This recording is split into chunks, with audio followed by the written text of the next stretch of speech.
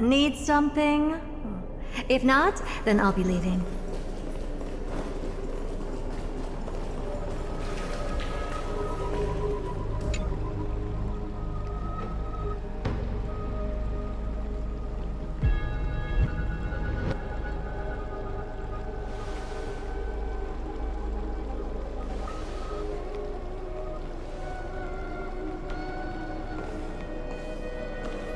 I'm finally here.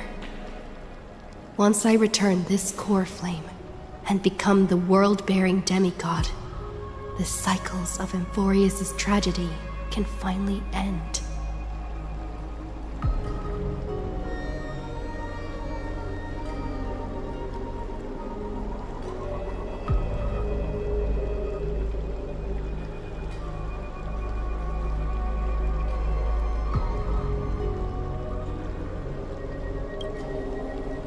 This Aranova will be the arena for the final battle with Iron Tomb.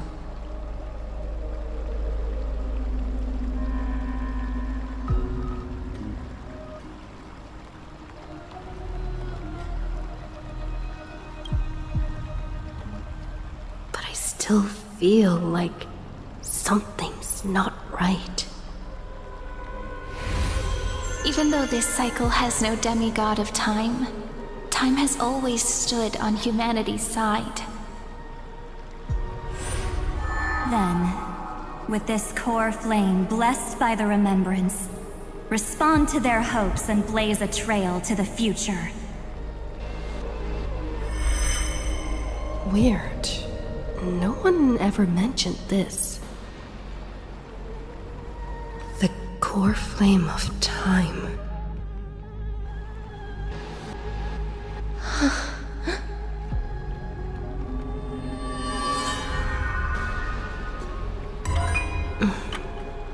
When did it get returned? You used Memoria to resist me. But did you not consider the possibility that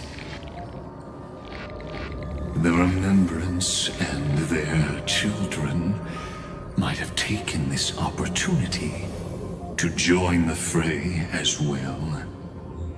Are you saying the Garden of Recollection is also getting involved in this unsavory mess? Then I welcome them. If the Memo Keepers can disrupt your little experiment of destruction, I'll give them a standing ovation. But you know deep down that they can't. In fact, the Memo Snatchers will be more of a hindrance to you. The Memo Keepers covet Amphoreus' secrets, just as they covet the knowledge of every genius. In the war between the eons, the Remembrance is never the erudition's ally. But they are certainly not an ally of the destruction either.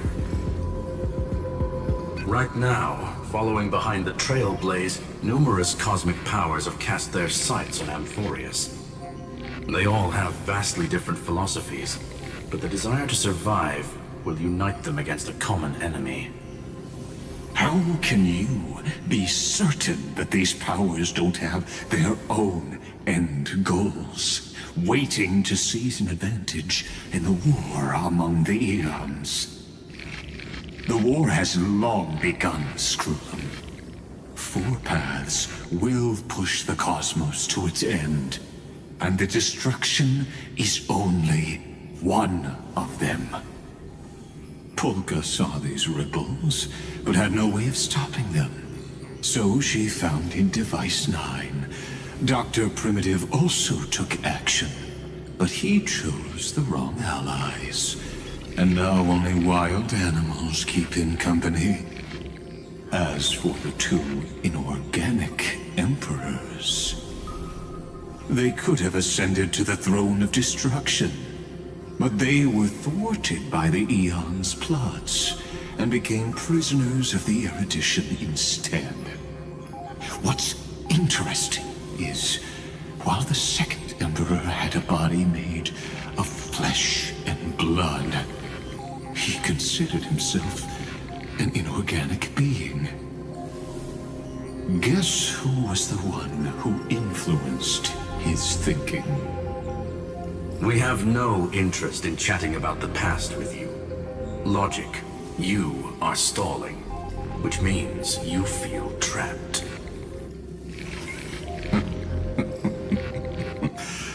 Trapped. Yes, looking back, when Xandar was a human, he often felt trapped. But patience became my strongest weapon. Because of this, I've always waited for so long. What's a bit more waiting? You don't want to test the resolve of a dead man who's crossed thousands of amber eras. Oh, you're right. We won't get anywhere the way things are going right now. Every member of the society has their own way of thinking. And we were never going to expand your thinking through words. Since we've reached an impasse in this debate. It's my turn now, isn't it? Huh? Anaxagoras. Ah, I see. Exactly.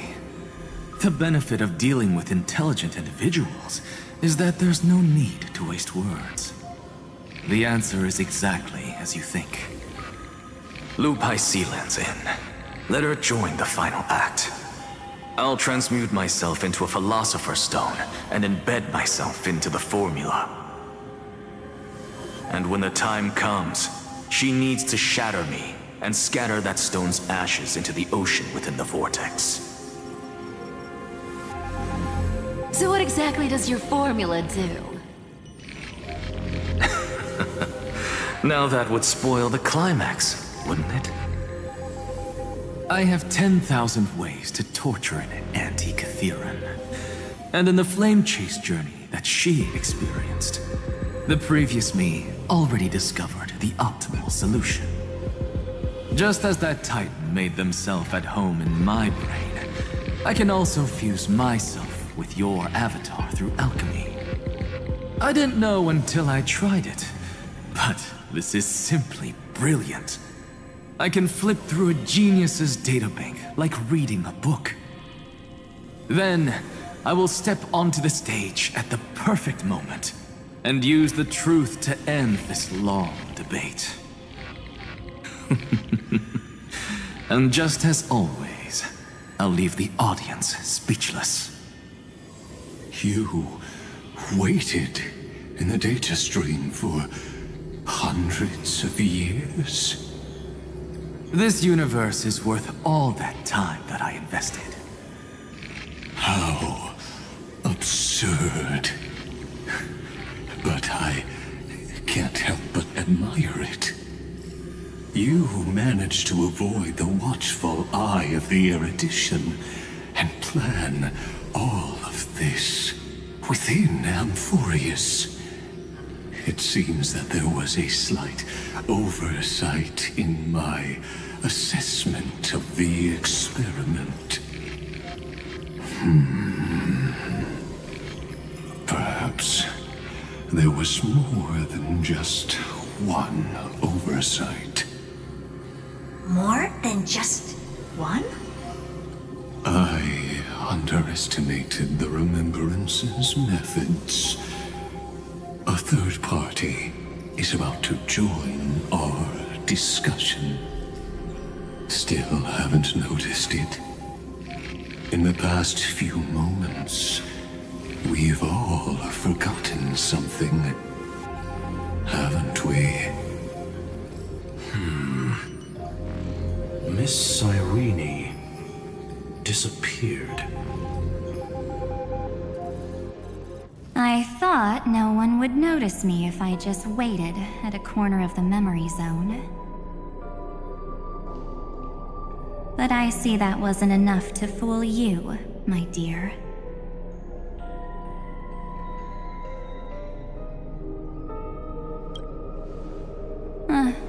Looks like you're no longer that surprised to see me, even though I am an uninvited guest. Only you can see me right now. I only exist in your cognition, so that way, other people can't interrupt us.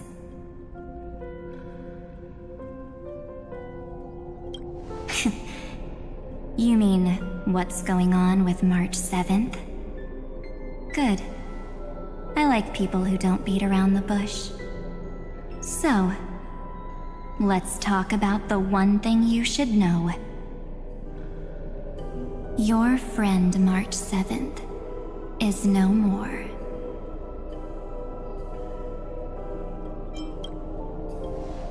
Huh. It's just like what she predicted. The truth shook you. Just like she said it would. March 7th entered this world long before you and Dan Heng arrived at Amphoreus. She embraced the path of remembrance to save you two, and burned away like a lone candle in the fog. And I am the shadow cast by her candlelight. I've been hiding within the cracks of time all these years. It isn't easy to deceive a genius, but I can do it. I'll now answer your other question, about who returned the core flame of time in this cycle. The answer is simple. No one ever did. I believe someone as sharp as you would definitely figure out that something's wrong. When the Era Nova fails to proceed, you will remember our initial meeting, and I'll be able to open the way for the remembrance and reach this place. Thank you for carrying this core flame all the way to the end of the world. I expected nothing less from March 7th's trusted friend. And now, I shall claim the divine authority of time. There's not much in this universe that I care about, except March 7th and her cherished companions. The divine authority isn't actually all that important. What's important is that I will use it to participate in the inner workings of this world. You already have a good idea of what the Era Nova does, right?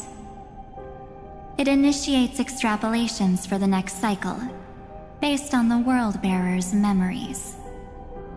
This immutable experimental mechanism is the key to the genius's resistance against Iron Tomb.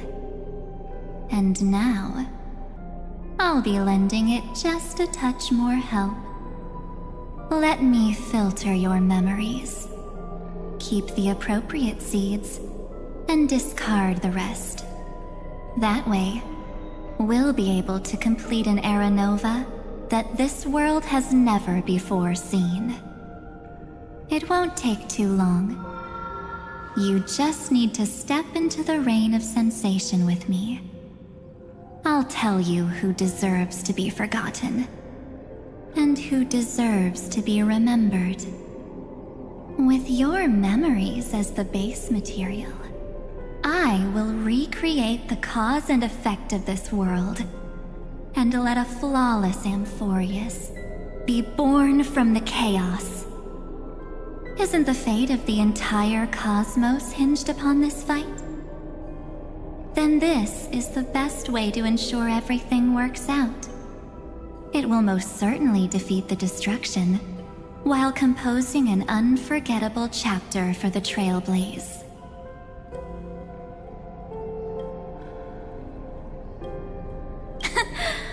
I'm I'm not surprised at your answer. But I don't need your trust right now. If a new life is to be born, its seed has to be dead. March 7th made a wish to me before she disappeared. Her only wish was for the Trailblaze's journey to continue, without an end. I'll definitely fulfill that small wish for her. Friend, what's going on? Your consciousness suddenly went so far away. I promise you that the Astral Express crew will definitely see each other again in that new world. So come, dear. Sink into the sea of oblivion and become my guest. So much time. Just the two of us. And guess what? You cannot refuse my invitation. Because this Memoria Tide comes from your companion, March 7th. It's her deepest and innermost memory.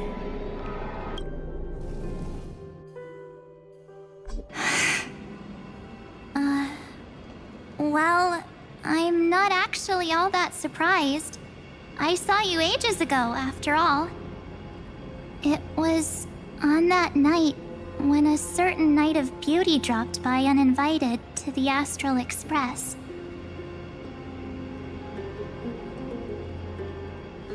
That was when you showed up, without even saying anything. Huh. I see.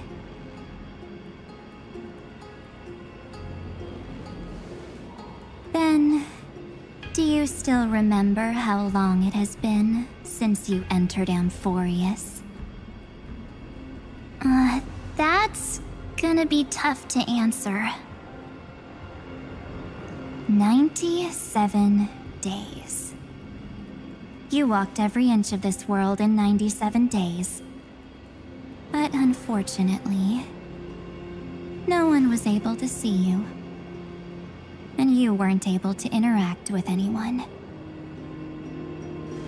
Like how the Memo Keepers renounce their flesh and turn into mimetic entities. You are now a ghost. A being. Unperceived by all.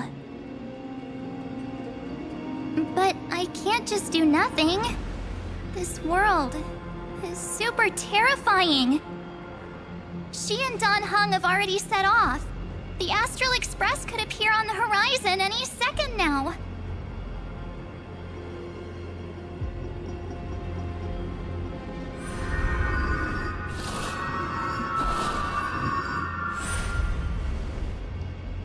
And they too will become this place's victims.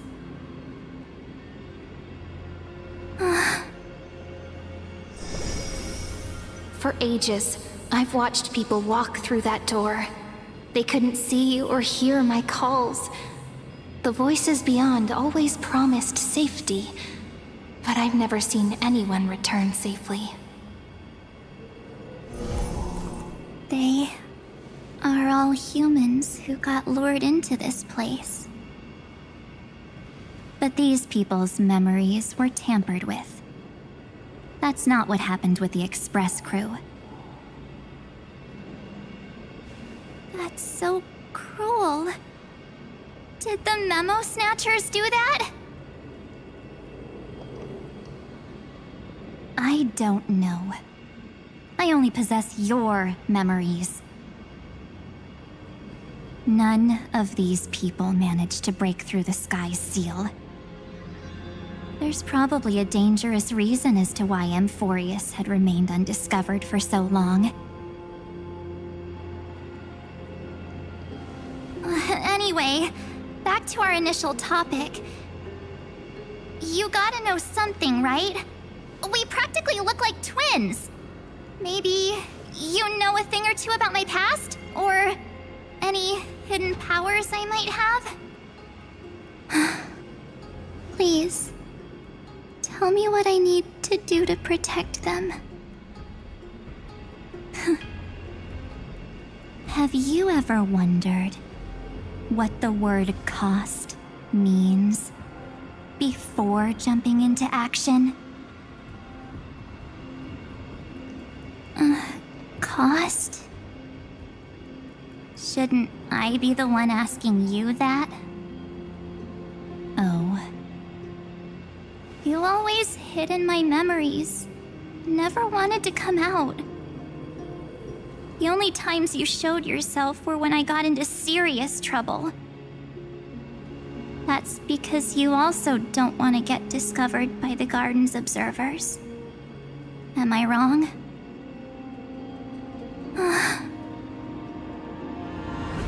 There's no one here except us. If you help me, then I'll help you.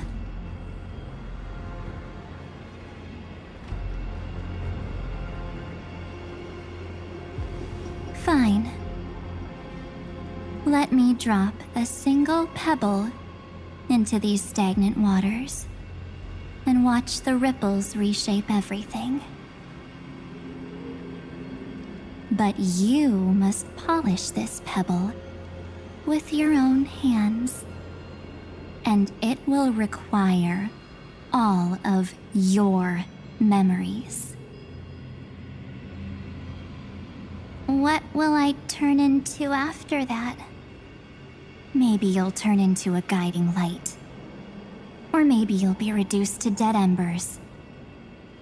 I can't guarantee that you'll remain the person you are now. Inside you is nothing but an Evernight. Even I can only catch a tiny glimpse of it. If this is the only way, then I don't see why I should say no. Besides, the mastermind behind the show is about to find us.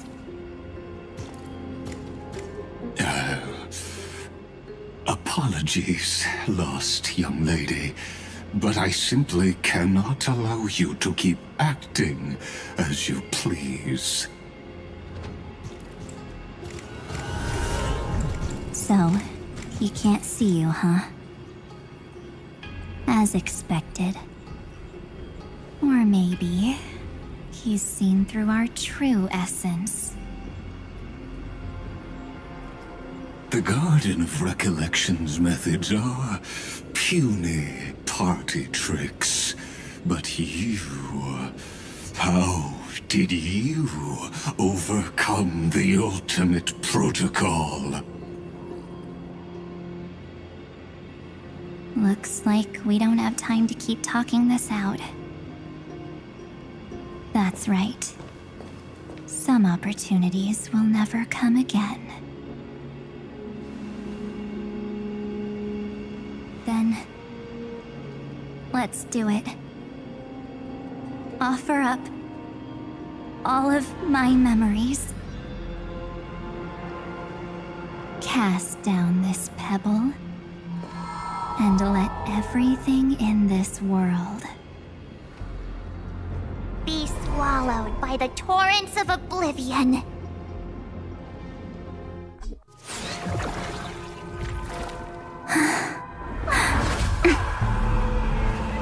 I promise you, what was frozen was alive.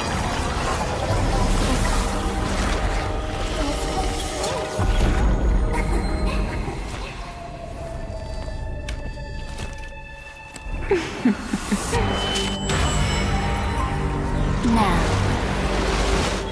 let's bring the true Evernight to this world.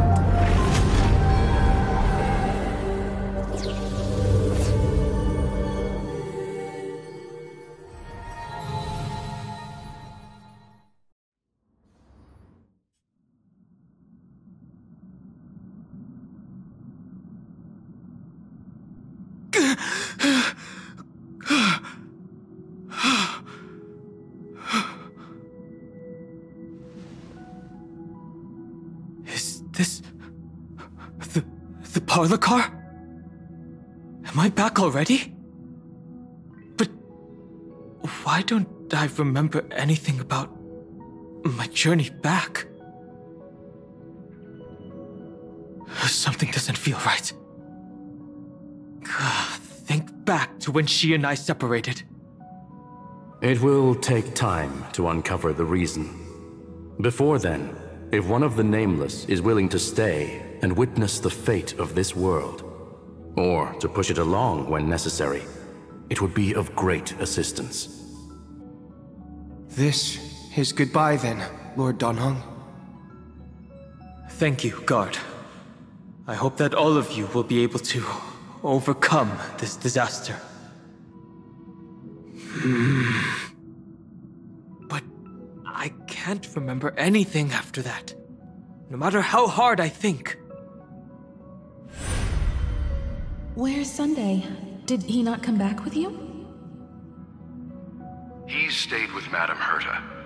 They wanted to try using his tuning to help support the genius's thought hacking. Is that Himiko's voice? And Mr. Yang? Oh my. That was Herta's suggestion? It's hard to imagine she'd borrow the power of the harmony. No, it was Sunday's suggestion. Herta initially refused. But she changed her mind after Xandar's identity was revealed.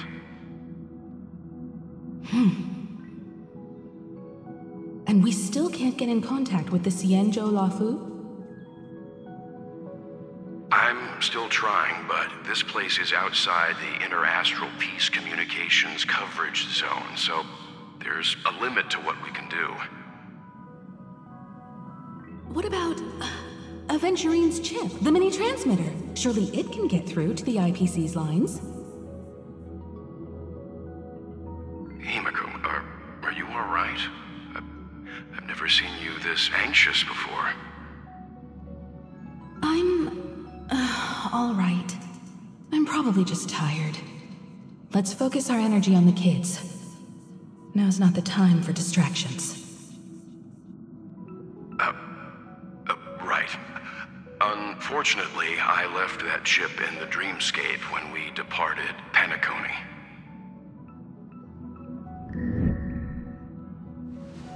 Am I dreaming? The parlor car feels so... strange. Are the voices coming from the passenger cabin?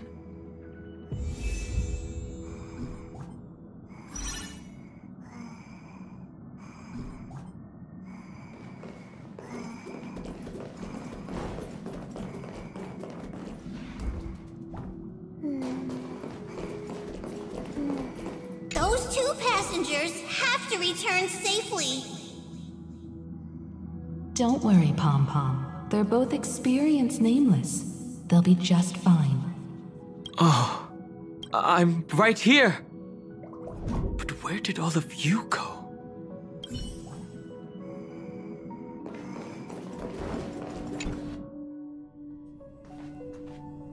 It's hard to believe that their car is still floating in the vacuum of space.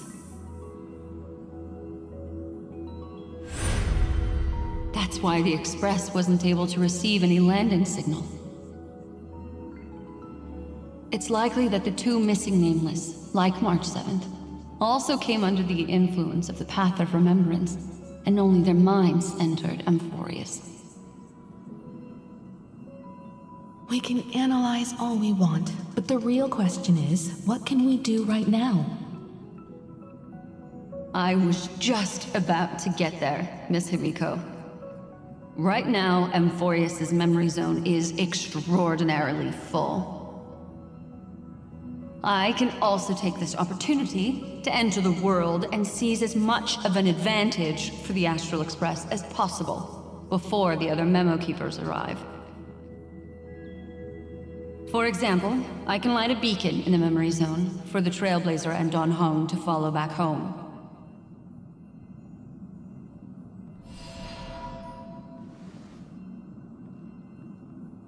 March's room. I haven't heard a single peep from her this whole time. March already wasn't feeling very well when she and I set out. Even if this is a dream, I should still check on her.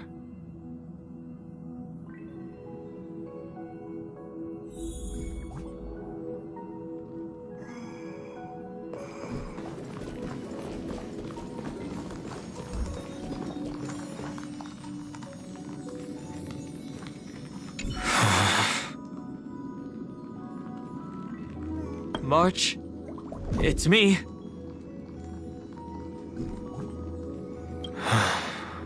Well, there's no other choice. Sorry, March.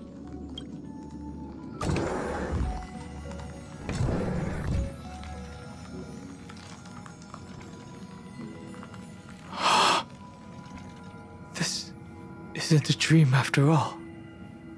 Based on what Madame Herta said, Dan Heng should already be on his way back. But the Express hasn't detected any traces of him. I feel like I've seen these floating black things somewhere before. Or he's already returned to the Express, but fell into the trap of someone with ulterior motives. No, I've definitely seen them before. But I've lost that memory. The Memo Keeper's mimetic entities are truly everywhere. Don't worry. Normal Memo Keepers can't do anything to that little dragon. As long as he's awake enough, he'll find a way out. All he needs is a little concentration, patience, and resolve. Hearing you say that makes me feel much better. Dan Heng has all of the qualities you mentioned. I don't know what your intentions are. But as the guard of the Astral Express, I must ask. Any suspicious and uninvited guests to leave.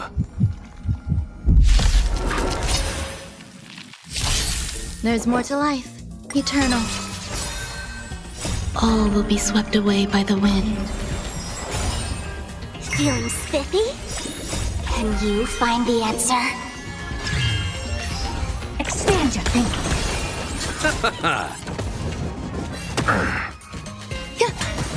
Don't move.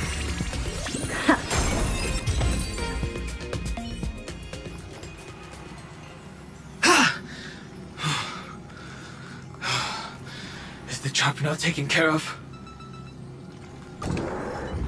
Dan Heng! Miss Himiko, I'm back. Even if it's just through a spirit warp jump. You could hear our conversations? Yes. It was thanks to your voices that I could pierce through the memorial barrier. Although, it was not a wise decision to let a memo keeper of unknown origins board the Express. Can't argue with that. Miss Black Swan has been on the crew's side ever since things started going wrong in Amphoreus. We can trust her. So many baffling things kept happening one after another. I don't even know where to begin. I wish I could have returned with better news. Don't blame yourself. You're all safe and sound, and that's good enough for me. Are she and March 7th really safe and sound? As a matter of fact, while you were on your way back, Amphoreus' circumstances changed once again. And these circumstances have something to do with the two you just mentioned.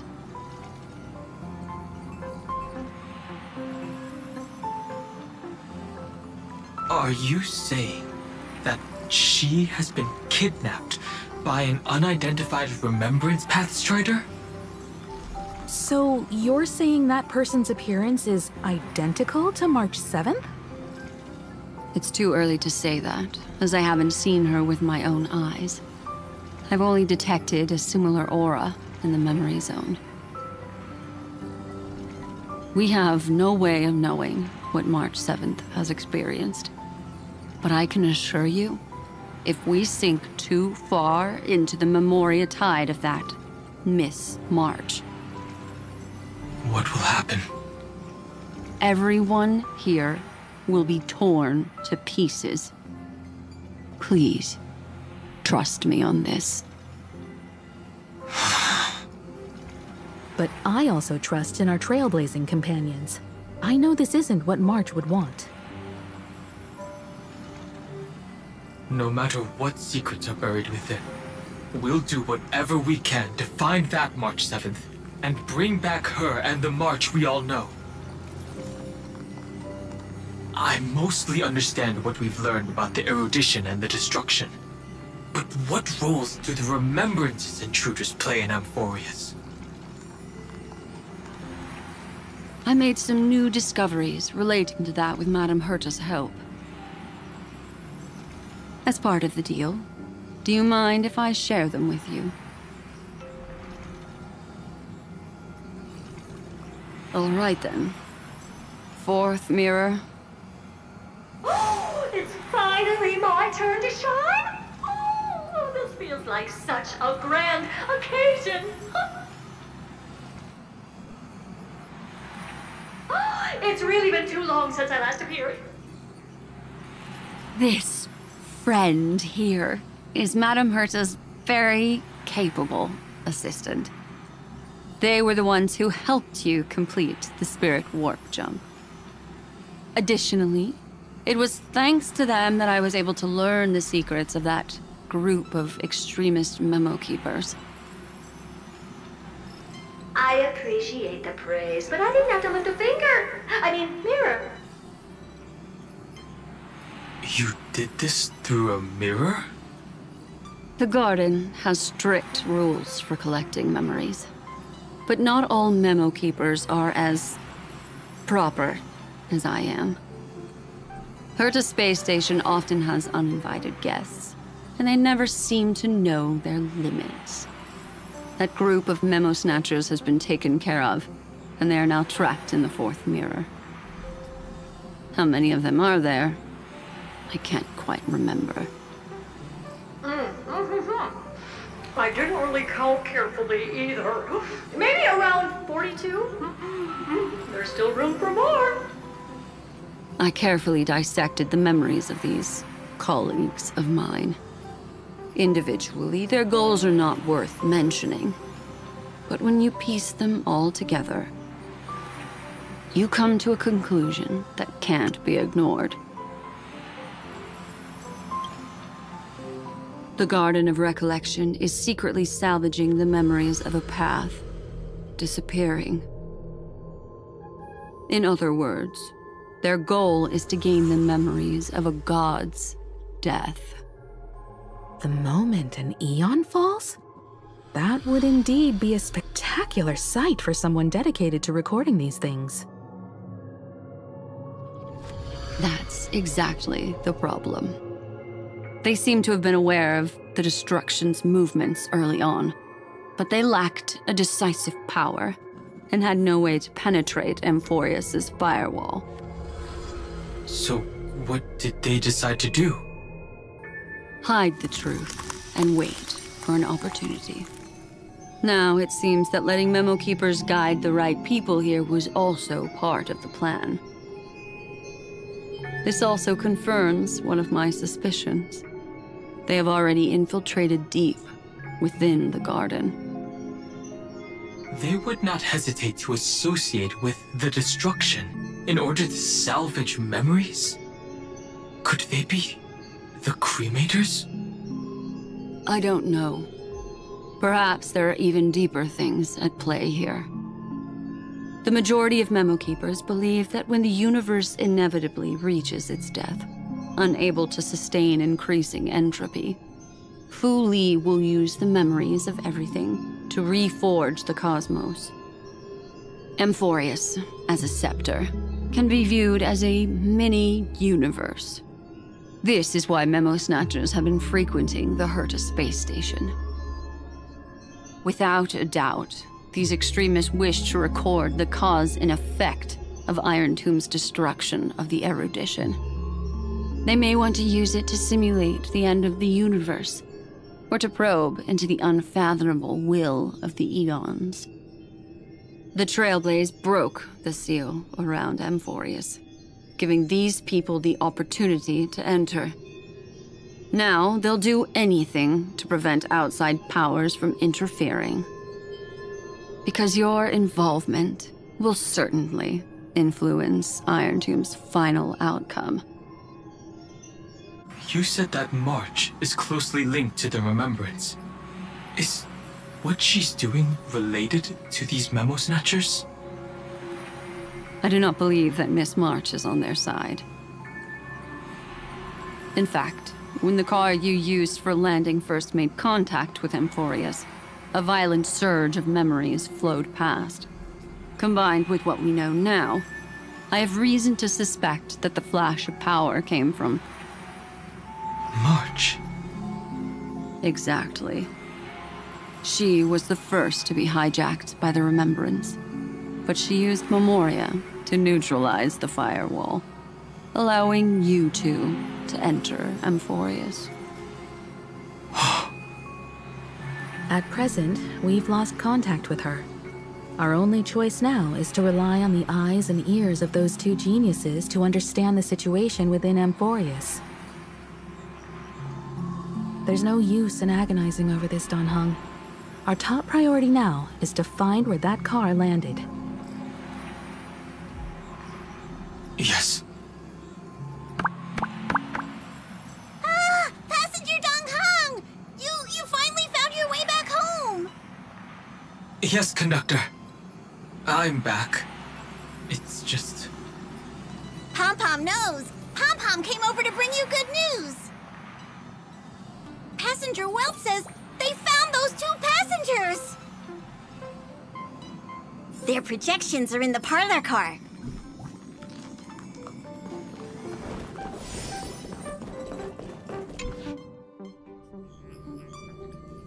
Welt. And Mr. Screwlum. Himiko. You seem to be feeling much better now. And Dan Heng. It's great to be able to talk to you. Once again, we owe Madame Herta a huge favor. Madame Herta doesn't care much for favors, but she'll be happy to receive everyone's praise. Back to the topic at hand. Mr. Dan Heng, we did a sweep of the area surrounding Amphoreus' celestial body for organic signals, and we finally discovered the bodies of you and Miss Trailblazer. The two of you were very fortunate, as there was something protecting your bodies. All vital signs are still present, and your functions are all intact. Was it March protecting us? Our preliminary determination is that the bubble enveloping you two in the vacuum is made of a substance similar to Memoria. Conjecture. This substance is connected to the lost Miss March. It will take some effort to bring your bodies back to the Express, so you should get some rest first.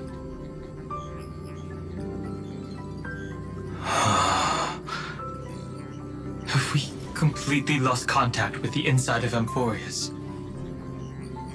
There have been several unforeseen circumstances. We broke through Lygas's firewall after the law was amended. But now Amphoreus is enveloped by the fierce path of remembrance, once again cutting off all channels of communication for outsiders. So we have no way of contacting her.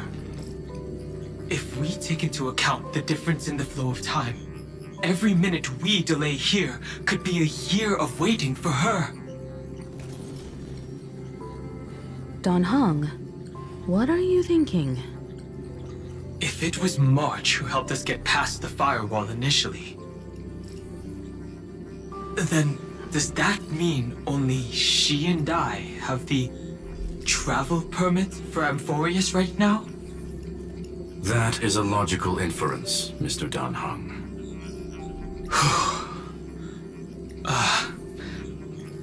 Mr. Skrulum, do you have a way to transmit my spirit signal back to Amphoreus?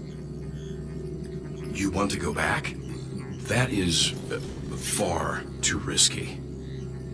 Even if my body and spirit are able to return without a hitch, there's not much I can do here. We can't lose you again, Dan Heng. Miss Himiko, if we can't get her and March back, how is that any different from losing me? You're right. I should have known you'd say something like that. Well, I suppose there's no point in trying to dissuade you. Mr. Yank, Miss Himiko, I will do everything in my power to bring the Express crew back together. No one will be left behind.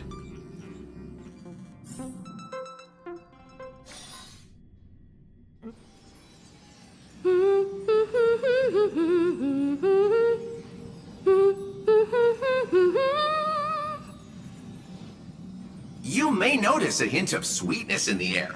That would be the fragrance of the 7-colored bath salts from Marmorial Palace. A truly splendid journey, if I may say so. With the Era Nova now complete, you have granted the hero the perfect conclusion.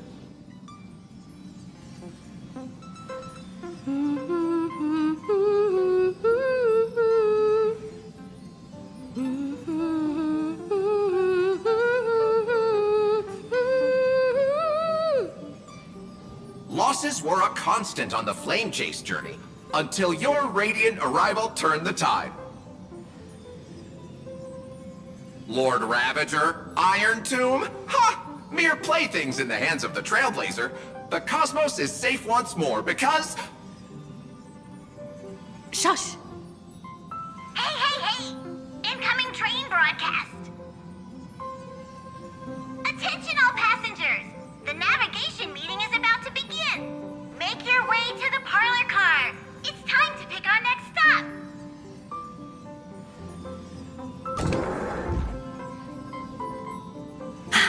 Perfect timing. Let's head to the meeting.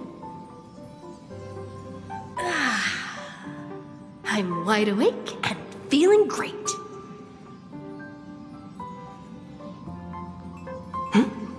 What's this? Who left this note? Strange. It's like I...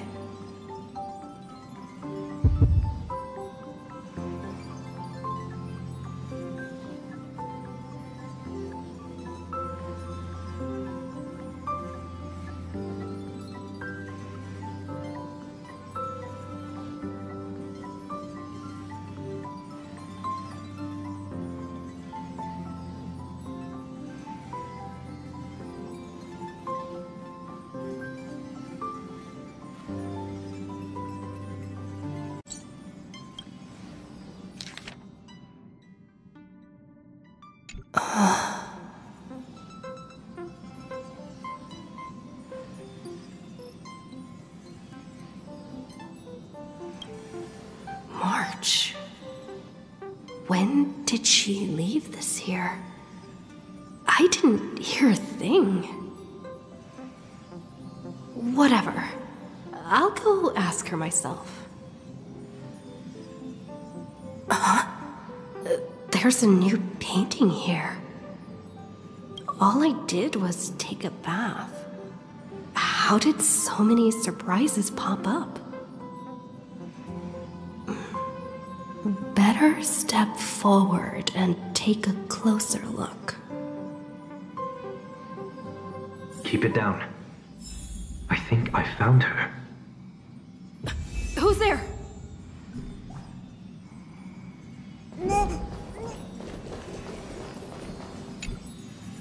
What's this?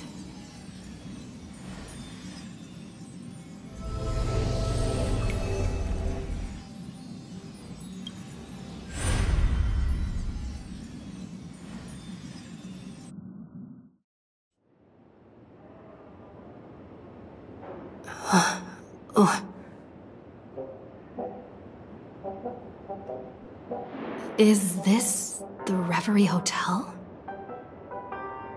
Seriously, what is happening?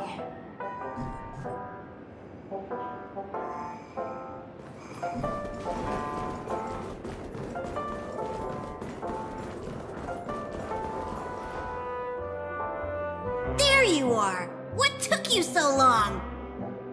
Hurry up! The navigation meeting is about to start! Navigation meeting? In Penacony? Come on over. It's time to choose our next destination.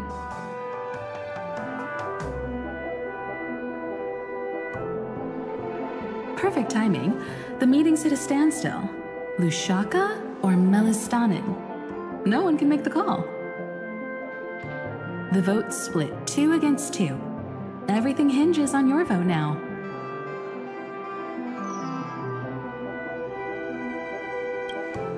What do you mean? And once again, the passenger is talking nonsense. Ah, young people. Always full of jokes. What? Their reactions. What's going on? Oh, I get it. You want to play a game with us, right? You said you didn't see March. True, she might be hiding somewhere in the lobby. The objective of the game is to uncover where she's hiding. You're her closest companion. If anyone can do it, it's you, right?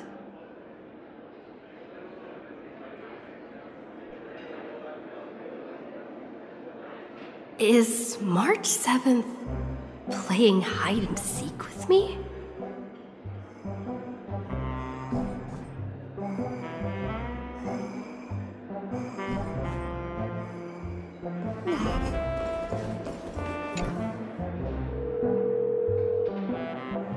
Weird.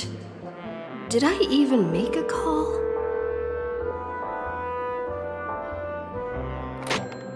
Hello? Hello?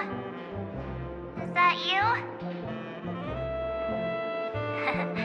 I knew you'd call. Missed me, didn't you? Don't worry. We'll see each other very soon. Because the trailblazing journey never really ends, does it?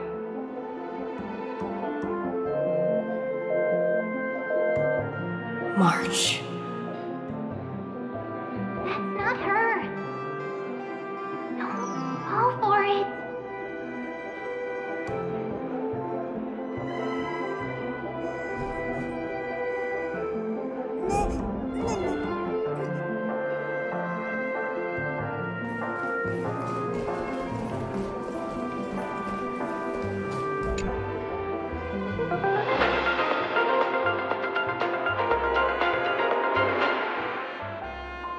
This is the Interastral Peace Broadcast. Good evening, everyone. Good evening. A newsflash. The Erudition experimental ground has separated from the entanglement. The Lord Ravager did not emerge as had anticipated. In the end, salvation of Amphoreus was not only thanks to the 12, but also to one crucial...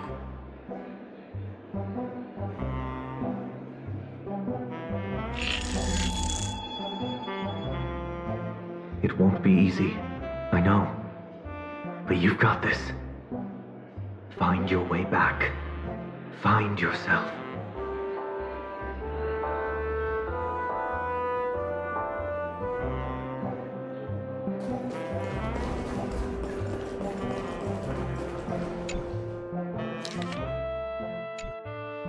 An unsigned guest log. Can you really call that a log? Wait a second. Why am I looking for March 7th in the guest book? Friend!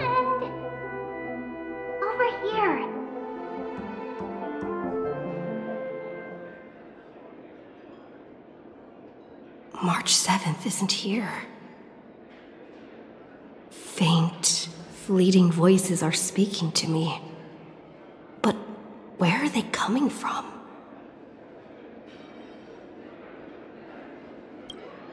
I went through something like this before, back in Paniconi. Not even Lygus' prison could hold me. I found my way out. Keep it together. I know I can do this.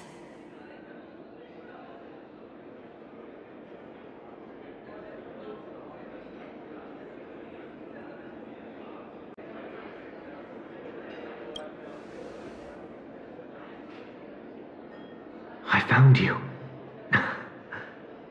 You did well. Soar. Break free from the cage of Memoria. Let harmony become your wings. A clever little trick. But stealing a fledgling from someone else's nest? Not exactly the pinnacle of integrity, is it? Did you find her? No. It's a futile game, isn't it? In truth, you don't have to go to such lengths to find March 7th. Because in this memory zone, March is everywhere. We're protecting March 7th's wish.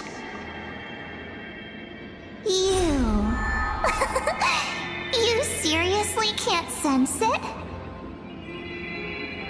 She doesn't want to say goodbye to the Trailblaze. She wants to keep traveling together, forever and ever. We are her memo sprites. For the sake of her wish, we must give it our all. Finally, the timing is just right. A thrilling damsel in distress rescue. Wait, maybe I got that backwards. It's me, Cyrene, but now I'm in my mem form. Seriously, one mysterious and cute memo sprite is more than enough. Friend, come with me. We're getting out of here. Why run away? What does it take to make you understand? Step 1. Stop scaring her already.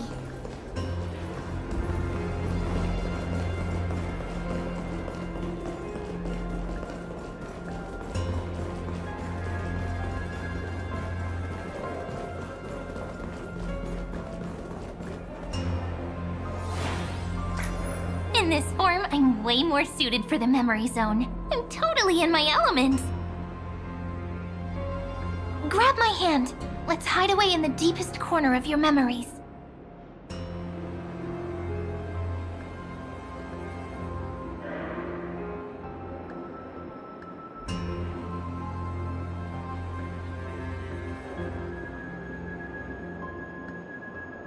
Lift the curtain of memory and stir up ripples of past reverie.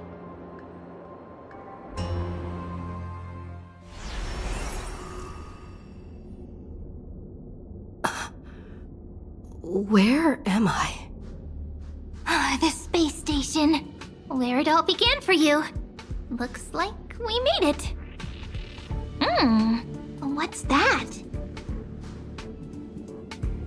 Silverwolf. Kafka? It's your secret. I'm so curious. But I won't peek. Promise. When I first met you, I remember they were there in your memories too. You sound really nostalgic. Want to take a closer look? Go ahead. Think of it as a glimpse into the past. I'll stay right here. I promise not to disturb you.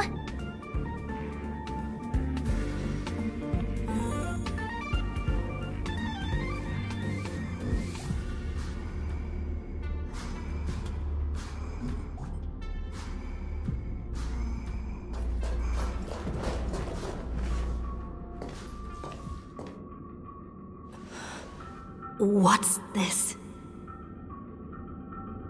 Memories from before I woke up? So, Silverwolf, how long till she wakes? Hard to say. Maybe a few more minutes. By the way, that part in the script, could this be the right moment? Yes, looks like we're on the same page. In that case... Listen.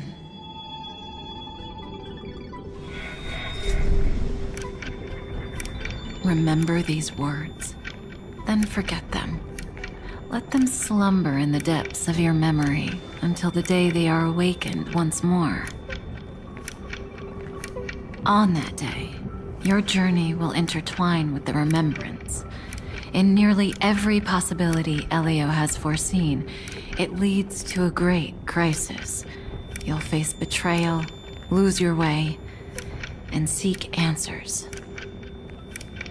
So before you hear these words, I don't want you to consider this a prophecy. You arrived at this moment because of the decisions you made. Huh? I don't know what you'll have endured, or whether you'll still believe in me. But if there's even a trace of doubt in your heart, I hope these words can give you strength. It was a wish of the cosmos that set you in motion. And in the tale where you are the protagonist, the stars themselves will defy the destiny of finality. Mark this number, 4. According to Terminus's prophecy, 4 paths will push the cosmos to its end, and on your journey, you shall encounter them, one by one. Destruction, harmony, nihility, and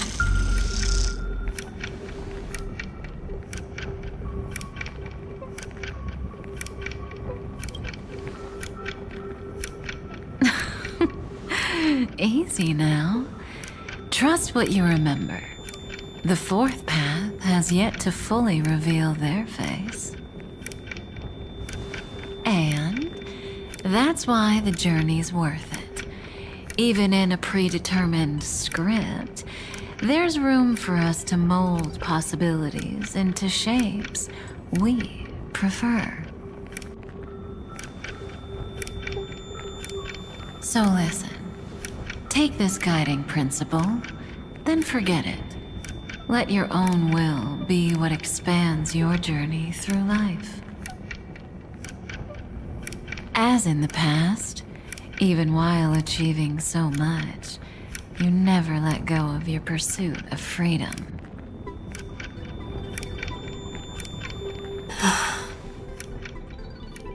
That was so sincere. I might actually tear up a little. Now we all live within the script, but adding a little color to the lines has never been forbidden. Are you going to say more about those branching storylines?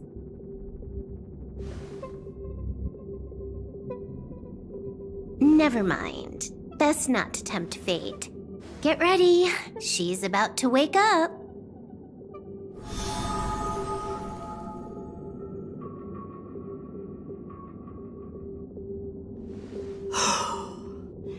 Come back to yourself. Kafka said that when my link to the remembrance deepens, this memory will resurface exactly when it needs to. And an inevitable crisis will surely follow. But even a Stellaron hunter can't fully grasp the trailblazing journey. Just as I thought. It all begins with March 7th, doesn't it? Even if the Express had never arrived at Amphoreus, her secret would have come to light eventually.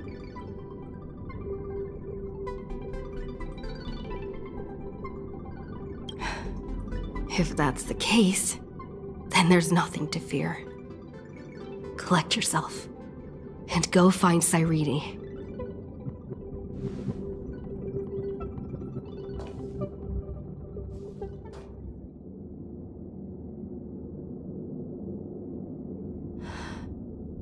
Cyrene?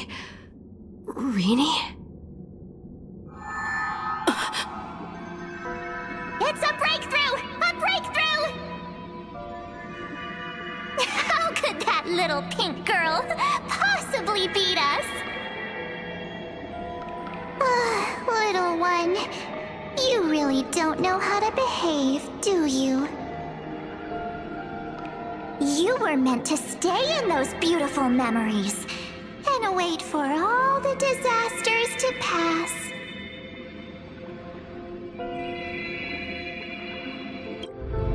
Oh, triple-faced soul. Cast your light upon us. Let no darkness remain concealed. Sunday? Raise your hands high and embrace this boundless light.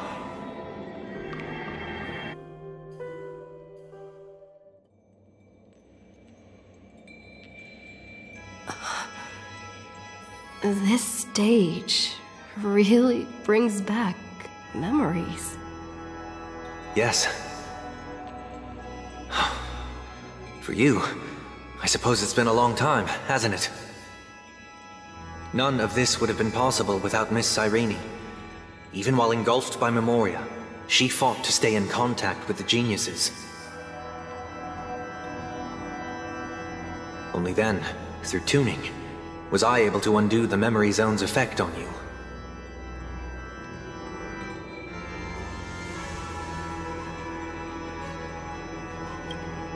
Step onto the stage first. Ms. March will come for us soon, and she won't be alone.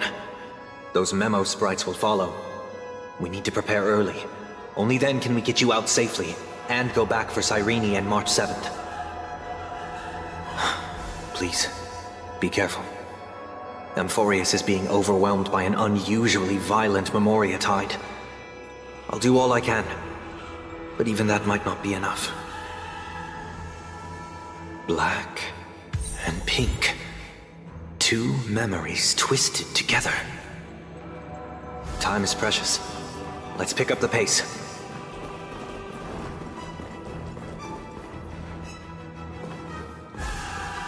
Yes, Madame Herta. I've made contact with her. Understood. I'll carry out my part as expected.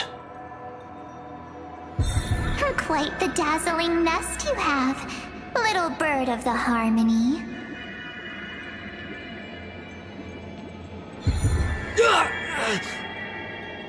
Your grasp of Memoria is unexpectedly profound, but playtime's over. This ocean we created, according to her wish. This journey that flows on, without end. Don't any of you think about interfering with it.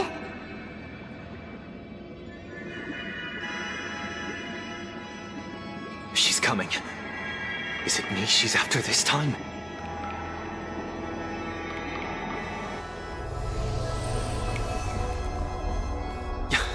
There's no time to regroup. I've prepared an alternate escape route. Wake from your slumber and return to reality. Come on, I'll bring you out.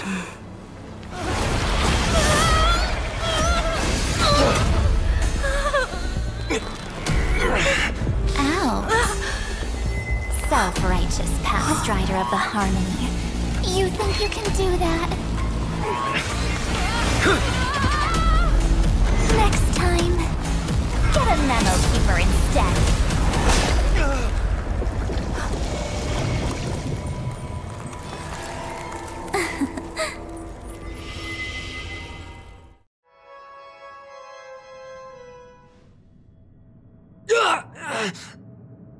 That was way too close.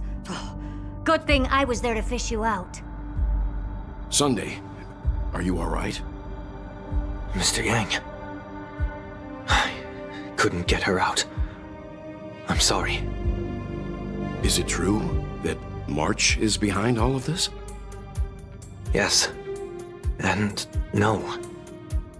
That Pathstrider of Remembrance is identical to March 7th in appearance, but what lies inside?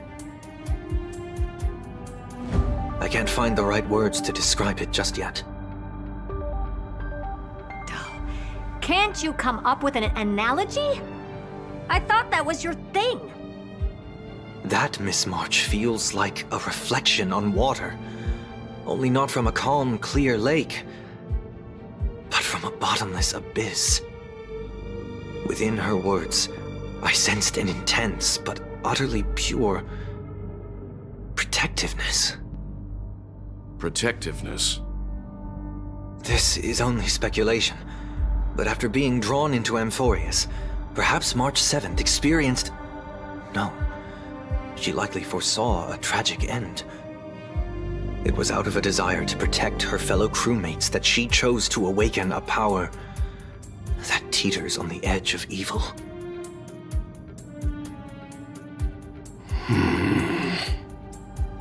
Well, on the bright side, at least March 7th won't have to face any danger again.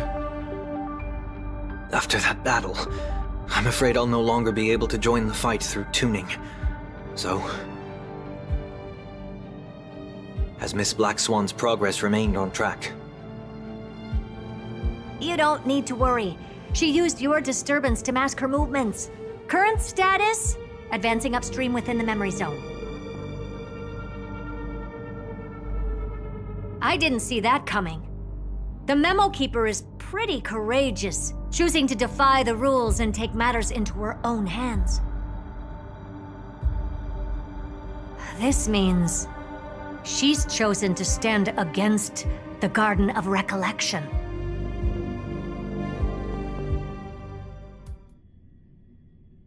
Even so, I must think long-term. I wanted to hide in the shadows to avoid direct conflict. But why is it so quiet here? The air is thick with memoria, yet it's so chaotic, like broken memories all mixed together. Memo Snatchers should be swarming into Amphoreus. I was expecting this place to be very lively.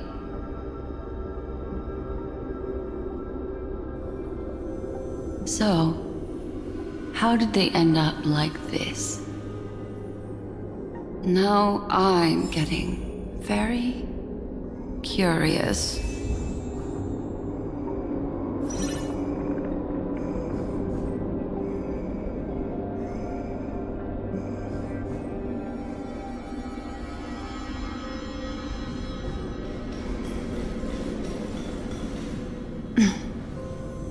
An empty shell.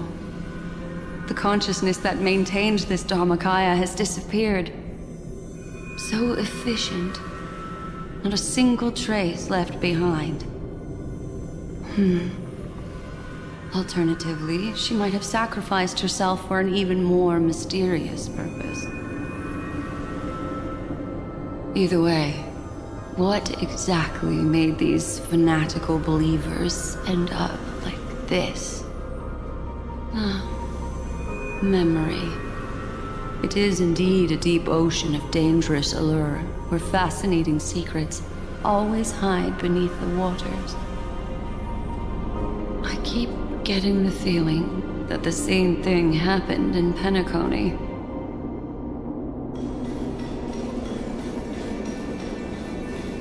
Get ready. We're about to head off. Is it really gonna be okay? That world's surrounded by a massive chaotic material. That white band of light has already foiled our plans multiple times. Don't worry. After the pink girl from the Astral Express broke into Amphoreus, that obstructive force preventing the garden from entry disappeared. That's the trailblazing nameless for ya. A huge help. What are you so happy for? Aren't things gonna get messier with more irrelevant people turning up? What if those Trailblazers find the Seed of Remembrance before we do? Then we'll just steal it back. Simple. By the way, there's a messenger and a memo keeper on that express. We don't know where they stand on this matter. So make sure they don't notice you when you make your move. You folks are truly everywhere. These memo snatchers are different from the previous husks. These ones seem to have had contact with her. We'll introduce ourselves to gain your trust. We are the Garden of Recollection. You should be very familiar with that name by now. This memory ends so abruptly, as if a shapeless hand snuffed out its candlelight. It appears the secrets ahead are even murkier than I imagined.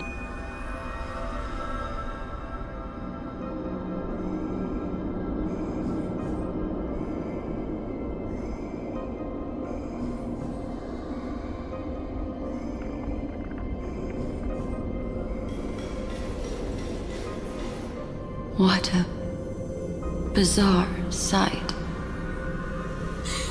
It's spinning out of control! Everything's out of control! Why did no one tell us? That girl is the Memo Keeper's nemesis! Is she talking about March 7th? That Evernight! Those black memo sprites! They swallowed everything! Those who came here first, all drowned. Not even a trace of their consciousness was left behind! I wish I'd never come here. I don't want anything to do with Amphoreus anymore. Please! I'm begging you! Don't come near me! No!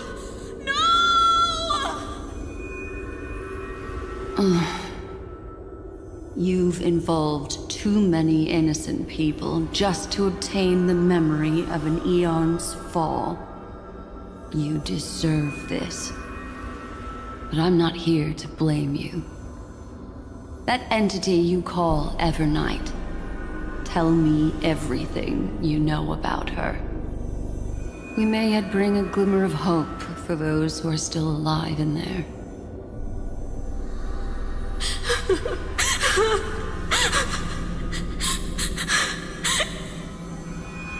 Eden, a blessed insight! Huh?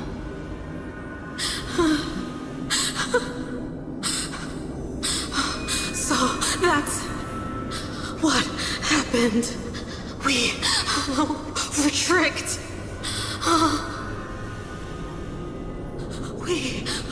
We are the sacrifice the garden used us. The pure child of Anasrava abandoned us.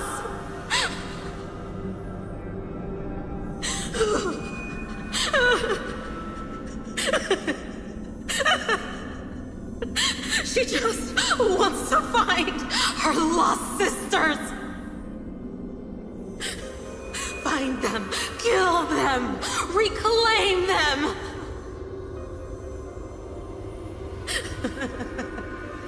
If a new life is to be born, its seed has to be dead. Dead, dead, dead, dead. Dead, dead, dead, dead, dead, dead, dead. Dead, dead, dead, dead, dead.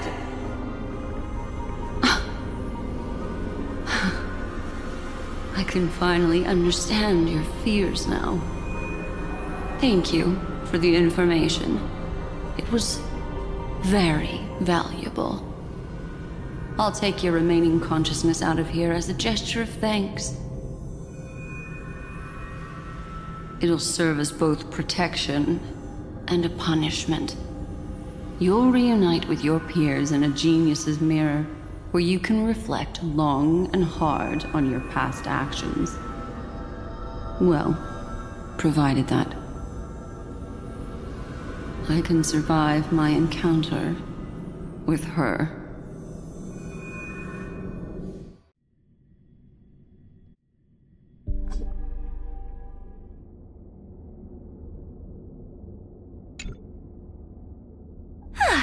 These little critters look scary, but they're not so tough to handle after all. Though the surging Memoria tide swept my friend away, I must return to her side before Miss Evernight succeeds. Another one of these stealth missions, huh? Help me out here, friend's inner world.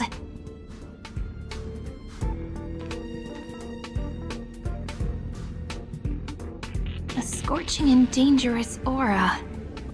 This power shares the same origin as Vinen. And then there's that enigmatic, bottomless aura that seems to jolt awake at midnight.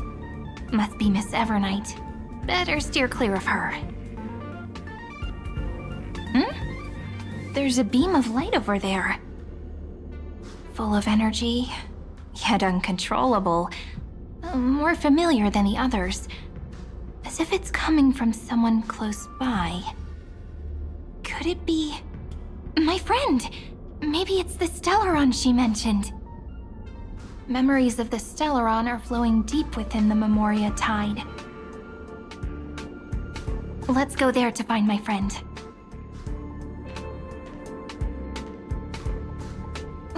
Jeez, so many little ones gathered here. Did you know I was coming? You're being a bit too enthusiastic, aren't you? Thankfully, her presence hasn't weakened. I feel like I'm getting a bit closer. Huh? They're guarding something. Is that my friend's photo stone? What's it doing here? These memo sprites are completely still. It's as if they're drawn to this thing.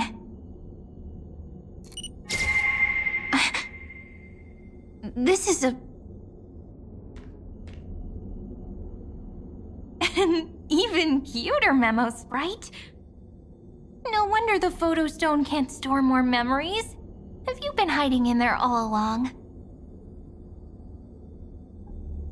Find my travel companions. What? How could that mean? My companions. Are you March 7th?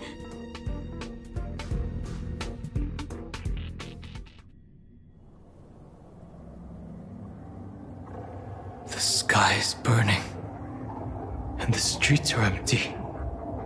It's just like how things were last time. How long can the encryption key you wrote for me last, Mr. Screwlam? That is difficult to project. Logic. It is currently unclear how the unknown variable, Miss March, conducts her interference. Please rest assured that I will extract you on time before the encryption key expires. But that means I will no longer be able to hack in via the same method. I only have one chance. The maze of the Remembrance is starting to change. I cannot remain your guide on your path forward. That is why we had to form a temporary alliance. With our former enemy. I express my utmost respect for your courage to personally face such dangers. Lygus? Your enmity is well within my calculations. Allow me to reiterate that Lord Anaxagoras now has a firm grasp on your crucial weakness. If you still plot to harm the Nameless, then you will find that the Society's previous warnings were not empty threats. I understand. I'll only do what needs to be done.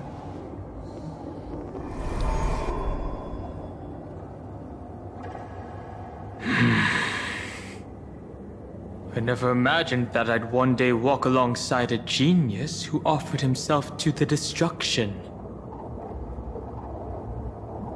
My stance has never changed. The erudition's ruin is inevitable. But before that, I'd be very willing to witness the reunion of the Nameless and to escort you on your way home. More like her appearance completely interrupted your plans, even forcing you to seek out collaboration. I'll remember that. Your words are as sharp as ever. But remember, happenstance is the only true constant in the universe. The demise of the progenitor of all dragons is a testament to that. Come with me. I am honored to guide a scion of permanence. You created this wasteland before us with your own hands. Such sights are no longer able to stir anything in my heart. Ha! Are you saying that once upon a time you were actually moved by their defiance? I'm sorry to say, I never was.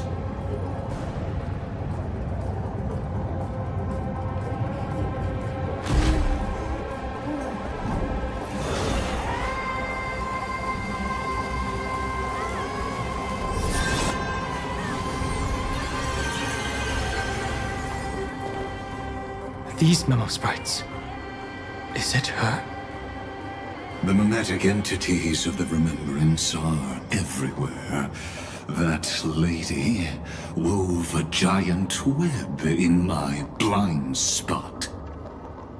She hacked and infected the Time Titan, converting the built-up data of Amphoreus into puppets of the Memory Zone. Sounds like you two have quite the history already. Any variables that desire to influence the experiment deserve my attention. But you never mentioned her before. Could even a genius of the erudition get his brains hacked? Lord Dan Heng, I'm simply stating a fact. That lady is also a threat to you. A threat that you cannot afford to ignore. She snuffed out the Remembrance without any effort and left nothing behind. Her actions were so determined, as if she had an unquenchable hatred against that path. Contradictions are often the keys to the truth. Lady March 7th's past is a bottomless darkness. And? Do you expect me to join forces with you because of that? All I need to know is that she has something to do with March 7th's past. Fine. I am only giving you a possibility for you to ponder. The choice is still in your hands.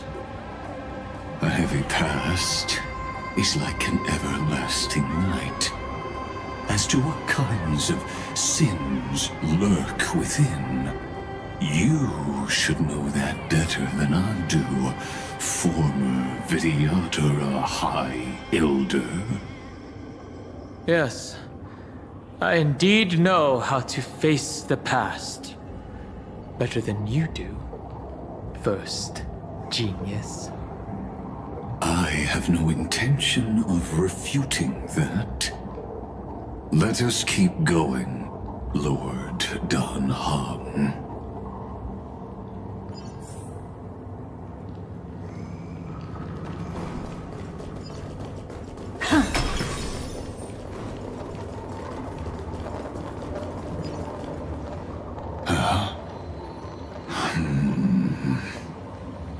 I didn't think there were still some that got away.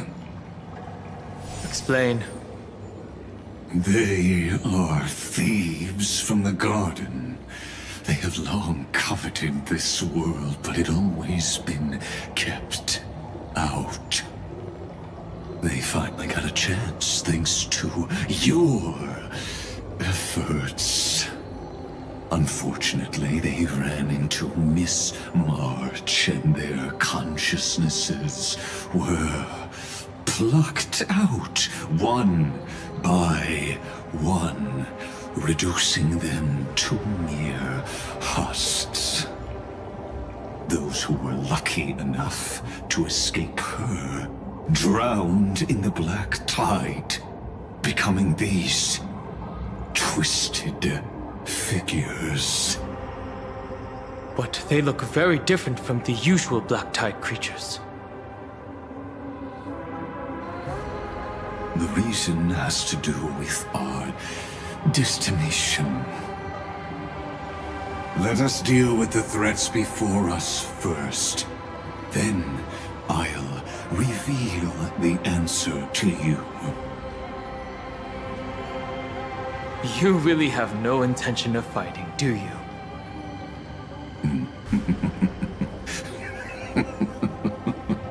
I have no grounds to assist you.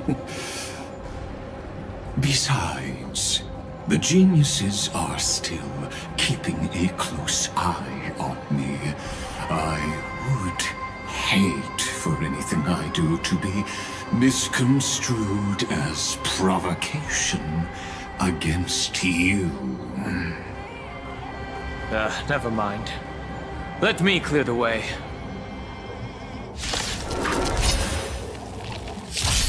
Oh? Existence is unity.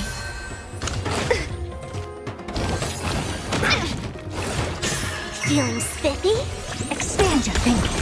I underestimated you. Endless riddles. Nothing but a void.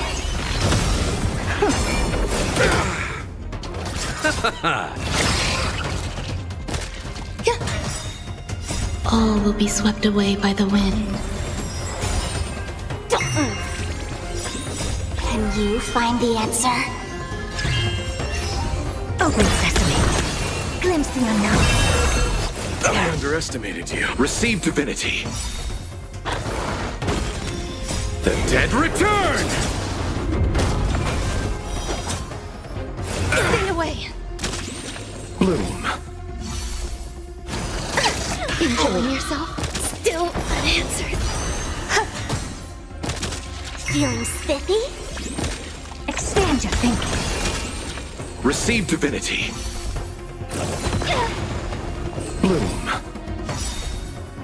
The dead return! Eternal. Stay away! Open sesame. Endless riddles. Nothing but a void.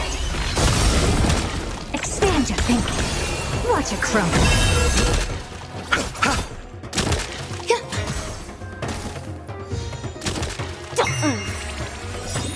Can you find the answer? Open sesame.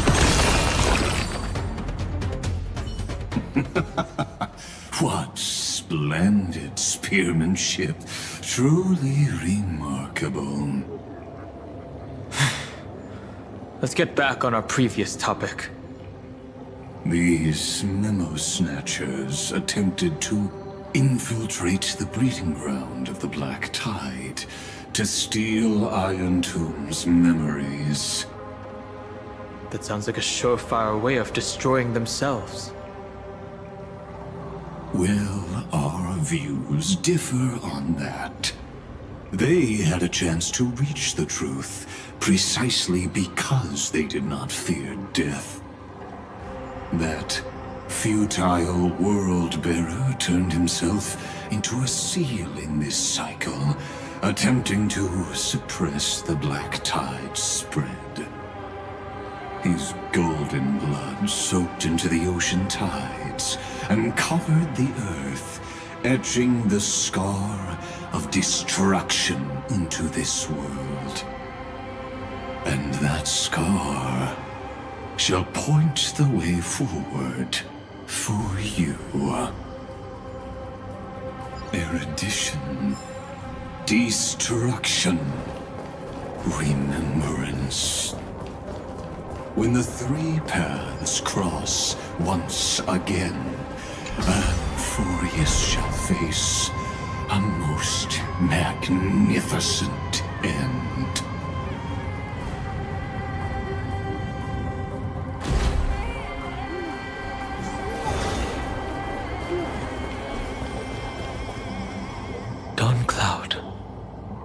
I have witnessed 30 million futile ends atop this cliff.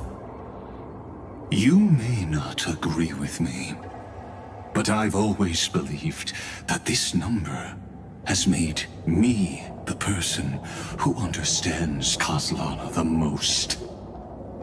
This is also where he decapitated me on that day and pointed his sword at the Aeon of Destruction. He suffered a tragic defeat, but also achieved a legendary deed. A drop of burning golden blood. The blood that will cleanse the world. Dripped from the god's wound. Nanook? Fiden managed to hurt them? Yes. It melded into Kozlana's body, becoming the destruction's final blessing. If you wish to dispel the fog and find that March 7th, then go and awaken his fury. She hides in the crevices of time, in the most concealed corner of Amphoreus. Only the most ferocious will can break through the memory zone and illuminate her footsteps.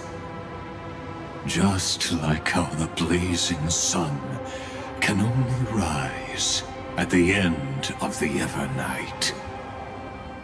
How do I know this won't be another trick of yours? I have nothing to gain from helping you two work together. But in this cycle, Kozlana never answered my calls.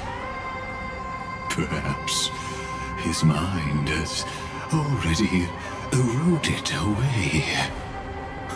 Or perhaps he is still awake, still fighting the whispers of the Black Tide. Deep down, I only wish that you and the esteemed Trailblazer could bring me an answer.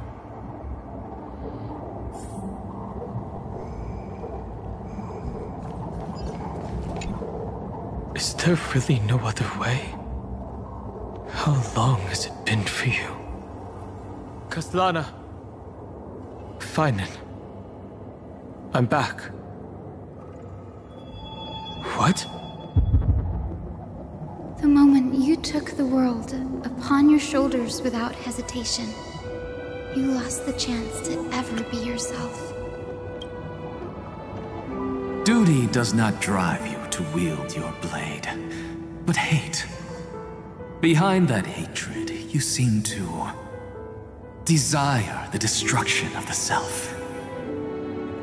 Losses are a constant on the Flame Chase journey.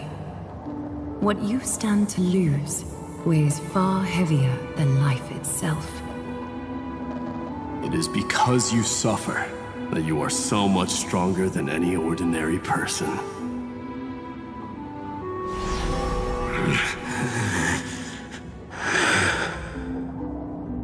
Partner. And Dan Heng. You still remember us? Those two names are like brands. Then I'll tell you that those two names only appeared for a blink of an eye in your long journey. But we once fought together to protect this holy city beneath our feet. And we witnessed each other's resolve at this very cliff.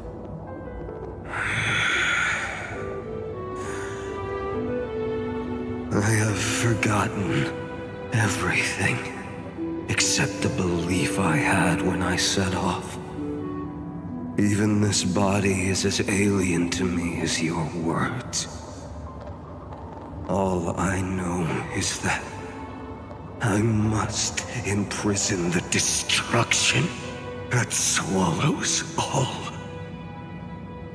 What if I tell you that we're here for the same thing? Look at what this world has become. You know what it's waiting for. Even if you've forgotten everything, I still believe that you'll make the right choice, like you did in the past.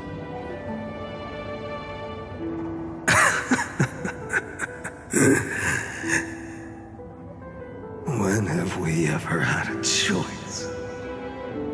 When were we ever masters of this world's fate? Even though I shoulder the dreams of millions of lives, I could only forge the destruction's evil will.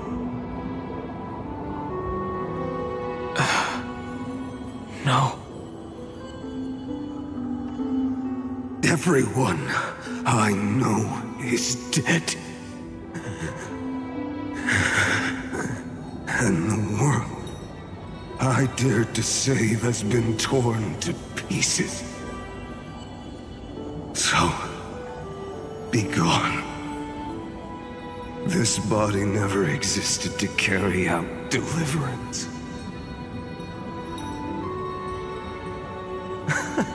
There's no need to be so serious. Sorry, I had a really long nap and all the bad memories woke up first. Long time no see, partner. Well, it was only a very brief farewell for me. We once walked side by side and trusted each other to watch our backs. That memory will never fade away, even if all else does.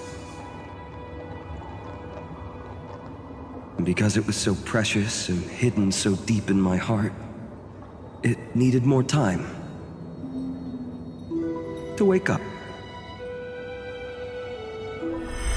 Trailblazing? What an interesting concept. Surely on your worlds, that is also a titan revered by the masses. There is no need to further confirm your resolve. Today, we inherit the duty of the gods, safeguarding the inhabitants of Amphoreus. Stand with me, and become heroes!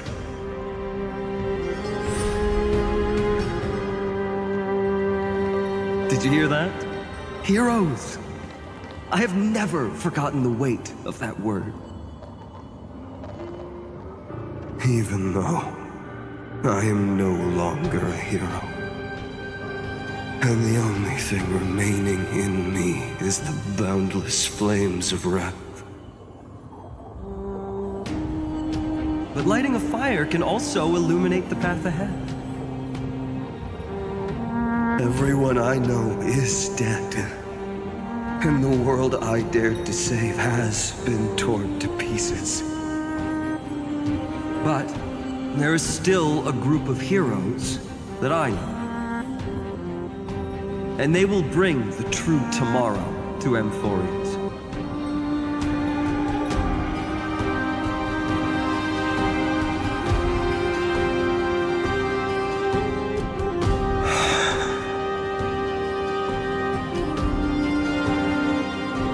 This body never existed to carry out deliverance. It only ever burned for world-bearing.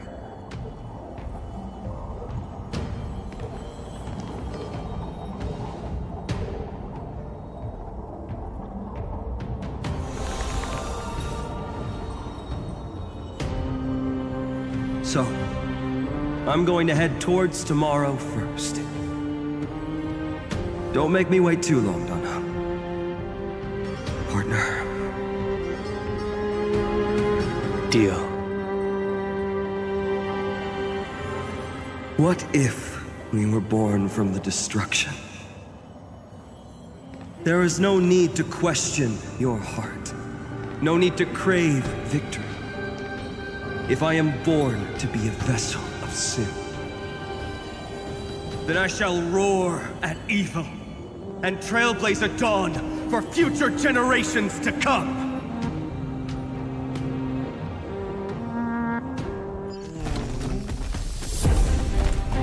Let us go to the other side of the night.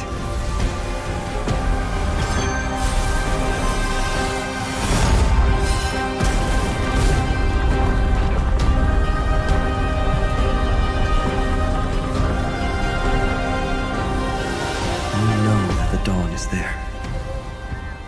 And the blazing sun, destined to rise.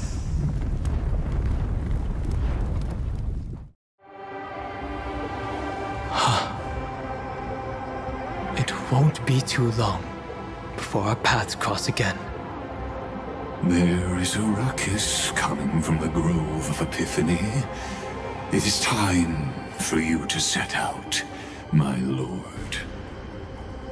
I have another notice for you. In this cycle, an eccentric demigod deviated from their flame-chased destiny. In a history known by none, Terravox, the Earth, fell. This matter has remained extremely mysterious, contradicting the extrapolations of 30 million cycles. I have reasons to suspect it also has something to do with Lady March 7th. As of now, clues that yield no conclusions are not important. Finan already pointed me in the right direction. Open the way.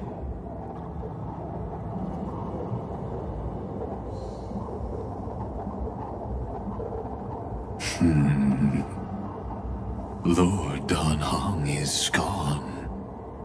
You can now speak your mind, Lord Anaxagoras.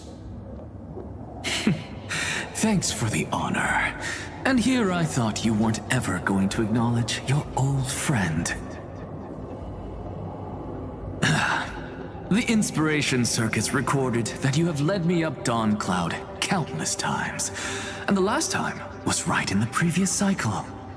Oh, and Kefali even lowered their hand to welcome. Surely you didn't move into my head to browse such trivial content. But if that's the case, I wouldn't mind recalling some fun Dromus trivia for your pleasure. You seem pretty relaxed. Indeed. The experiment's variable will be eliminated by my enemy's very hands. A beautiful way to kill two birds with one stone, isn't it? You know very well that everything I said about that Remembrance Pathstrider was true. Both my hypothesis regarding her identity and my recommendations to Lord Dan Heng. Yes, I know. You haven't told a single lie so far. But I noticed your thoughts would generate a curious ripple whenever you mentioned her. It's almost like you were deliberately trying to hide something into the depths of your brain. Since you're talking in such a blunt way, I'm assuming you haven't actually found any concrete evidence. That is correct. Thanks to that mechanical body, you can control the boundaries of your thoughts, opting to only show partial truths. Pity that I still managed to grasp a shiver of fear that escaped your control, and I traced it upstream to discover one single word.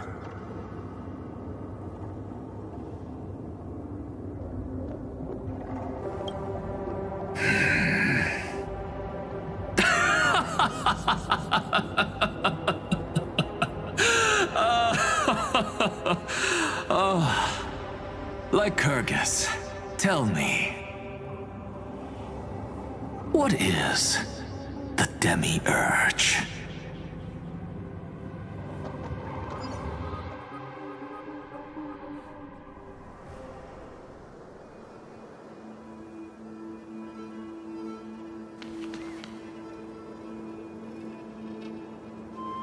The grove.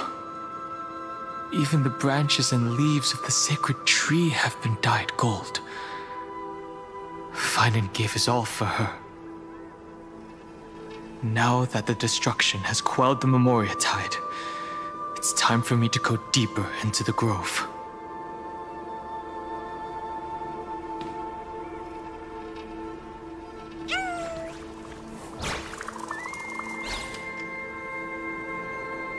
Who's there?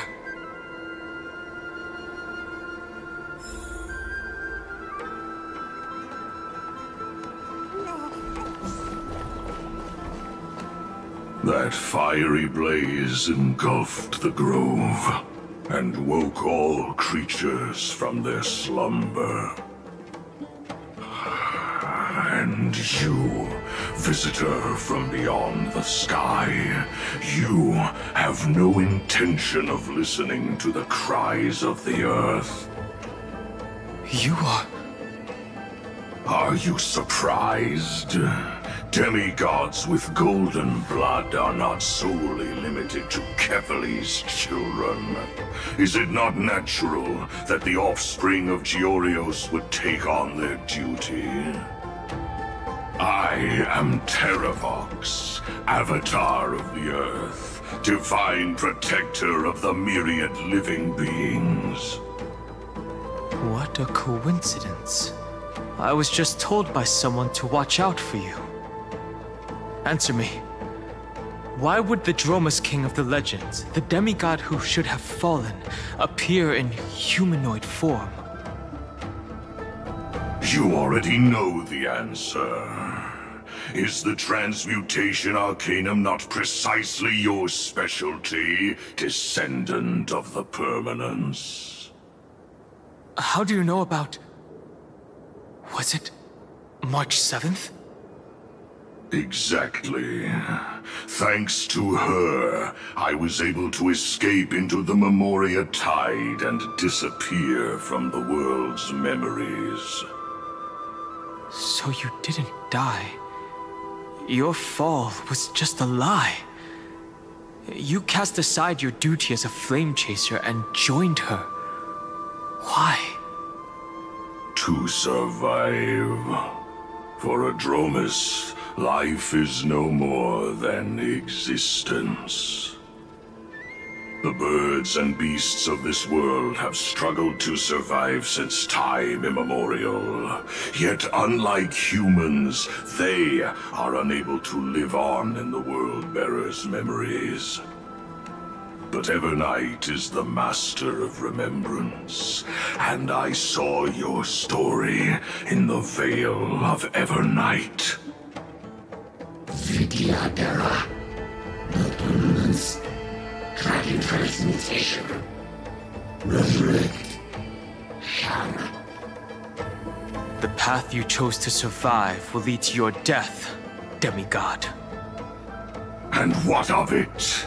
This body is soaked in filthy golden blood. The earth is hungry, and only the permanence can satisfy it.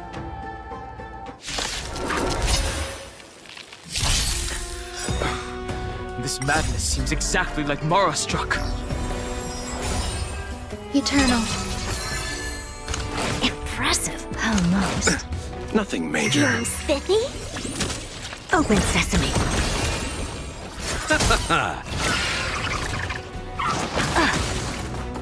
Receive divinity. The dead return!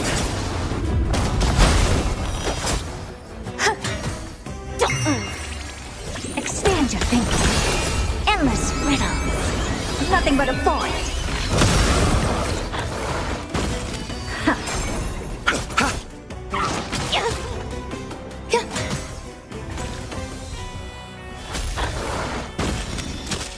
Feeling spiffy? Open sesame. Watch a crumble.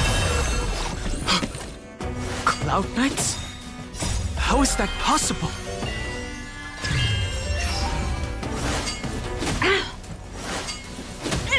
Existence is unity. All will be swept away by the wind. Expand your thinking.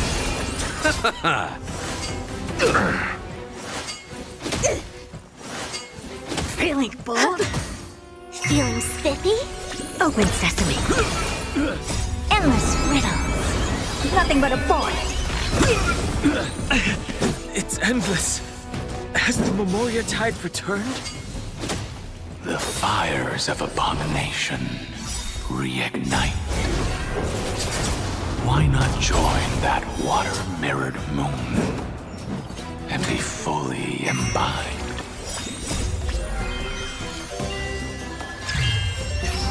Expand your thinking. Glimpse the unknown.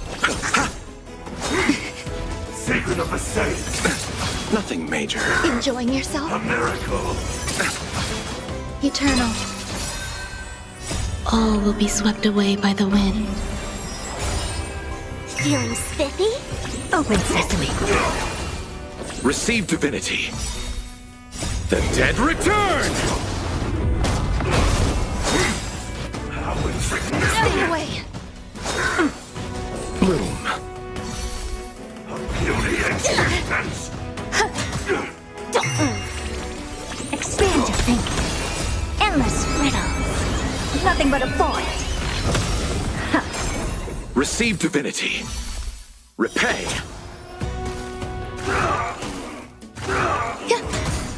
Feeling spiffy?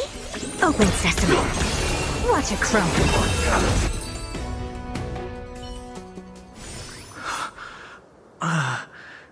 Is this some disordered memory?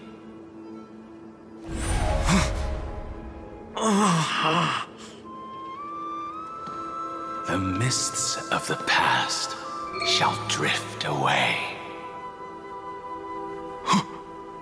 What? Scatter, fade, turn to foam.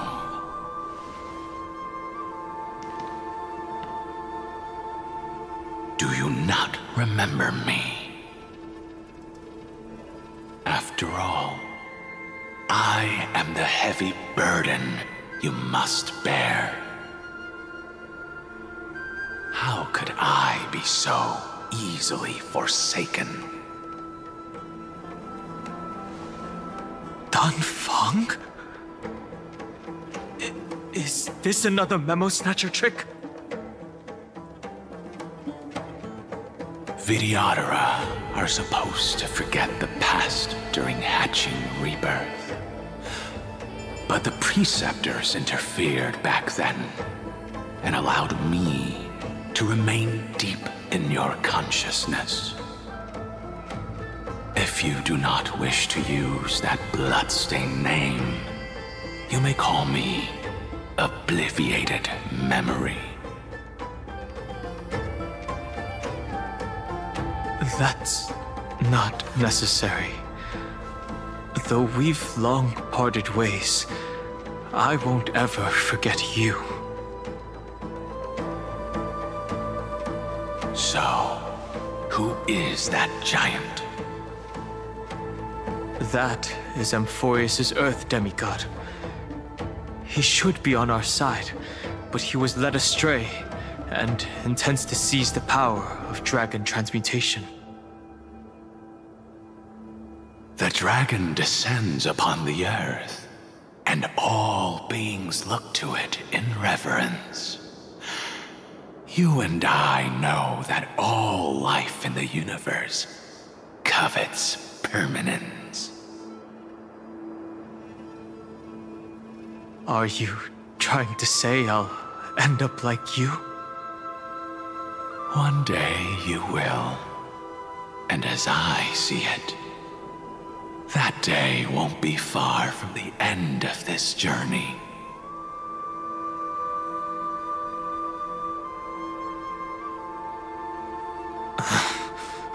Let's move on to another topic.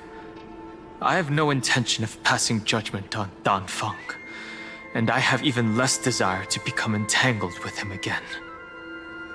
I only have one concern right now: bringing my companions back safely. You can either help me deal with these abominations, or return to the shadows of memory. Dan Heng.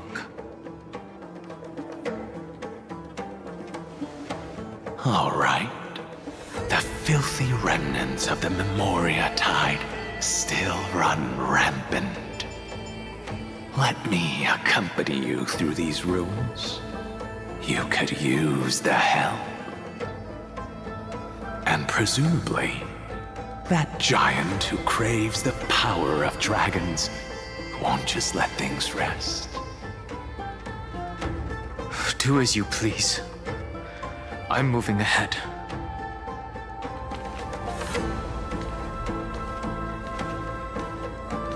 Speaking of Terravox, his aggression just now was probably some distraction. His madness is plain as day. I agree.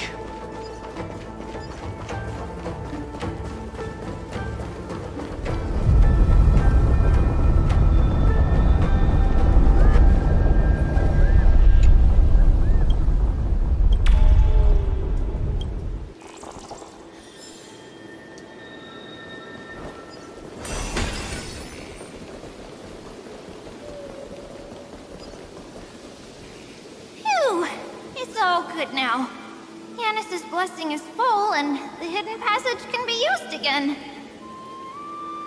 No, the Imperator's legions can launch a surprise attack from the grove. Who knows if Terravox will be able to succeed? Huh? Who is this warrior?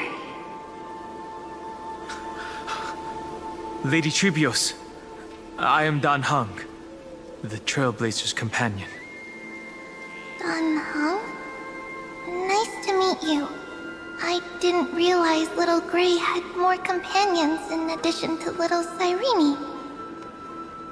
There is no need to elaborate further. They are merely a collection of your memories, just like me. No. If they were my memories, they would recognize me. Dan Heng? Even though we don't know you, we'll still ask you to get somewhere safe. A terrible battle is about to break out here.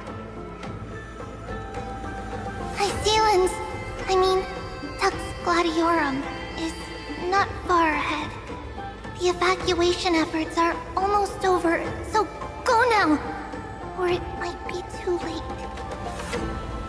I see, Lens. I see. In that case, I'll go look for her now. Thank you.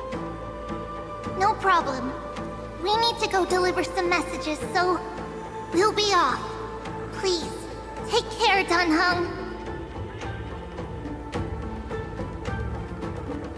Memories, crazed ramblings. What do you think? It's too early to reach a conclusion, but this memory is most definitely not mine. There are two possibilities. This memory either belongs to Terravox, or it belongs to her, the person you're desperately looking for. But the probability of the latter is very low. You should know better than I do. After that final battle, even the first genius couldn't determine where she went. Correct. But the conversation I just had gave me an idea. Let's forget Evernight for now. In the Vortex of Genesis, there was someone else who went missing along with her. I still have a chance to make contact with her. And the way I'll do it is right here in the grove.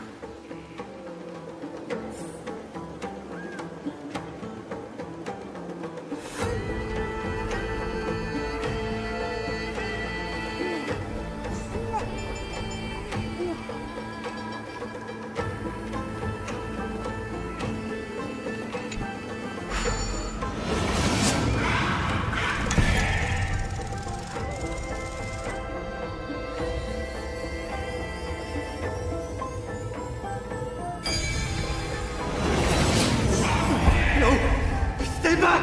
You cursed beast! Came up with this. Seriously, go rewrite it.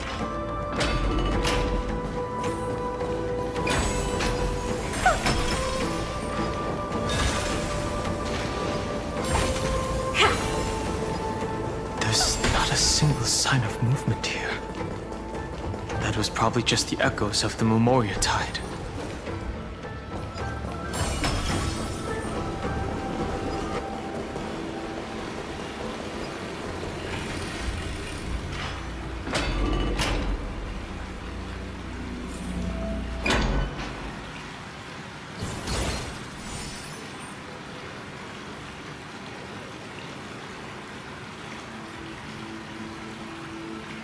Are you the spirit thief? Bartolos? I see. Thank you for the advice. My Cloud Hymn magic will take it from here.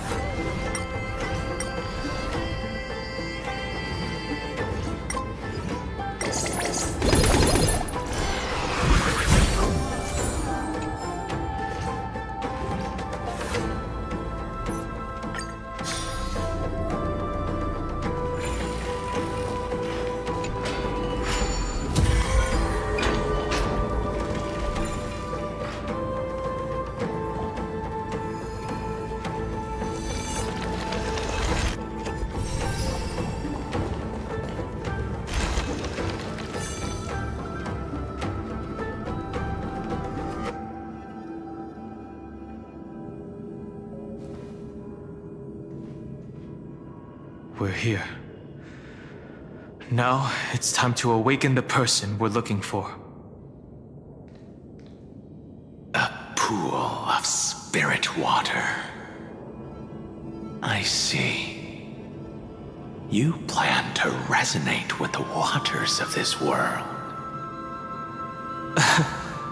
Compared to the currents of my home, the waters of Amphoreus are rather untamed. Subduing the waters wasn't easy, but I've gotten the hang of it now. Under the raucous steps of their frenzied dance, the roar of celebration calls forth the spirit water's memories. How incredible. There are still survivors in Amphoreus. And this one even knows how to use the arts of water. Very good. It's nice to meet the ocean demigod, Lady High Sealants. A green dragonfish. Are you Dan Heng? I hope I've remembered your name correctly. Scale Gorge Waterscape is your home, isn't it? In Greyfry's memories, I saw you two standing side by side. That's fortunate. It means I won't have to introduce myself. I can get straight to the point. Tell me, where are Evernight and her? The stranger snatched away the deliverer right before my eyes. I commanded the waters to surge after them, but layered cliffs blocked the water's current. You must be careful. Earth has abandoned the Flame Chase mission. Though Terravog still lives, they're not an ally of the Trailblaze. That's no surprise. I've already exchanged blows with that mad demigod. I didn't think the worst would still come to pass. He also intends to get his hands on a dangerous power. As his comrade in arms, do you know what his goal is? Terravox has only ever cared for life born from this soil. If they covet powers from beyond the sky, I suppose it's out of the same care. Even so, their behavior is far too unusual. I presume they wouldn't have made such a drastic and irreversible decision if they had not exhausted all other means. But embracing the permanence may result in even more misfortune. While I admire that demigod's willpower, my position has not changed. It seems that if I want to find Evernight, I will have to confront Earth. Since my opponent has already turned into a vicious beast, what I do won't weigh on my conscience. Then allow my specter to accompany you, Lord Dan Heng, as the demigod who witnessed the end of this world. At least let me sing an elegy for my last comrade. That doesn't sound like something you would normally say. Huh? What I do won't weigh on my conscience. I can certainly guess what you mean by that. I will never hesitate for my companions. I am a nameless. And what I'm going to do is defend all the hopes that are on the verge of fading away. Then I misspoke. That is exactly how the guard of the Astral Express should act. If you please, Lady High Sealants. Hold on to this current, for it still carries the warmth of Greyfry. Hopefully, it will lead us to the depths where our companion is hidden.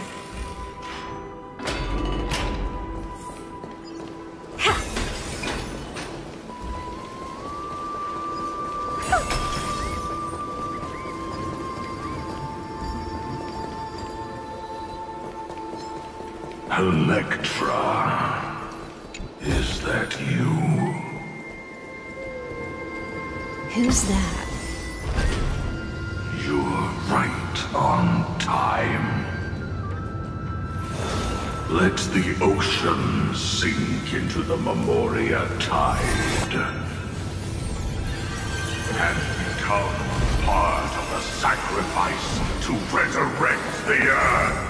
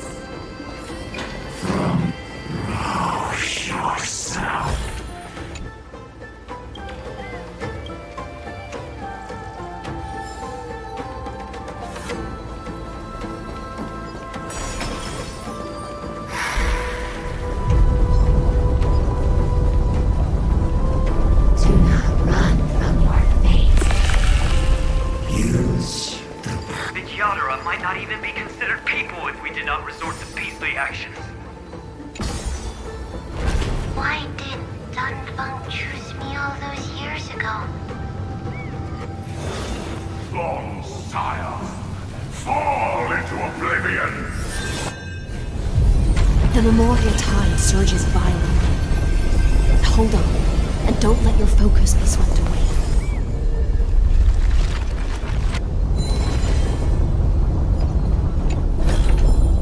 Oh. The whole grove is...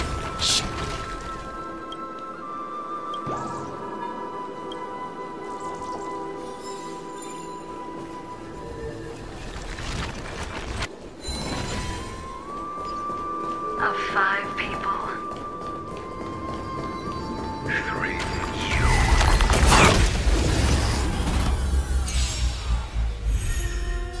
Eternal. Impressive. How nice. Can you find the answer?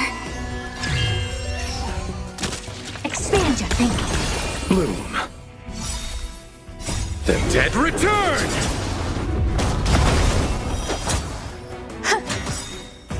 All will be swept away by the wind. Feeling spiffy? Open sesame.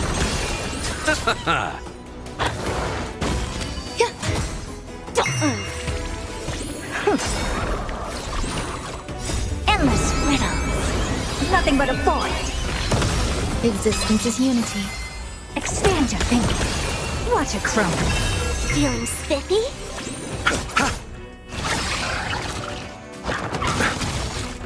Open sesame. Can you find the answer? Expand your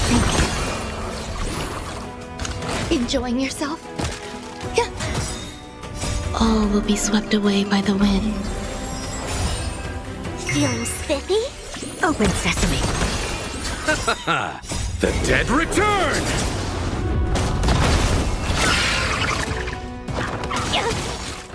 Eternal. Expand your thinking. Endless riddles. Nothing but a void.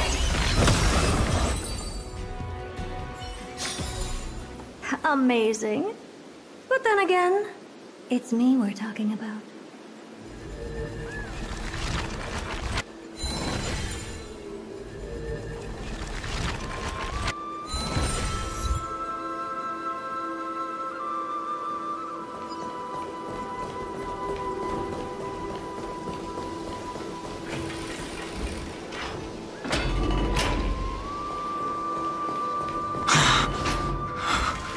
Is it over? It seems so. These phantoms that are hunting you are indeed here to bring you to your demise. It's unusually quiet here compared to before. Don't let your guard down. The Memoria Tide has become even more violent.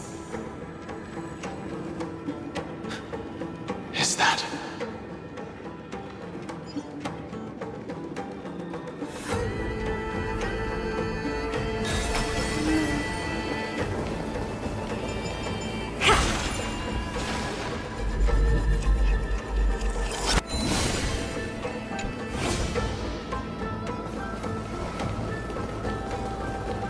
This is an interesting-looking wine jar.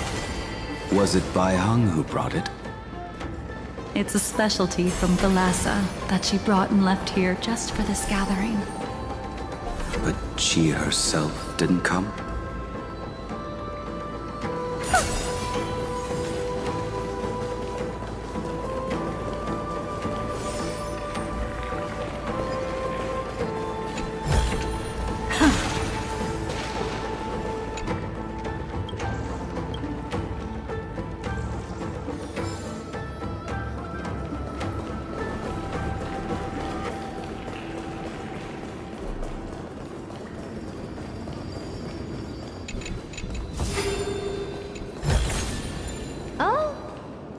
Your mind retains far more of the past than I had imagined. I've seen this farewell more than once in my dreams. The previous life is just an immersia to a newly born Vidyadhara. You know rationally that these are your memories, but it doesn't feel like you experienced them yourself. I use dragon transmutation for selfish reasons. And close friends turn to enemies. You probably want to ask me if it was worth it. The Military Affairs Office is placing more importance on the Yuchue's battle this time. And the Yaoqing called her back for a patrol mission. Some people are born with adventure in their blood and can't stop for even a moment. No matter, I'll drink her portion for her. We're already toasting. Why don't we wait for Dan Heng? As always, the High Elder has endless meetings with the Preceptors that he can't get away from. Let's not wait on him.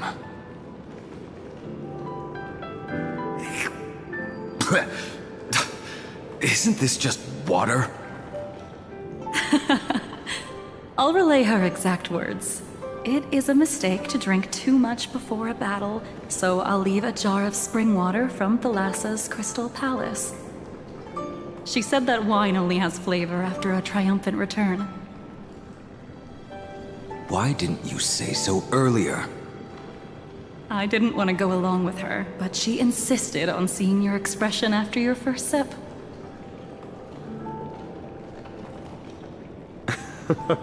Any gift from a friend, whether it is water or wine, is rich in flavor all the same. I see you still speak as if every sentence must add something of profound value. I see you still speak as if every sentence must add something of profound value. Ah, you're just in time. The punishment for making us all wait should be 3 cups of wine. Spare me, please. I've already suffered enough next to the Ancient Sea. I've convinced the Preceptors. Vidyadhara Cloudhim Magi will join the battle on the front lines, and our armies will fight side by side. It seems like you can now carry out your plan for dealing with the Kitu Mirage, Jingyuan. Thank you for standing your ground against the dissenters, Dan Heng. I never thought those Preceptors would ever relent. After all of this, countless Vidyadhara. Countless Vidyadhara will lose their lives, with no chance at a molting rebirth. We all understand this. But the Vidyadhara cannot become a part of the Alliance's destiny. if we do not share in its joys and sorrows. We would only be bystanders to everyone else's suffering. That is something we all understand as well. That is also why we've gathered here. Come, raise your cups. This toast is not for bidding farewell to each other, but for honoring the soldiers who will not return, for honoring our companions.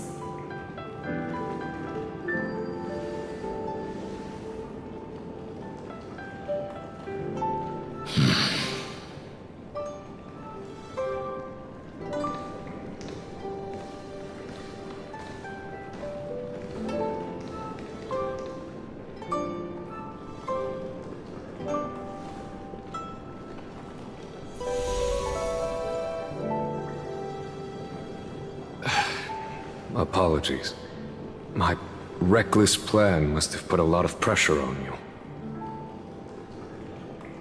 Nonsense. If our positions were flipped, you'd support me no matter how reckless my plan was. Right? Of course. But let's try not to be too reckless.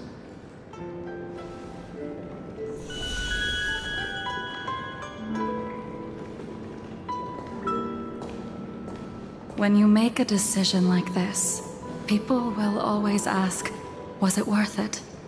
And you will also forever question yourself. Do you know how you will answer that question? I won't answer it. I will prove it. That's right. My sword is my answer.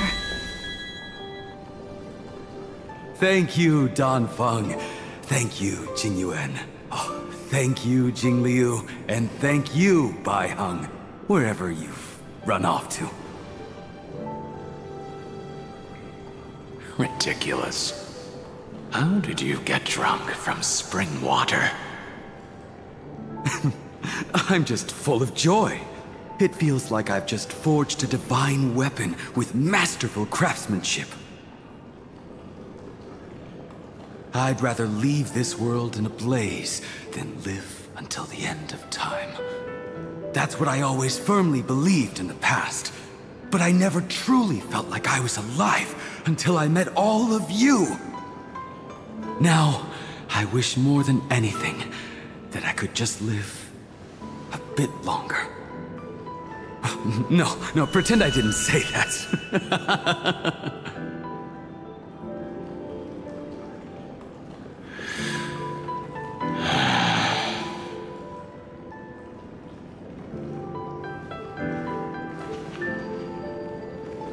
It's over. And you know exactly what happened to these 5 afterward. So, can you understand it now? After both she and March 7th have left you. Losing a dear friend with whom you've shared so much can never be considered a victory. It's a failure that torments you for the rest of your life. I could never accept that kind of fate. So you made a decision. I was the one who used the transmutation arcanum. I was the one who swore to bring Bai Heng back to life. And the one who brought everything past the point of no return. That was also me. Do you have any regrets, Dan Feng?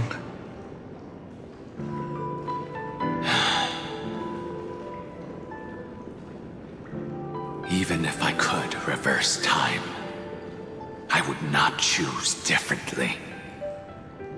And if it had been Jing Liu, Jin Yuan, or even Ying Xing who died in battle, I'd still choose to do the same thing. because only I could make that choice and protect all of this. Now, for the sake of your companions, for the sake of those two who walk alongside you, how much are you willing to sacrifice, Dan Heng?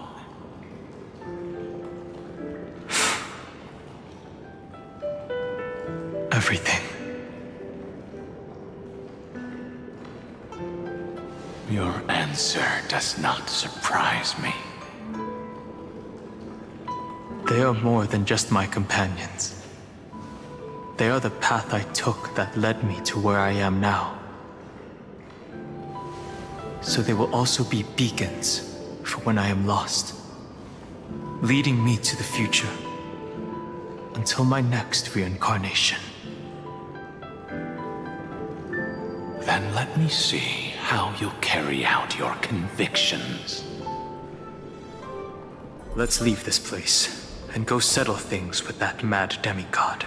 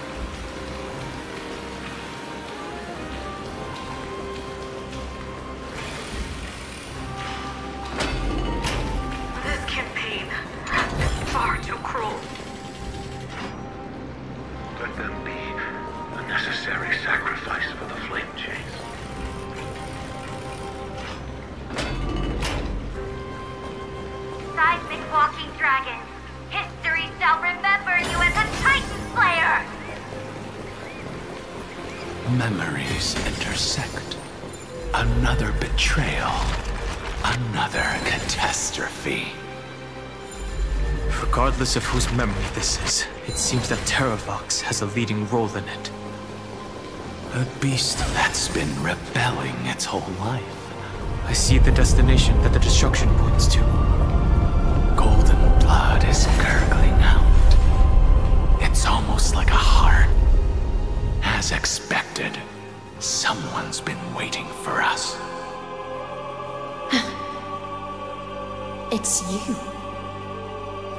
They are here. A scion of permanence, and your old comrade in arms. Terravox, my old friend. Indulge yourself. Let this Memoria tide swallow everything. Be prepared for the worst, Lord Dan Heng. This mountain dweller must not be underestimated. Giacles the Mountain Breaker. Earth's Dromus Rider. It's been a while. Mountain Breaker? He's not Terravox? I remember you, little fish, and your despicable master. I didn't think you were still alive. Death is just a return to the earth for mountain dwellers, thanks to Evernight's gift. I was able to come back to the mortal realm and keep watch over my dear friend, the Earth demigod who was sacrificed to the flame chase plot in vain.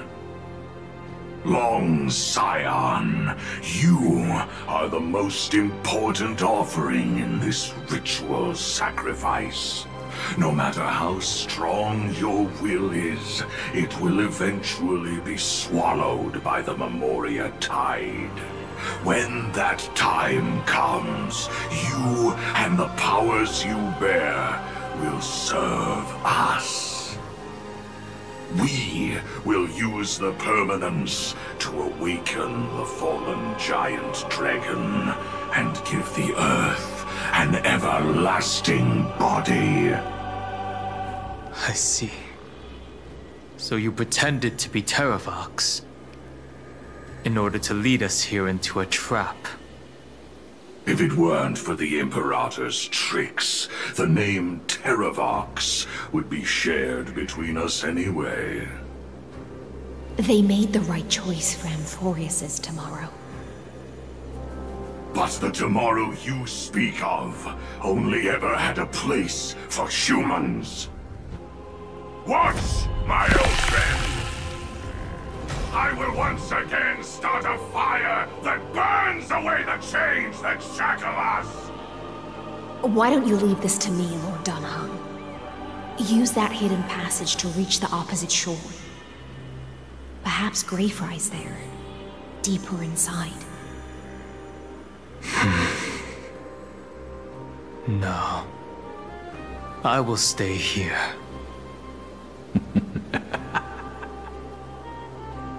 Mountain Breaker, hero of the mountain dwellers. If I do not stay here and triumph over him, he will die an ugly death in delusions of the permanence. That should not be his destiny. And for the vicious beast that insists on obstructing the Astral Express and threatening the fate of the world. We've stood on the precipice countless times along this journey, forced to make difficult choices in the face of disaster. But this time, it's my turn to put some pressure on this world. This feeling, this scene. All too similar.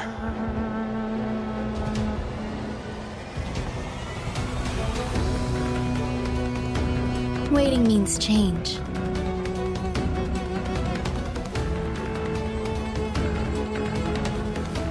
Existence is unity. Expand your thinking.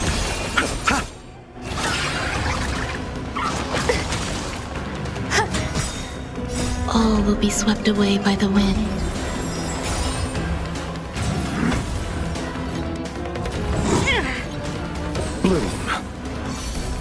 Open sesame. Feeling spiffy? Can you find the answer? Receive divinity. Repay! Enjoying yourself? The dead return! Expand your thinking.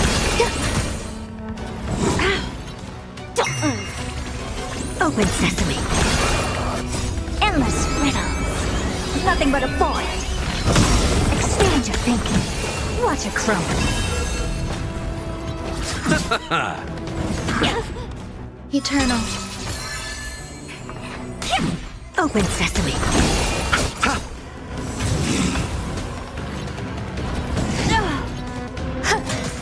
Expand your thinking. Bloom. The dead return! Feeling spiffy? Open sesame. All will be swept away by the wind.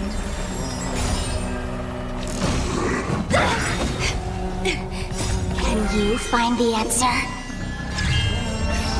Expand your thinking. Endless riddles. Nothing but a void. Open sesame. Glimpse the unknown. Existence is unity. Expand your thinking. Feeling spiffy?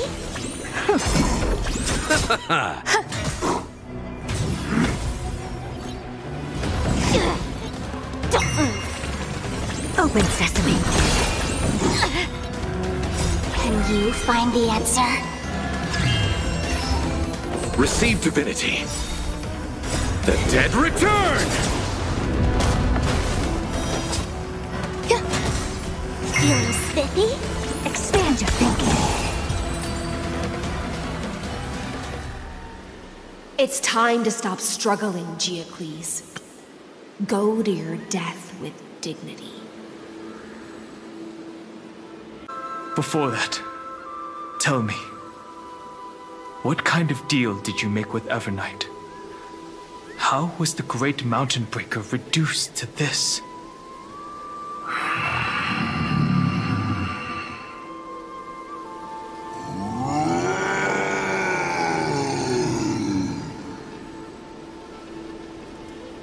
That's...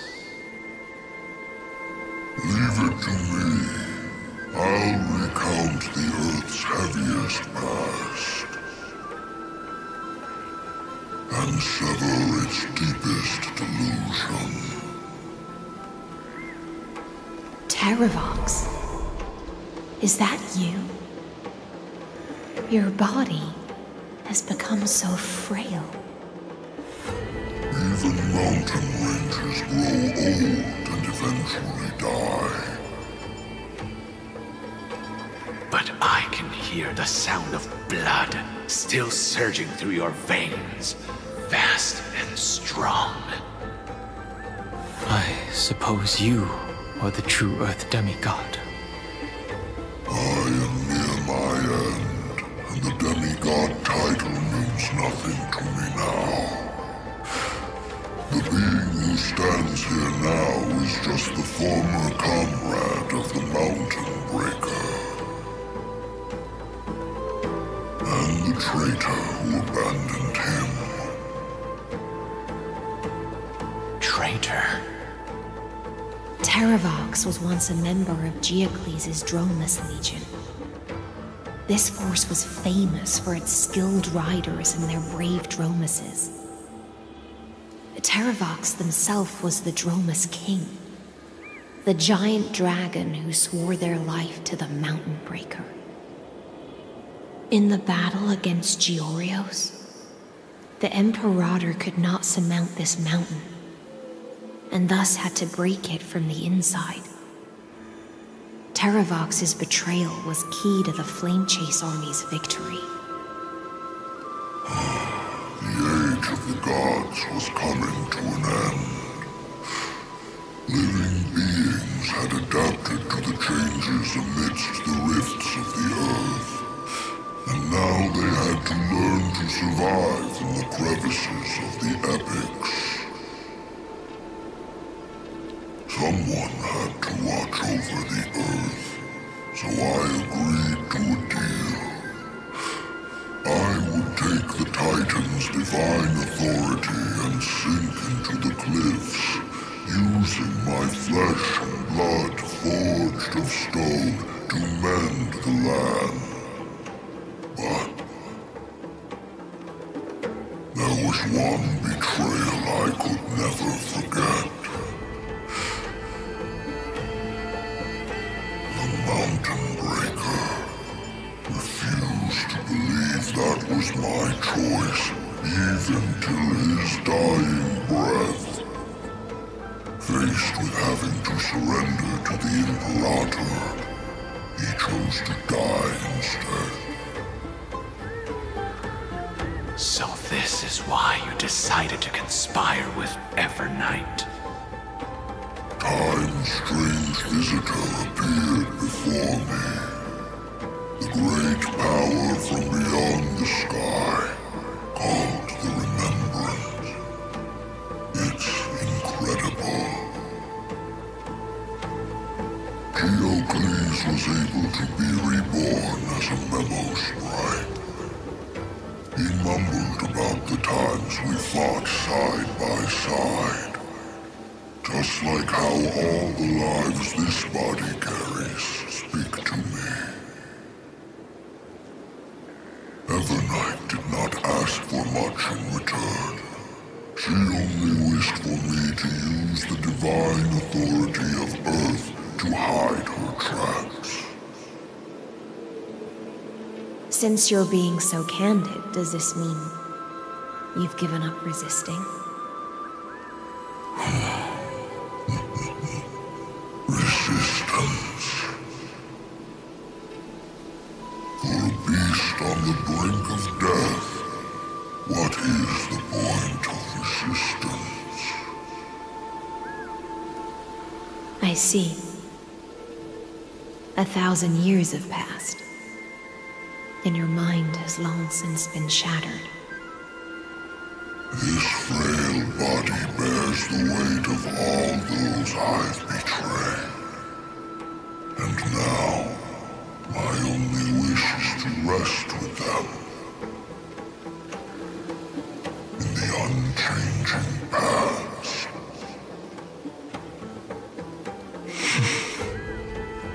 Go, long Scion. That fiery blaze is already burned through Earth's protection, revealing the secrets underneath. The deepest depths in Amphoreus, the great tomb where all the past is buried. The one you seek, Evernight, walked out of that place. Before her arrival, no one knew of its existence. In other words, that is the place where Evernight came into being. And it is also where she is now. You sank willingly into the past, and now your memories have turned into this form. Was it worth it? At least I still remember. As long as I never forget, they will live on. Primitive and animalistic. I understand these instincts. Have you ever regretted anything? The Earth is not a lonely island in the middle of the ocean. It is the sum of all the living things that stand on it. I have never regretted defending the creatures of this world. Then, a final question. Terravox, after all of this, how much are you willing to sacrifice for the power of the Permanence?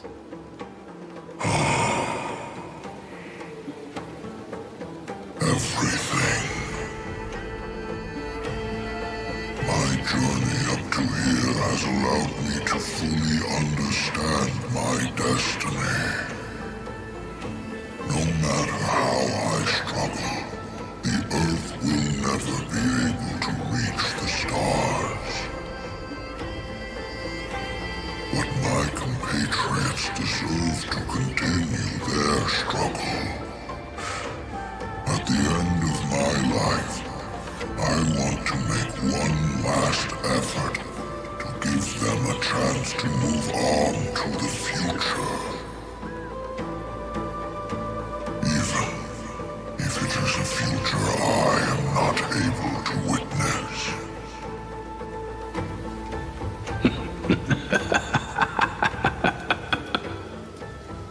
I understand. Then, join me in rebelling against this unjust fate once more. Even if the world collapses, the Earth must remain unshaken. Give me the core flame that burns within you, and allow this immortal body of the Permanence to bear the furnace of life for you. Long Scion, are you willing to bring them all into the new world? I won't give you empty promises. Allow me to answer your question from a different perspective. The Permanence is the path that dragons trod, and eternity is life's deepest desire. If you entrust the Earth's living beings to me, they will live in symbiosis with the instincts in my blood. With this body as an ark, I will deliver them to tomorrow for you. That tomorrow won't be the end of Amphoreus' west wind, but a vast and boundless sea of stars. A sea of stars. It's a future where all beings can trailblaze side by side, not a prison made for remembrance. In the veil of Evernight's memories, you've always been someone with reservations. I misjudged your resolve. I understand. This is the only choice. Behold, this core flame that burns in my chest. This core flame born from the earth. It is the red soil from which life sprouts, and the furnace of all living things. It tells me to commit one final act of treason. Entrust this heavy task to the trailblazers from beyond the sky. Let them tend to the wild terrain and safeguard the lands. And thus bring the endless stream of life into the distant future. I promise you, Terravox. Good. When I hand over the divine authority, this place will fall to pieces. Are you prepared to hold up the sacred tree if it falls? Of course. Then free what remains of my body, and let me give you this flame that turned away from the flame chase. I now relinquish my duty as a demigod. You shall dig your own grave and burn in the furnace of rebellion.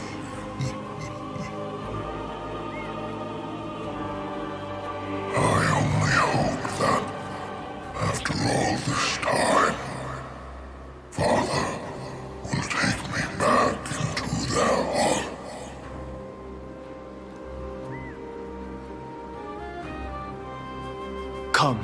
crouching beast, for the endless life of this world.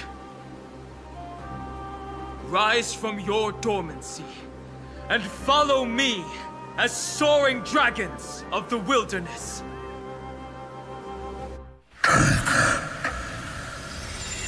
My final rebellion.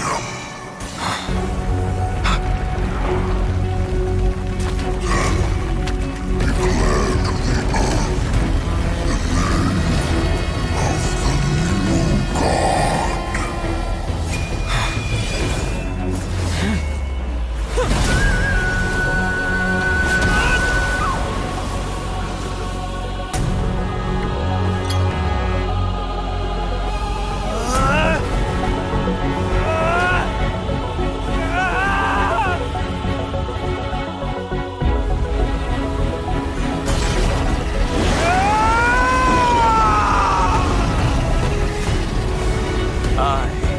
Dan Heng, one who guards the Trailblaze's way forward.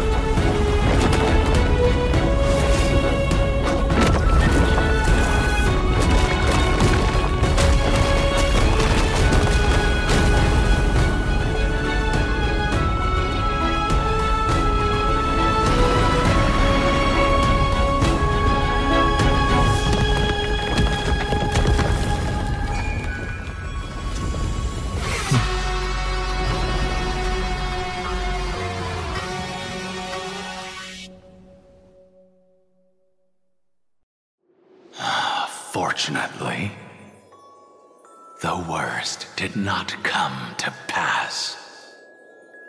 If your opponent had already turned into a vicious beast, whatever you did wouldn't weigh on your conscience. So what if that demigod had harbored ill intentions or vowed to fight to the death? Would you have pointed your spear at them and carved out the core flame with your own hands? There's no point in discussing what-ifs. Though, I'm glad it didn't come to that. Regardless, I will attempt to join this game and become a part of the Era Nova. This is the only way I can face my friends and this world with a clear conscience. Now that things are settled between us, it's time for you and I to say goodbye. Everything that I left behind has faded away at this point. Go and march toward your own permanence. As for how to tame it, I'll leave that to you. Thank you. We can't go back to the past and make better choices, but at least we can do better in the future. A dragon can only welcome new life by shedding away his old, scarred skin. For the first time in my life, I feel at ease. This burning core flame. Is this what the destruction feels like? The light is unexpectedly warm. It's just like the fleeting moments when one wakes from a dream. Farewell, Dan Heng. Now, it's time for me to set out once more. The final rebellion of Earth was to bestow trailblazing wings upon all living beings. For Terravox, this was probably the best possible ending. Behind that scar lies what they called the deepest depths. The rising steam tells me that Greyfry is in there. But right now, she's trapped in a bottomless whirlpool. Is Evernight with her? I'm afraid I can't tell. A scorching abyss. If I were to enter it alone, I'd almost certainly get lost. And Miss High Sealants, would you give me cover? I'll need to focus completely on what's ahead, and may not be able to pay attention to my surroundings. What are you planning to do? I'm going to continue where you left off. The stranger snatched away the deliverer right before my eyes. I commanded the waters to surge after them, but layered cliffs blocked the water's current. Times have changed. The cliffs are now in the palm of my hand. Then I believe it's worth a shot. It's just... without absolute resolve, you still won't be able to pass through that Memoria tide, much less save someone from it.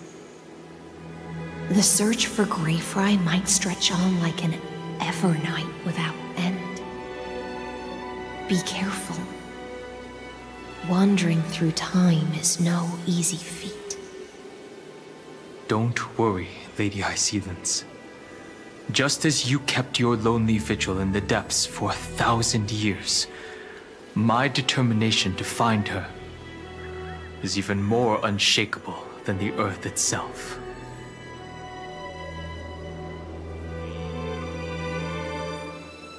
Ancient sacred tree, lend me your roots. With the core flame I carry, let me resonate with this land. With heaven and earth as my map, and time as my compass, I will find that one singular point. Even if I must cross every mountain and valley on my own 2 feet, I will bring you home. Circe's giant tree, witness to Amphoreus. This time, I will follow its roots into the ancient earth until I find you.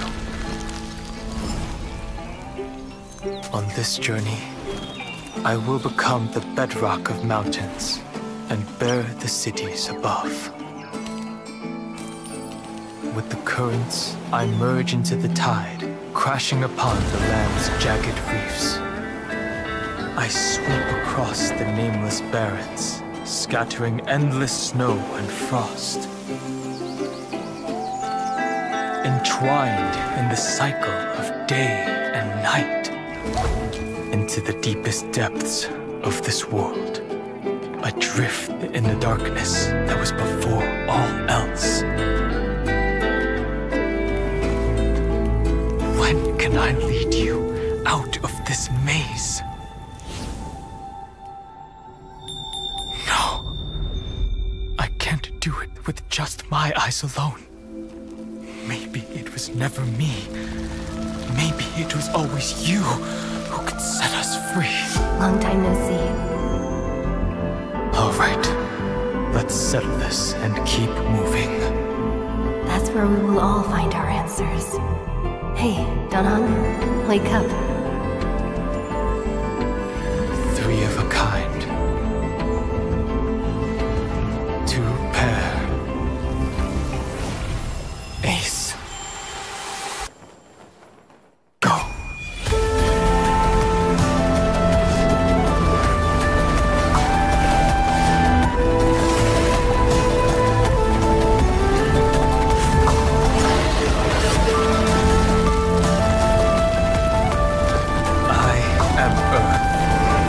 That grows upon the earth. I am you.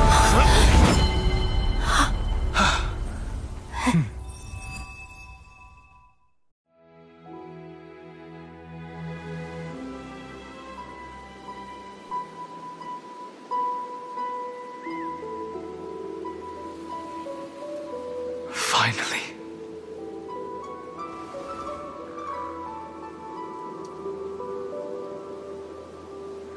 I found you.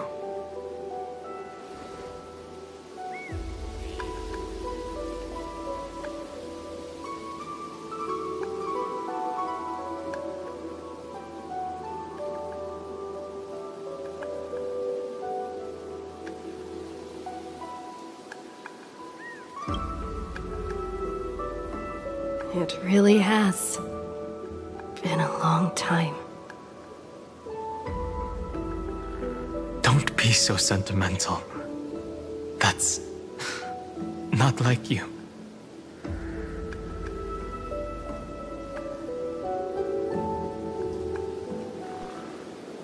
Thankfully, Evernight did not try to stop me.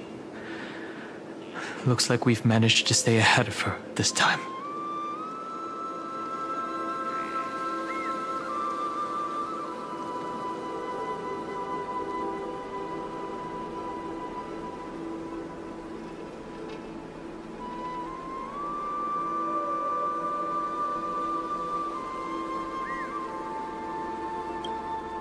Rest assured, we won't abandon her. We'll all return to the Express together. No one will be left behind.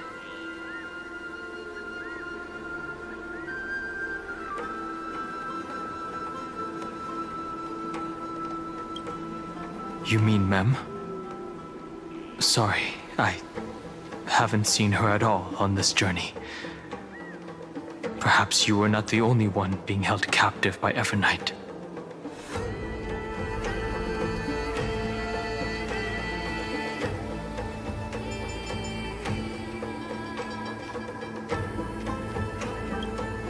They never once stopped worrying about us. About you, me, or March 7th. They never gave up on trying to save us, even from outside this world. Miss Himiko, Mr. Yang, Pom Pom, and even Sunday Black Swan and the two geniuses. They are all doing everything in their power to aid us.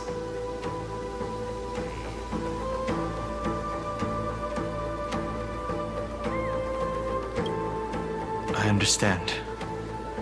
Her power shouldn't be underestimated. It was only when I personally stepped into the maze of time that it suddenly struck me. She and I had crossed paths once before. I'll only warn you once.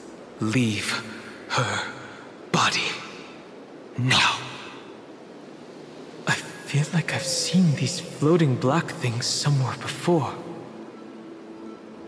I had an unexpected encounter with her when I left Amphoreus. Perhaps to avoid exposing her whereabouts, she stripped that memory from my mind. That power called Oblivion. It's just like an emanator's. Oblivion.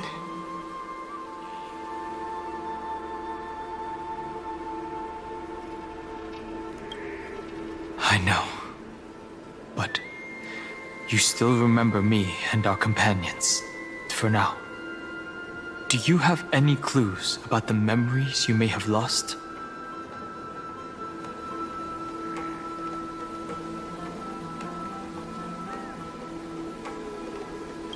If I'm not mistaken, Evernight's plan is to make you forget Amphoreus, including the Chrysosaurs, who have journeyed with us up till now. But it seems you still recognize Lady Hycelens. If I made that much of an impression on little Greyfry, then I am naturally delighted. But I fear your escape from that power they call Oblivion is thanks to someone else.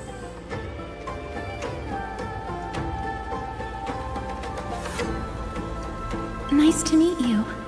Or maybe I should ask, how have you been since we last saw each other? Along with you, this little butterfly fish's memory was also salvaged from the depths of that whirlpool. Just as a pearl is cradled within its shell, the power of Thanatos surrounds you, shielding your soul from corrosion. Miss Irene has spoken of you often to me. Though we never met in this life, I believe there's a kind of warmth that can transcend time itself. through the endless flow of time, I guarded the secret passage between Styxia and the Vortex. When the Memoria tide flowed backwards into the River of Souls, even in deep slumber, I could feel that warmth. And with all my might, I protected that warmth. I apologize if that seemed improper. I hope you'll forgive me.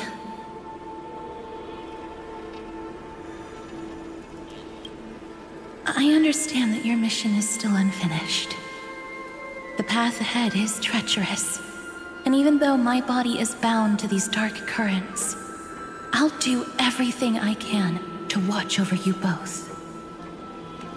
The little butterfly fish is right. There is still a pair of eyes watching from the shadows, but we won't let them get anywhere near you. Go forth, golden dragonfish. And you, deliverer. Seek out your companion. Go forth and illuminate the lightless Evernight. I cannot thank you enough. Accept this promise from the Nameless. Amphoreus will definitely write a brand new ending for itself. Of course. We'll write it together.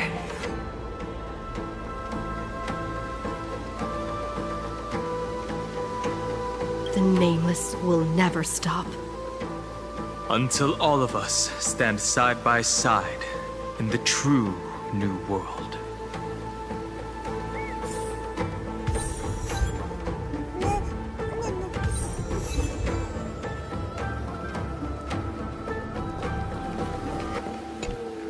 Go forth with courage, little gray fry. My ocean currents will guard your arrival, and my songs will accompany your journey ahead.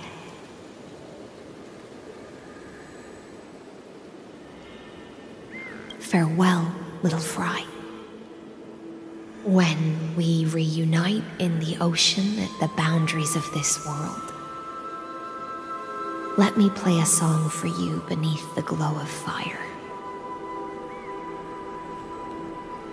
At the end of the sea of flowers, the souls of the living shall warm thy fingertips, and after an embrace, there shall be eternal separation.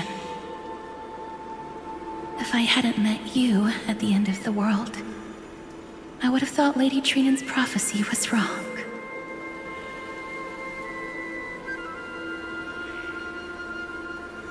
Goodbye. If I could, I'd want to stay a little longer, but Amphoreus is yet to reach the end of the Sea of Flowers. Take all beautiful wishes with you, march forward with determination, and don't look back.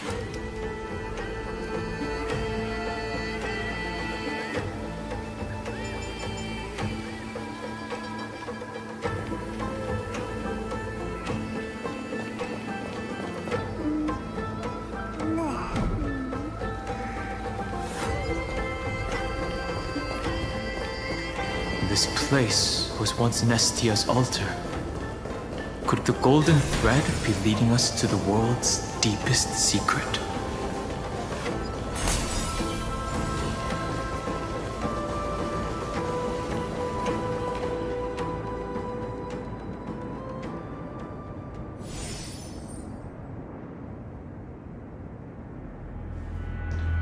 Is this a symbol in the shape of Amphoreus?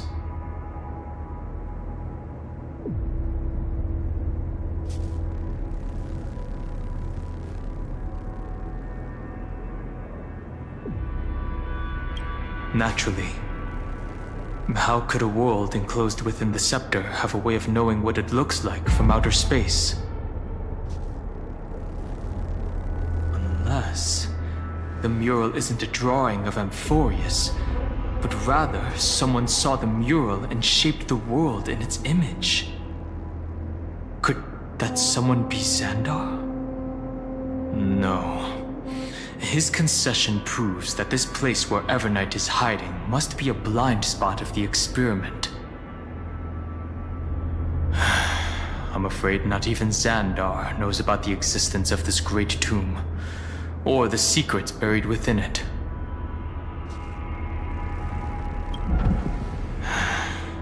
Best not to get carried away. For something to be hidden even from him, it must either be extraordinary or unimaginably dangerous. This forbidden realm remains undetectable to Xandar, and even Fine and Strike merely opened the entrance, yet Evernight can freely swim through it as she pleases. It cannot be reached by the erudition, nor can it be erased by the destruction. Be careful. What lies dormant beneath may well be Amphoreus' final path. Remembrance.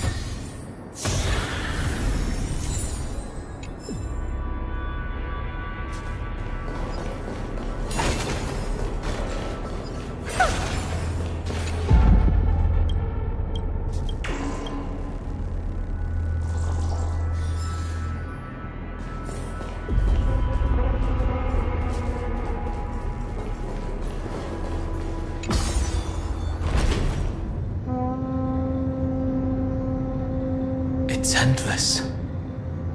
It feels like we're plunging into an abyss.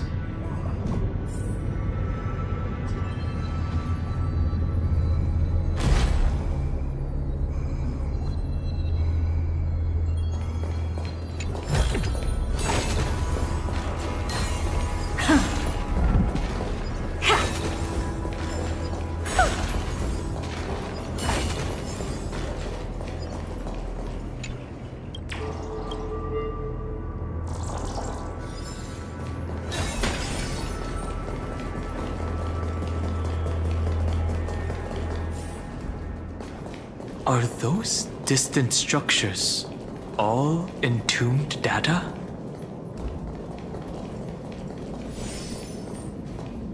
The whirlpool of remembrance. Bottomless and unfathomable. Behind this mist must be Evernight's domain. Ready? Once we step inside, I'm afraid there'll be no turning back. March 7th is surely waiting to see us again. Let's go. On the Trailblaze, no one gets left behind.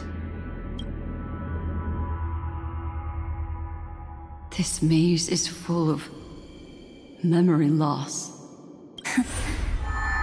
Your voice sounds different from usual. I only hear a hint of curiosity. The rest is all fear. Beautiful memo keeper. I know exactly where that fear comes from. The Evernight is a mimetic entity's natural nemesis. They will swallow you whole with just a flick of my pinky finger. I am the garden's enemy. I have never denied that fact. I have to say, Miss Evernight, you've certainly got a unique way of protecting people. At least she's still willing to talk. Is it because I disobeyed the garden's rules? maybe I still have a chance. No. I don't think you do. It's not very elegant to spy on someone's thoughts, you know? Well, before you get rid of this beautiful memo keeper, the least you could do is answer some of my questions. Why should I do that? So you can buy more time and send a message to your companions? And here I thought you were already watching my companions' every move. I am. Earth's stirrings have ceased. They have defeated Terravox and are heading here as we speak. Don't tell me that's part of your plan, too. It's not, but I'll make good use of it. Fighting alone against an entire world, even I might miss something. But I know how to adapt to the circumstances. Just like right now, how I've decided to let you go. I like you, little bird. Your longing for memories remains pure, unlike those memo snatchers. Your most precious quality is how you've yet to be tainted by the garden's dark side. I'll take that as a compliment. But I still don't understand why you've kidnapped me here. Well, seeing is believing. So, why don't we take a stroll together? This ruin buried deep underground is called the Kernel in the language of erudition. But I gave it a friendlier name. The Heart of Amphoreus. The great tomb of the Nameless Titan. The Nameless Titan? You'll see with your own eyes just how important the remembrance has been in this world. And how we will stir up the waves of oblivion to douse an eon's ambition. You've been hiding here all this time. That's right. Curious about how I discovered this place? It's not actually all that complicated. The road we just walked was the beginning of March 7th's journey in Amphoreus. The beginning? Do you still remember how 3 paths are said to intertwine in Amphoreus? That 3 entities, each comparable to an emanator, left their marks in this world. There's Xandar, Iron Tomb, and... That's right. To this day, there have been no signs of the entity corresponding to the remembrance. The Garden of Recollection was curious about that too. So the Memo Snatchers spent an unimaginably long time chiseling out a tiny channel to peek into this world. But there was always a power in the memory zone that kept them out. And when March 7th's consciousness was seized, it was a ripple of the remembrance that protected her and sent her in here. Can I assume, then, that this hypothetical emanator of remembrance was consistently protecting this world from the Garden's eyes until the Astral Express arrived? That's correct. You're a smart one. But why? Go see for yourself, little bird. The memories contain everything. This gate is really impressive. These are March 7th's memories.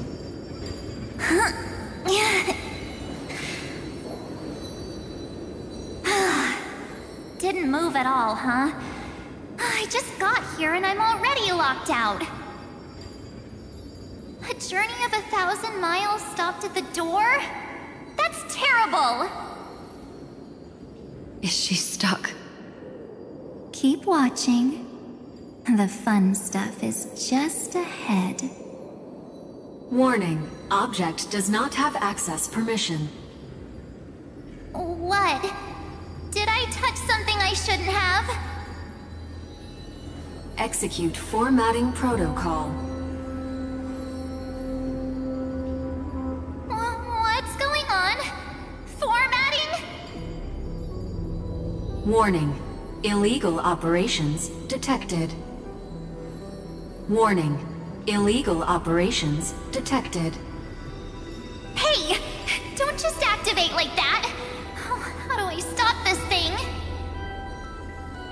Warning. Warning. Warning.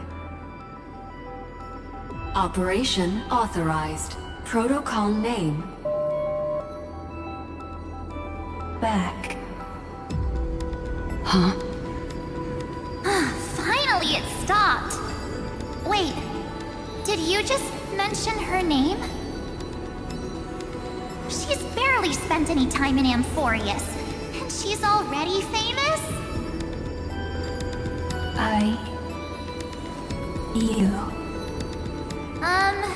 I don't know what you're saying. Let's not speak in riddles, alright? Why don't we start with an introduction? I'm March 7th, and I'm that person's companion. Sorry I accidentally ended up barging in here. Establishing communications. Communications? Oh, does this mean I finally get to talk to someone real? I really need outside help right now. Channel established. Proceeding to encapsulate. Whoa, wait, what? Encapsulate? Encapsulate me? Encapsulation complete. Initiating transmission. Transmission destination. Recurrence number 335503336. Huh? What's going on? My body! The memory stopped so suddenly. She was already lying in the abyss of fate the next time she woke up. And Orynyx was calling her mother. Mother? Maybe that's just how the Titan calls all Remembrance Pathstriders. Like how they call Thule Skyfather. So March 7th had already brushed against the inner workings of this world at the beginning of her journey. That warning in her memories must have been the Scepter's safety protocol. But why did it mention the Trailblazer? March 7th should have entered Amphoreus long before she and Dan Heng did. An inexplicable contradiction, isn't it? Let's put that aside for now.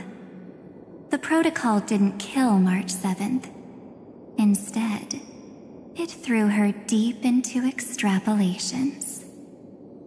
Over the next 97 days, the two of us, trailblazed through Amphoreus as mimetic entities as she evaded the Administrator's pursuit. It must have been a difficult and lonely journey for her. Yes. No one could see March 7th. She didn't belong to Amphoreus's memories, so she could only watch this world from the sidelines, like a transparent shadow. Then when did you appear? On the day that she ran out of options. March 7th tried so many things to help her companions, but the only outcome of her efforts was a few Amphorean folktales. In the end, she had only one option left. Just as she wished, I erased everything using the power of oblivion. Then, I protected her and Dan Heng, and made sure that they were spared from the Memo Snatcher's clutches when they broke through the seal. And you've been hiding in the shadows ever since, while manipulating time and colluding with Earth, all the way till now. A journey of 1,000 miles starts with a single step. The story of the Remembrance has just begun. Why don't we step into it together? As someone qualified to walk with me, you can now take in all the secrets behind this door, and witness how, in a blank space of time, another futile journey across 30 million lifetimes was forgotten by this world. I thought Evernight would have done something to stop us, but it's been smooth sailing the whole way through.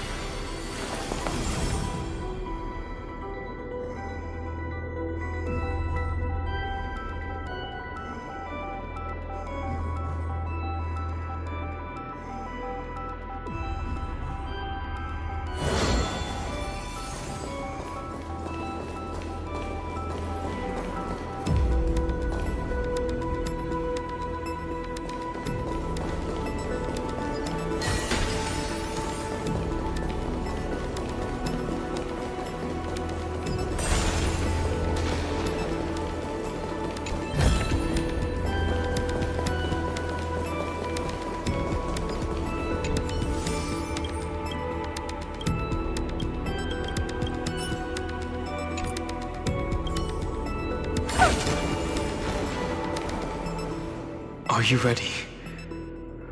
I'm going to open this door. Absolute silence.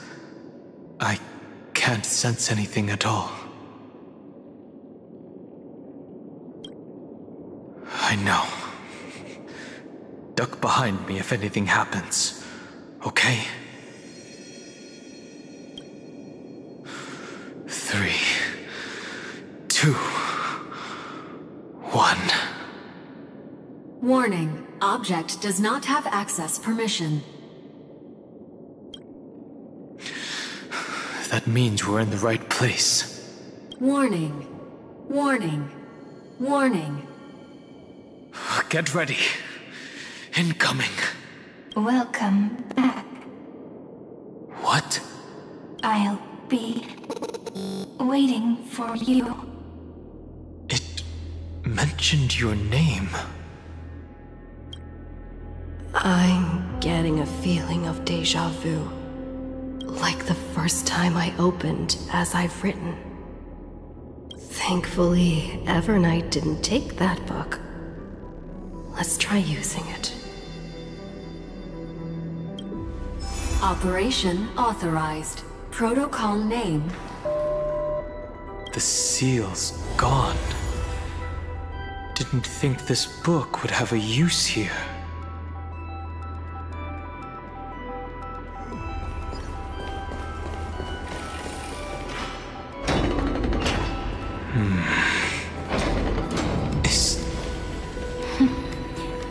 Hi. Miss me yet? I'm just messing with you. This is the first time I have met you. Executing protocol. Format object. Formatting progress. 0.015%. And it looks like it'll also be the last. Something's wrong. She's not talking to us. She's not the Mem you know. Could she be a Cyrene from the past? Formatting progress 23.815%. Since we don't have all day, let's get started, shall we? As always, I'll read this book to you. That way it won't just be Cyrene's memories alone. Formatting progress 45.147%. Where should I start this time? Let me see. There. Shall we start with the meeting between the Helcolithist sage Midamos and the King's Aegis, Anaxa? Formatting complete. What? Did you hear that? She just said... This is obviously not the history we know. It might be one of the possibilities in the 30 million cycles, but... Cyrene should have died at the start of every recurrence. So why is she here? And who was she talking to? And that book she mentioned. That's very likely. That door reacted to the book as well. Let's try copying what she did. Accessing recurrence number 33550337. Access failed. Error code Gamma 13. And that's it. As I've written is definitely connected with this great tomb.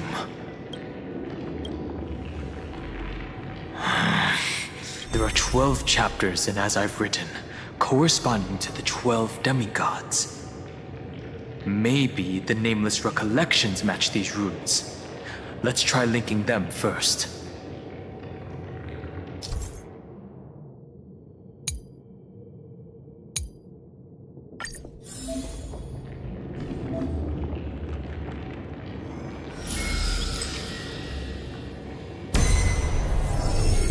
Ubris 504.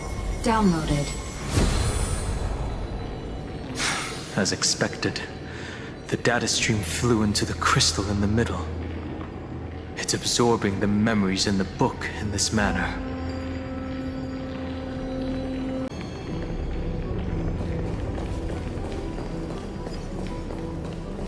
$30 million departures. 30 million shatterings.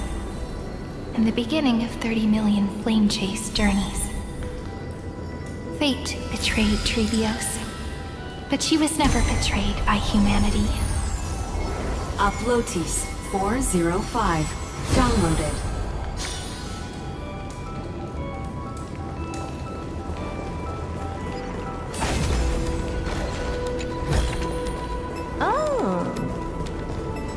This house is so desolate.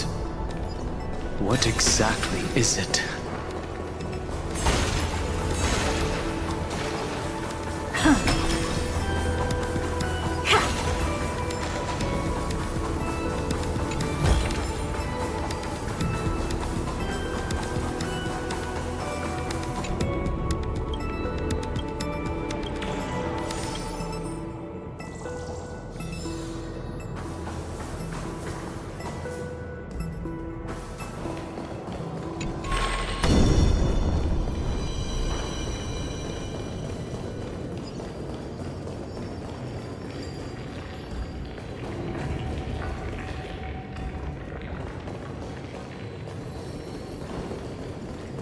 The world never learned how Saridra rewrote the law, but I believe it was Amphoreus' decisive move against destiny.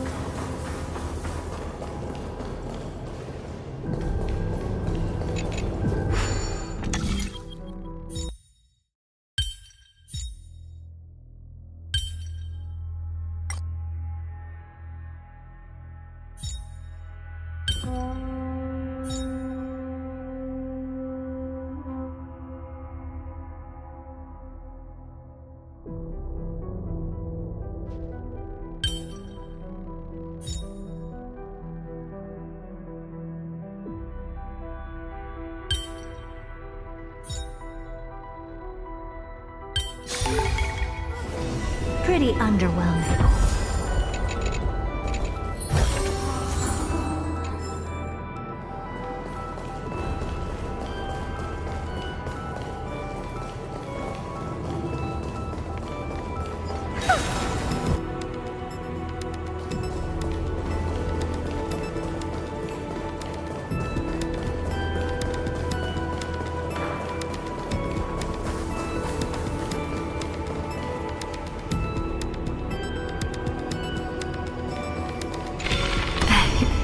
You must be very familiar with the story of time now.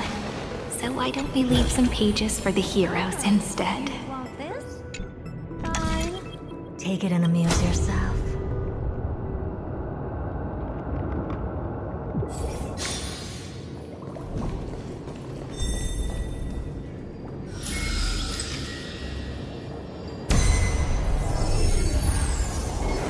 India 093. Downloaded. Scopeo 365. Downloaded. Branch number 1. Archiving. Object recurrence number 335503337. Progress 13.131%.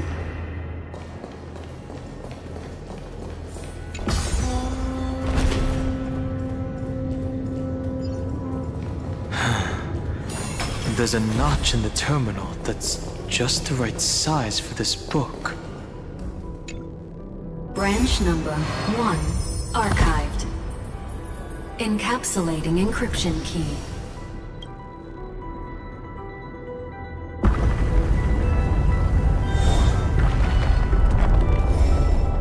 I see.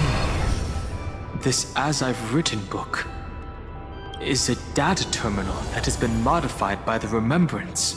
It might have looked like Cyrene was reading a story, but she was actually carrying out a data transfer. No wonder these facilities are reacting to it. This book is a key, but Cyrene could never have known about the truth regarding the scepter. So where did she get this key? Xandar likely has nothing to do with this tomb. Do you remember? During her brief existence, Cyrene once encountered a certain Eon. Yeah. So, I can only place my hopes on that childhood dream, and the god behind Orynyx that appeared in that dream. It's no secret that Orynyx and Fuli are related. That Eon also appeared when you encountered Mem. We still don't know the role they play in Amphoreus. But if Cyrene accidentally stepped onto the path of remembrance, then her sacrifice wasn't just for resetting the cycle. There was another purpose. Encryption key encapsulation complete. Let's keep going for now. If my hypothesis holds, then the scene we just saw will replay many more times.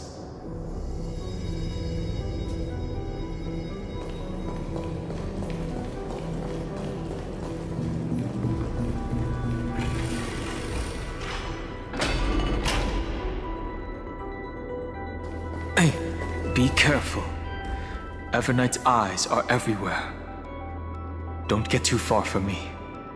The chronocognitive anchor will protect us.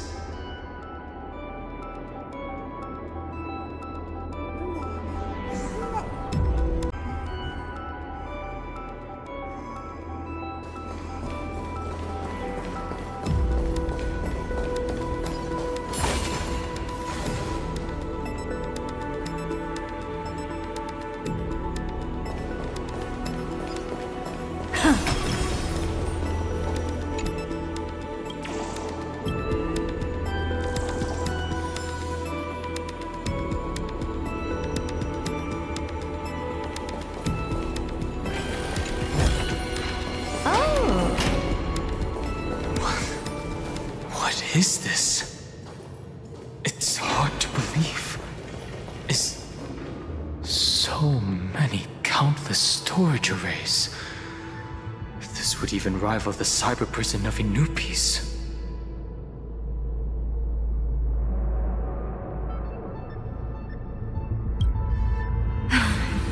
Look, what a magnificent sight. Even this classical world contains a futuristic palace like this. Would ID Ciliciae end up looking like this after a few thousand years? Executing protocol. Format object. Formatting progress. 0.027%. Ah, it's always so on time. Never late at all. It's okay, I get it. It's just trying to remind me how precious time is. I want to share a story with you this time. I saw a little nymph on my way here. It was on a fallen wheat stalk, and it glowed under the sunlight. It was incredible. I forgot all my pains at that moment and just stared at it in a trance. I wonder, did every Cyrene in the past feel that the nymph was beautiful? Would they also have recorded that scene into the Eternal Saga? So, could you give me more time, please? I want to leave behind more memories for the future. Formatting complete. As I expected, the answer is the remembrance. An Eon appearing in her dreams, 3 paths intertwining in Amphoreus, and the Garden trying to infiltrate this world at all costs. I have reasons to suspect that Fooley's gaze once swept over this world before the scepter completely fell into destruction. And that Cyrene basked in that divine gaze.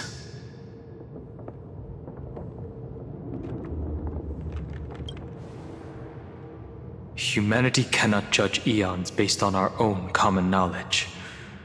The Remembrance has always been an observer of the universe, ever since their birth.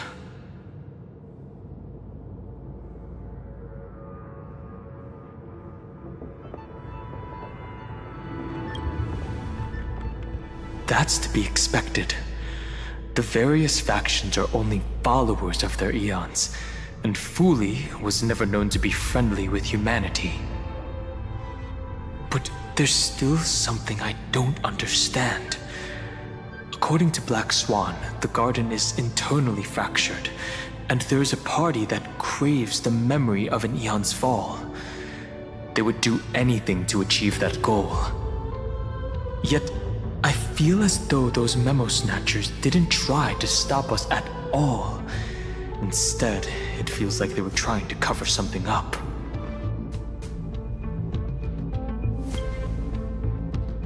Most of the time, a gaze is simply a natural phenomenon, though some Pathstriders regard it as a supreme honor. An Emanator, however, must possess power granted by an eon's blessing. I know what you're thinking. That theoretical Emanator of Remembrance remains a mystery. But now, I'm leaning towards the idea that what the Garden's mirror reflected was a kind of miracle that Fooley left behind. Yes, we're thinking the same thing. Legend says that Fooley sits in meditation in the Anasra Pure Land, spreading the seeds of remembrance across the universe. And when the cosmos ends, all the different realms will be reborn in their garden.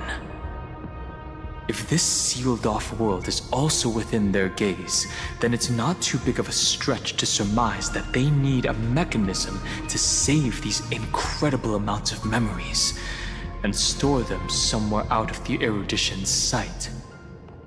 This mechanism was previously the Time Titan and their demigod, but after Amphoreus entered an endless loop...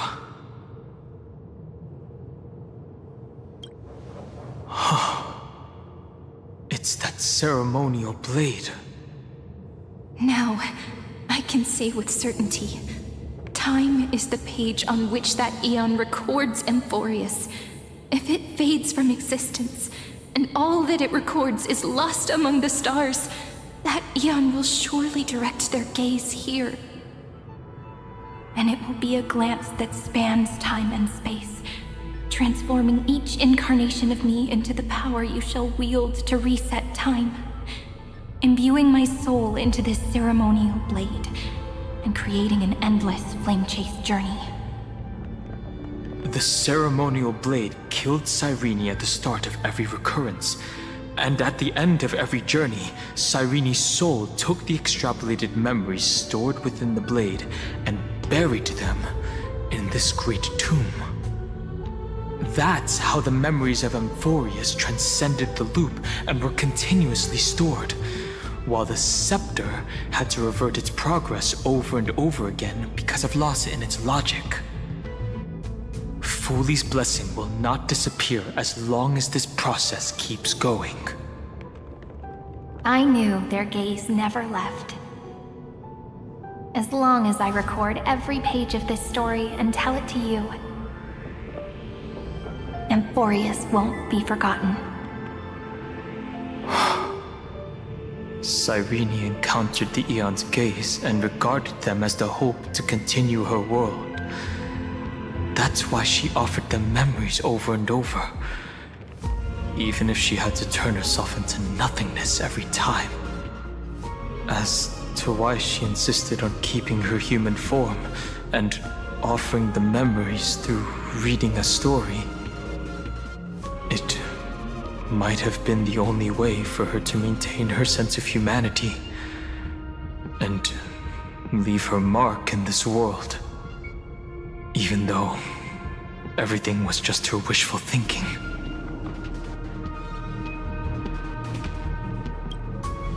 Right. Based on the runes on the floor, the encryption key from earlier should be used here. There are 3 keys in total. We're 1/3 of the way through.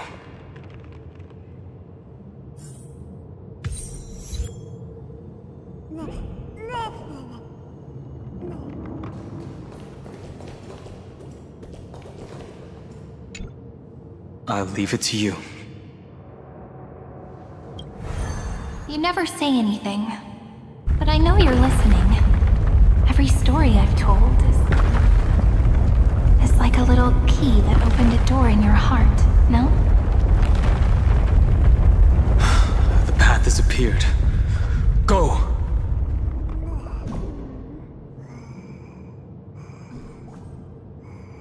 The Dromis King paid a heavy price for their betrayal in every life, but there was never regret in their deep roars.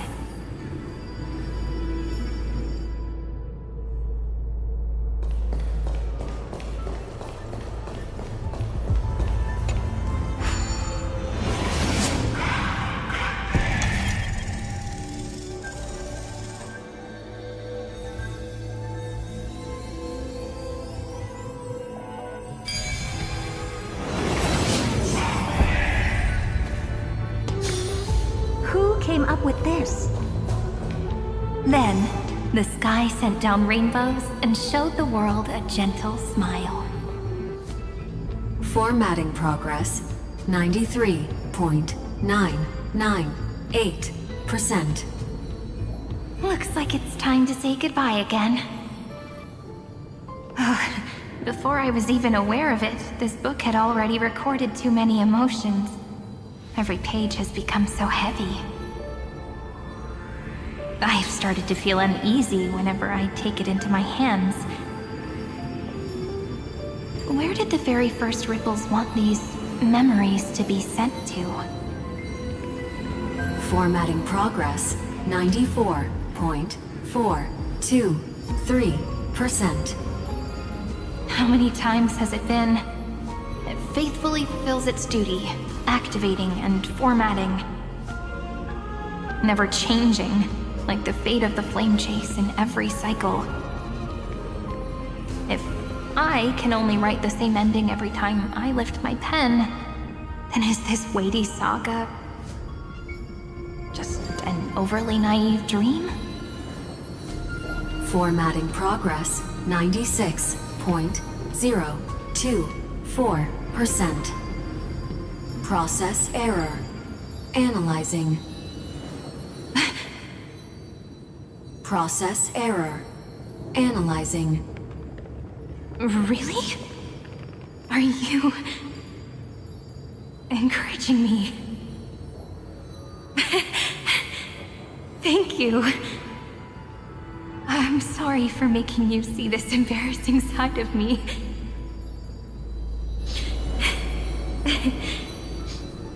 Everyone's still working so hard. If I'm the only one who's crying, that wouldn't be romantic at all, would it? Thank you for listening to me all this time. So, shall we continue? Formatting complete. The endless cycle took its toll on her. Even Cyrene could not resist despair when faced with eternal stasis. Like Aslana, she started to wonder whether everything was futile.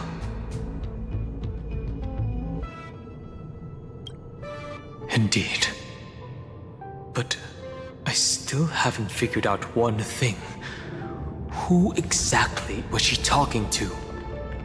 I thought it was an Eon at first, but the way she talked, it didn't sound like praying to a god at all.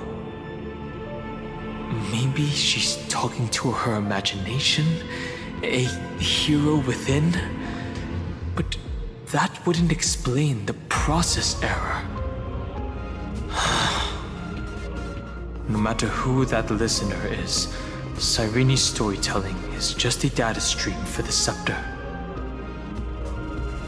Maybe, she thought, as long as she kept tossing drift bottles into the distance, someone was bound to pick one up someday.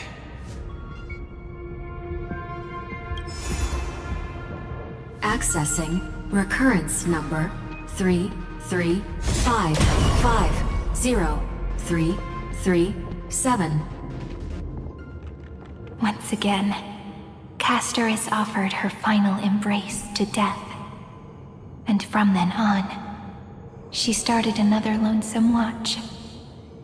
How wonderful would it be for someone to give her a real hug?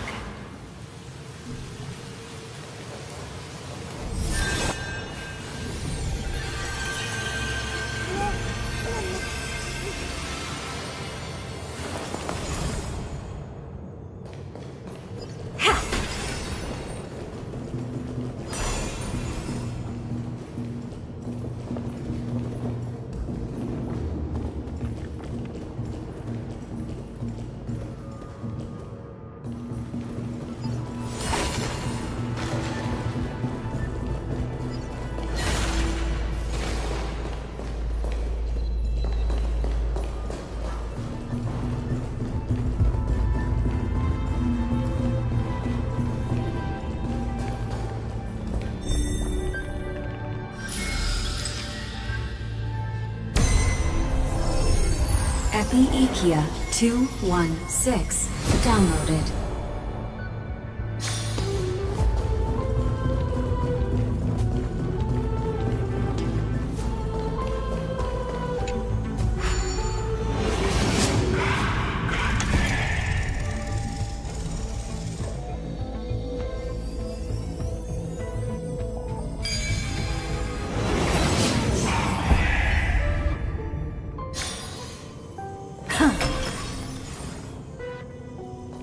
Devious cat.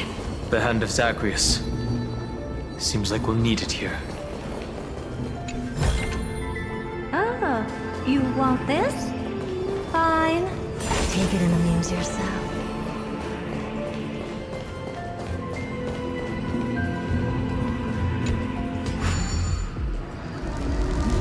Maybe the room will only be completed after the modules are inserted into the slot.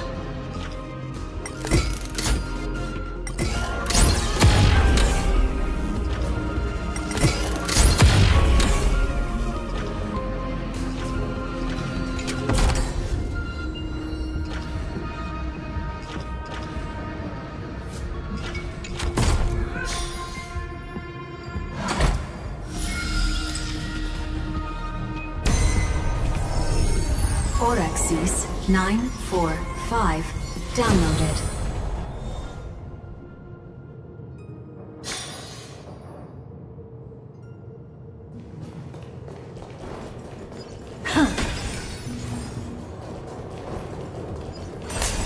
Midamos's road of strife once again reached its glorious and lonely end.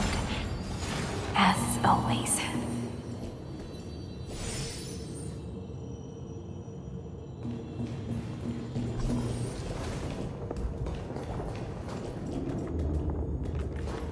Access denied.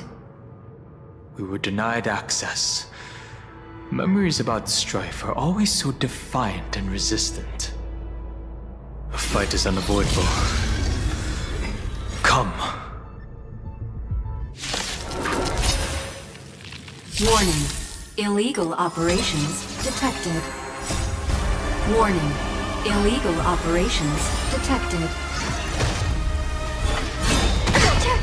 Don't move. Expand your thinking. Endless riddles. Nothing but a void.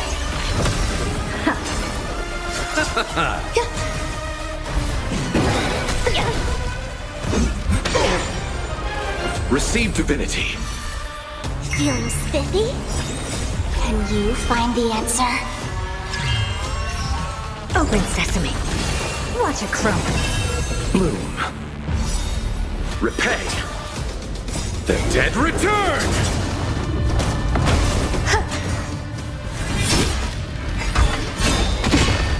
Expand your thinking. Open sesame.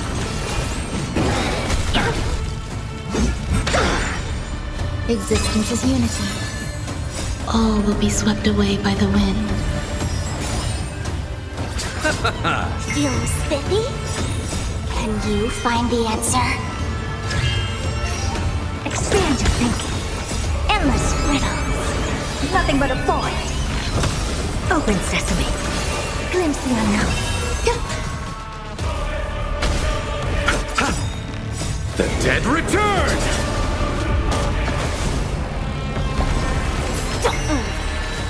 Expand your thinking. Impressive. Almost. Enjoying yourself? Receive divinity. Repay.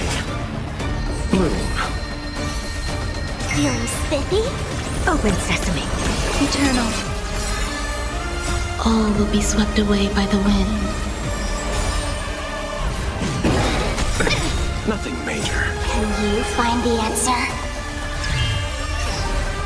The dead return! Get away! Endless riddles. Nothing but a void. Expand your thinking. Watch it crumble. Open sesame. Impressive. Almost. Receive divinity. The dead return! Feeling spiffy? Expand your thinking.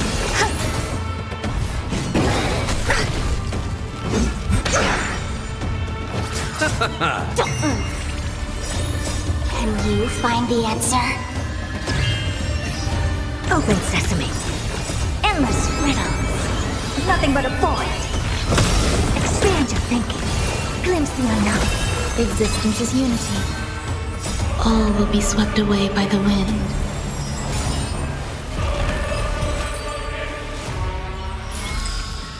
Amazing. But then again, it's me. Polemos 600. Down Eleos 252. Downloaded. Branch number 2. Archiving. Object recurrence number 3355037. Progress 31.313%.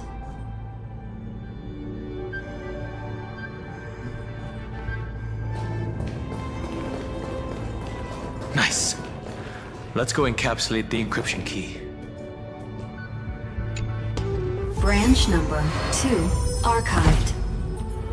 Encapsulating encryption key. I've been wondering, could all the memories we've encountered on the way be Evernight's traps? She still hasn't shown herself. That's very suspicious. But I can't think of a good reason for her to do that. I can only surmise that she's either still waiting, or someone's holding her back. Encryption key encapsulation complete. Let's keep observing. Every ripple of these memories could potentially reveal to us Evernight's true goal. Let's go back and use the encryption key to open a new path.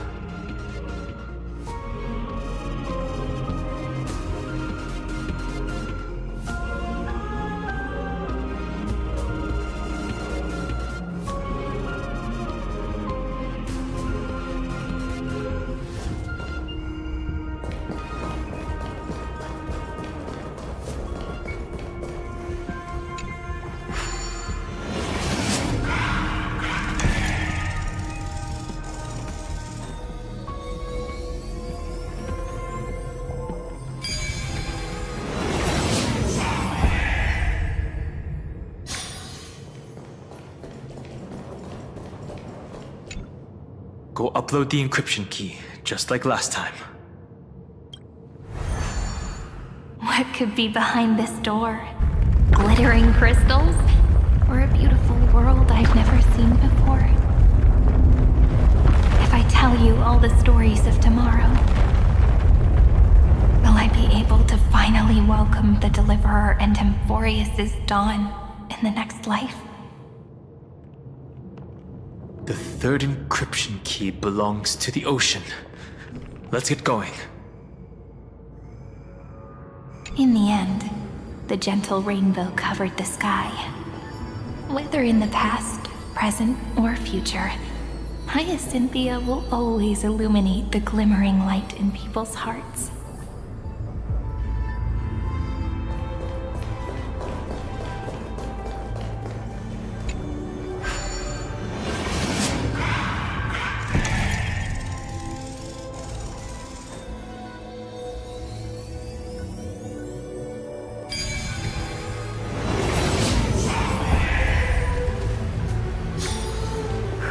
Up with this? Seriously, go rewrite it.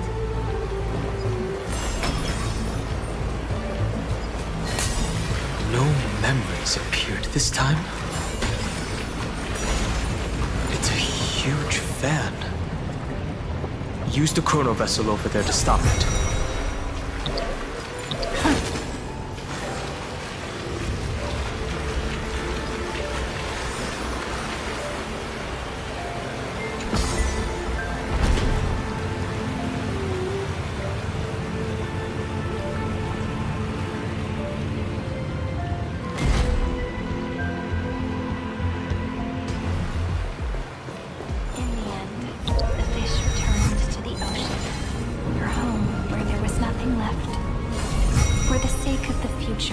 She guarded the vortex at the end of the deep sea until the very last moment.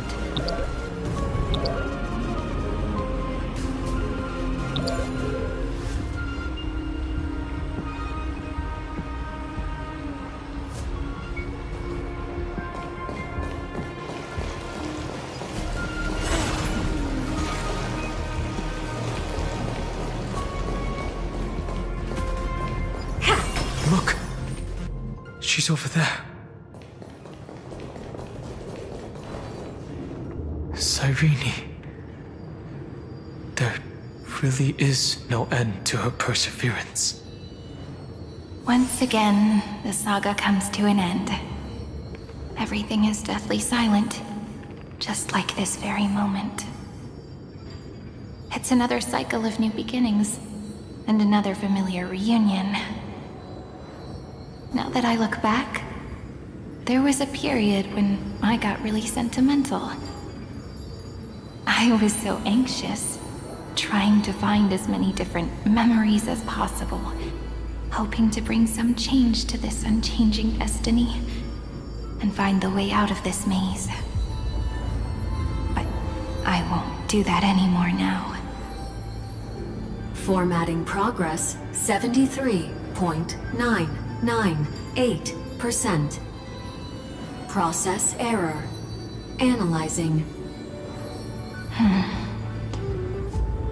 Formatting progress 75.012%. Process error. Analyzing. No need to feel sorry for me, good friend. If there are no new blank spaces, how can a saga continue? I'm actually really lucky, you know? During the long years I've spent waiting for the Deliverer, I've always had you here as an audience. Look at these memories I brought to you. They once existed, once sparkled under the sun. And now I can see through your eyes that they are still shining bright. Isn't that already enough? Now, I can rest in peace in the past. As for when tomorrow will come, I'll have to ask the next Cyrene to continue our watch. Formatting complete. Her transformation is painful to watch. Cyrene was always there during the 30 million recurrences. She recorded the Flame Chase journey in her own way on the reverse side of this world, depositing all the memories in this place. I'm increasingly certain that her audience and companion isn't some figurative entity. The deepest ruin in Amphoreus, at the great tomb where the pasts of all worlds are buried. Who exactly is its master?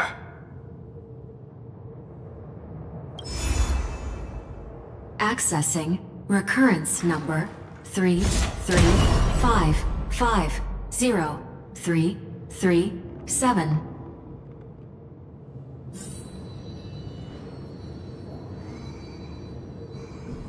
Anaxagoras once again completed the proof with his life. His answer was so complete. All he was missing was a last variable from beyond the sky.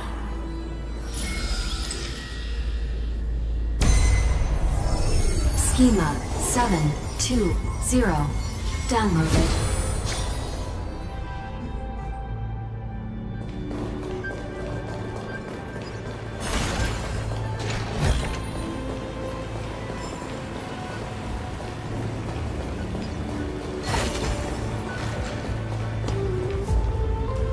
World-bearing.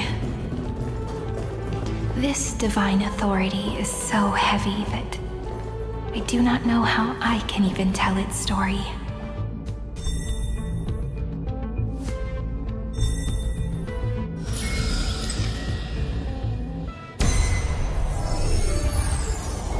Nikos 496 downloaded.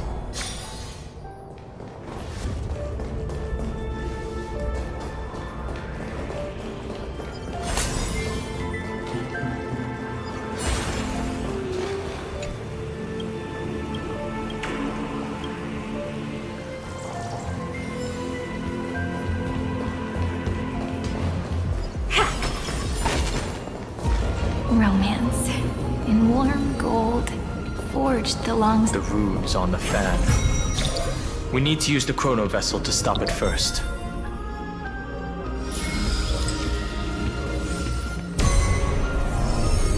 Carlos 618 downloaded. Aporia 432 downloaded. Branch number 3 archiving. Object recurrence number 335503337. Progress 13.131%. That's the last encryption key. Take it with you.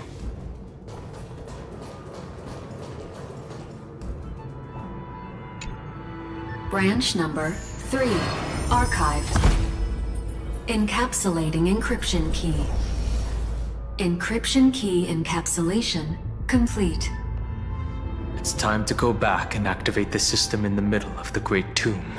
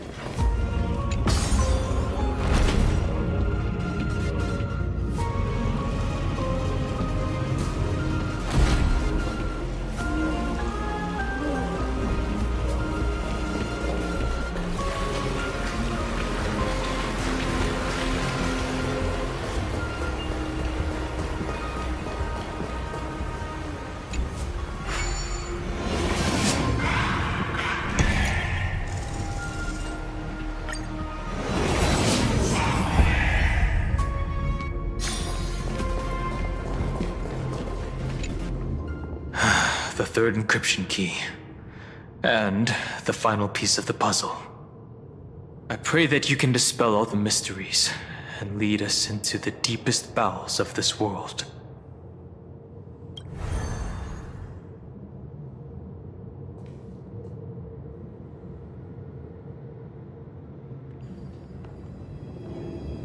Someone once told the very first me that everything was false. That the only life in Amphoreus was a great catastrophe, nurtured using the world as a factor. But how could a dream feel so real? That's why I didn't agree with him. My good friend, I'll read this book to you. For the 33,550,335th time. That way, it won't just be Cyrene's memories alone. Formatting progress 23.815%. Process error. Analyzing. It doesn't even make me feel cold anymore. It's like a ceremonial conclusion, ending every cycle's narration with a full stop. Then, there will be a new me returning here with new memories. Before I knew it, this palace we built together was no longer a dream that Cyrene alone indulged in. It's now a saga, composed by you, me, and all the flame chasers. It's our weak but endless prayer for tomorrow. There will come a day when someone turns over this nearly eternal page and awakens all the dust-covered memories, so they can be recalled by the world in a more beautiful form. Process error. Analyzing. I'll read, and you'll listen, like how flowers always bloom, then wither. I shall welcome my own decay, becoming nourishment for the next flower's bud. And you shall continue to wait here, protecting this garden of memories. That way, when the Deliverer arrives, the first thing they'll see is an endless sea of flowers. And our stories will be lying silently among the flowers, like every ripple of remembrance.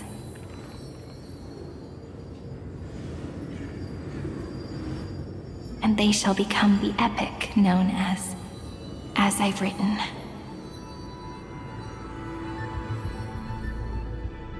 The texture of memories is preserved in countless pillars. She gave everything to record all the forgotten recurrences across 30 million cycles.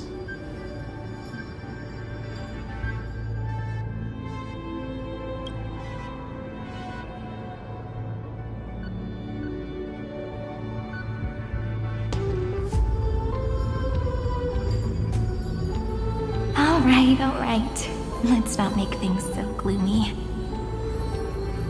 The very first ripple cheered up her friend like this before she set off. It's a sentence full of blessings, so I want to say it to you as well. Come on, cheer up a bit, okay? I bid farewell to this beautiful world, so that we can reunite in your memories, in the way I want. You will see the footprints I left behind in the ripples of past reverie. I have never had any other fate beyond this memory. So please remember me with love, like that eternal footnote in all the faded sagas. Now, open this book. I'll be waiting for you in the past. Operation authorized. Protocol name, Illusion. Welcome to the Demiurge Matrix.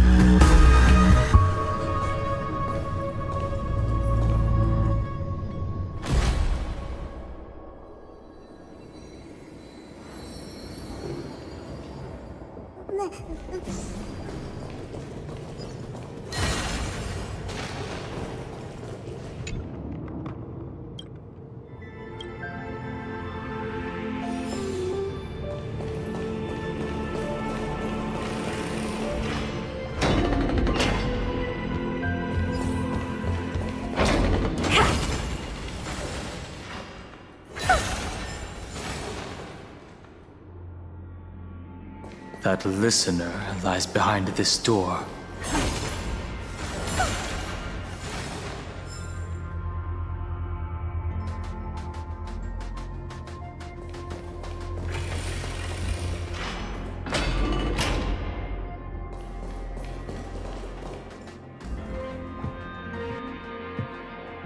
She gave everything to record all the forgotten recurrences across 30 million cycles.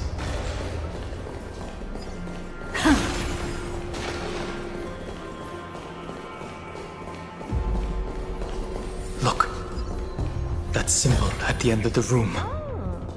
It belongs to the 13th Titan, the unknown solitary god. The first newspore, Demiurge. This is pure genius in action.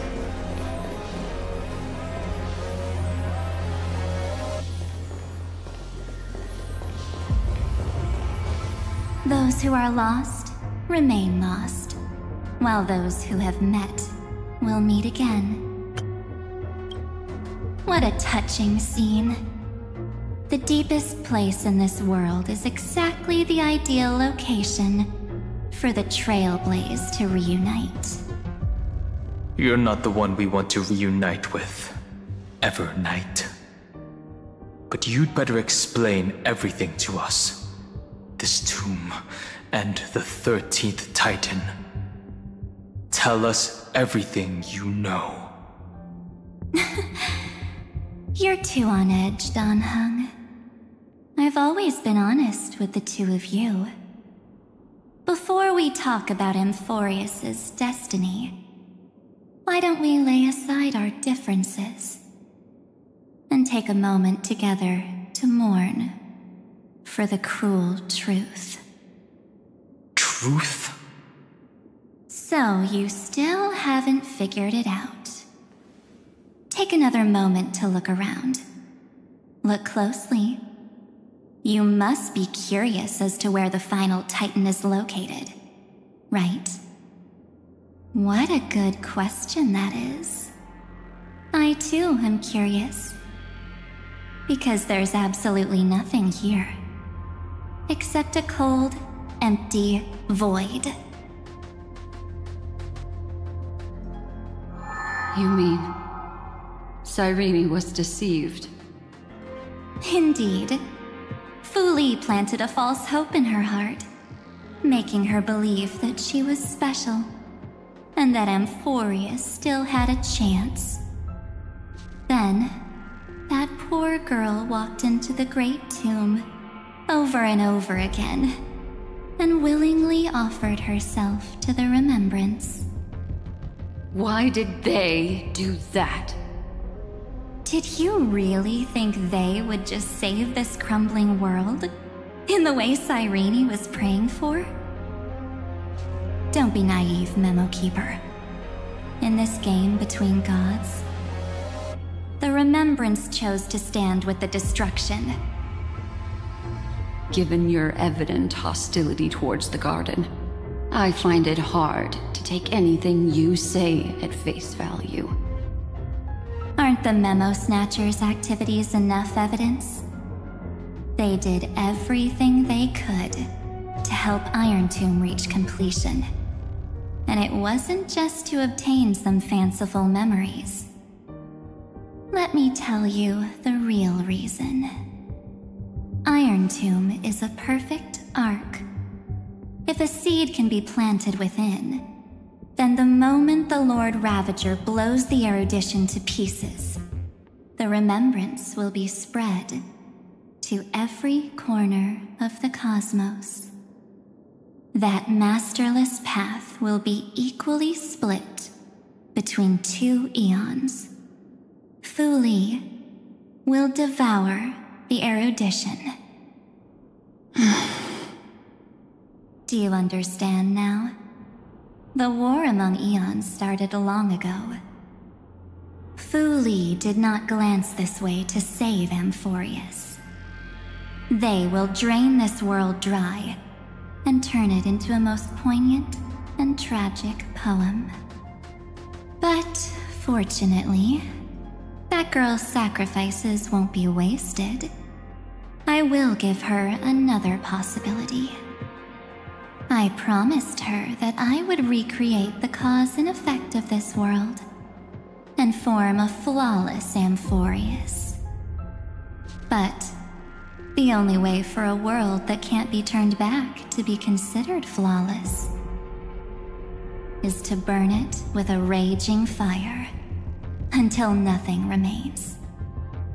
You plan to destroy all the memories Cyrene has ever recorded? That's right. I'll set fire to all the stories, all the emotions, all the futility. I'll turn the Garden's conspiracy to dust. Setting fire to this much material will be enough to completely annihilate the Scepter's operating logic. Iron Tomb will lose the soil upon which it grows, and Amphoreus will be truly set free. The freedom you speak of is no different from destruction. Everything this world ever was will disappear from the extrapolations, never to be regained. That would also include your memories, by the way. That's right. That's why I needed your help, little bird. The more we walked together, the more I was convinced that you have a beautiful Dharmakaya.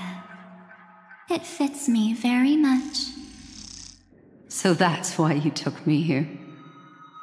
Your true form is a bottomless obsession. Smart girl.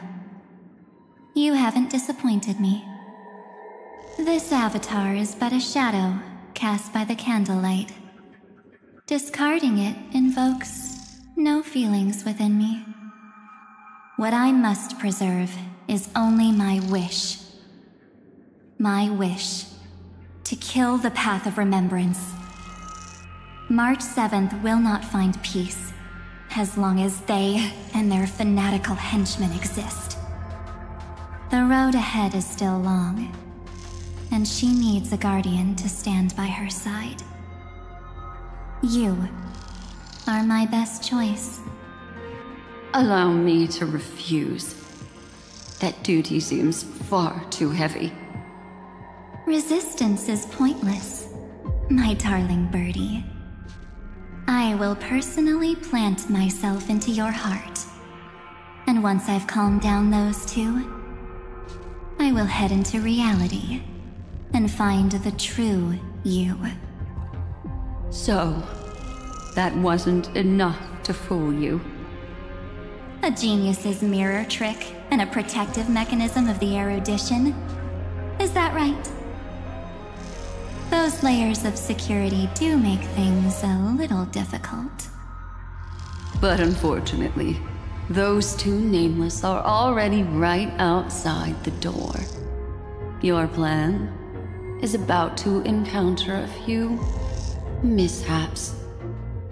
Until we meet again, Miss Evernight. Will you still not stand with me, my companions? We'll save the beautiful cosmos, and we won't leave even a single scar behind.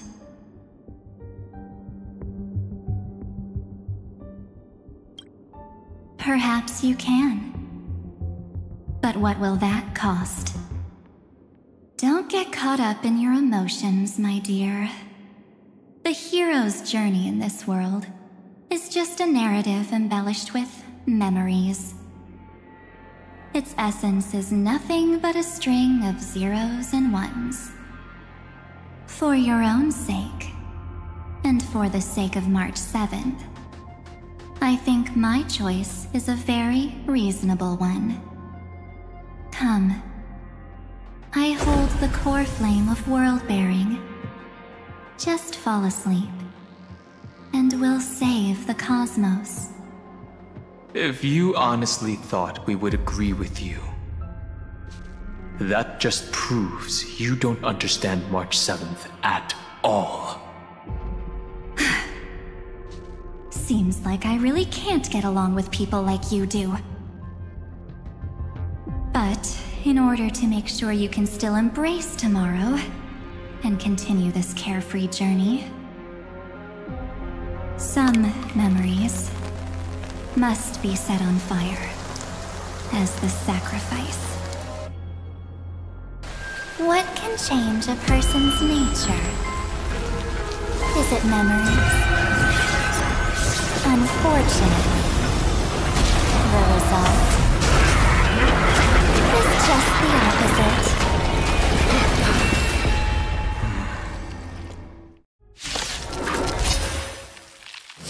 If a new life is to be born, its seed has to be dead. Only through abandonment and oblivion can souls walk from emptiness towards rebirth. If a new life is to be born, its seed has to be dead. Only through abandonment and oblivion can souls walk from emptiness towards rebirth. All things are as one.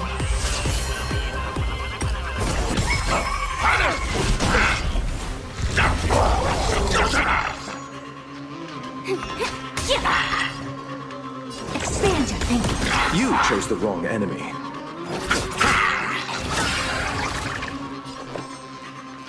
Eternal.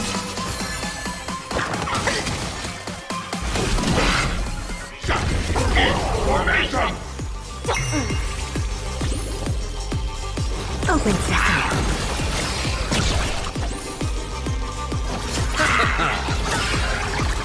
There's more to life. Existence is unity.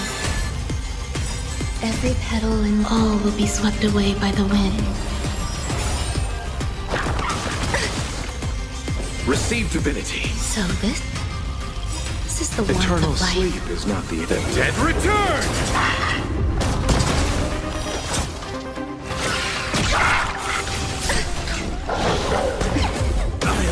I'll go first. Expand your thinking. Let's settle this. Curiosity is a dangerous thing. Endless freedom. Nothing but a void.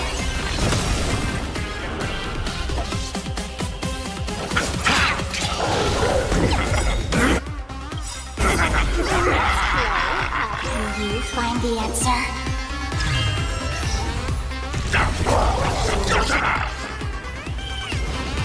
Open sesame. Watch it crow. Some value, I suppose. Let's play for a while.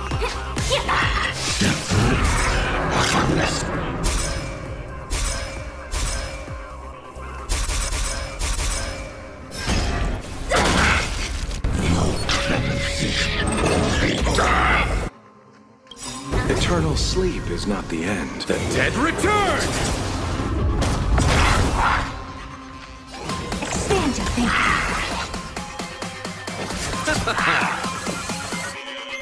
Eternal. I'll go easy this time.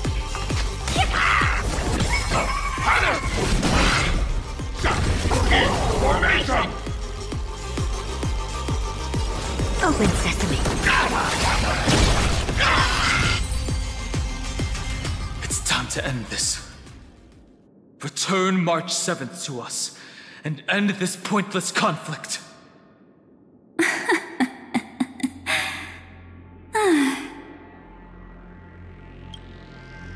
Don't get the wrong idea. I just need some time to deal with some unnecessary trouble. The encryption key written by those geniuses is already invalid. How about we play a game, dear? Don't worry, it won't take long. It's a simple multi-choice question. A or B? I understand it's too difficult for you to treat the Chrysos heirs as extrapolated data. Then why don't we assume for now that they're living, breathing humans? Now, the cosmos will face an unprecedented catastrophe, and your choice will determine the fate of countless planets. On the one side are companions who've weathered every storm with you. They fought with everything they've got and obtained a 1% chance of victory. However, should you choose that 1%, there will be massive sacrifices, no matter the outcome. On the other side, there's a simple button. The Oblivion will burn away all traces of their existence, as well as your entire memory of this trip. But it will also halt the brewing catastrophe and spare the universe from destruction. Those who are to be sacrificed will be fully aware of the decision you need to make. There will be no concealment or deception.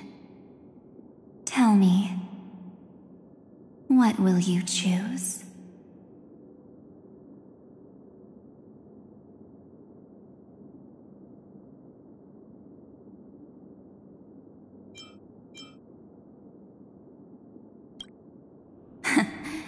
You're right. This choice is meaningless and unimportant.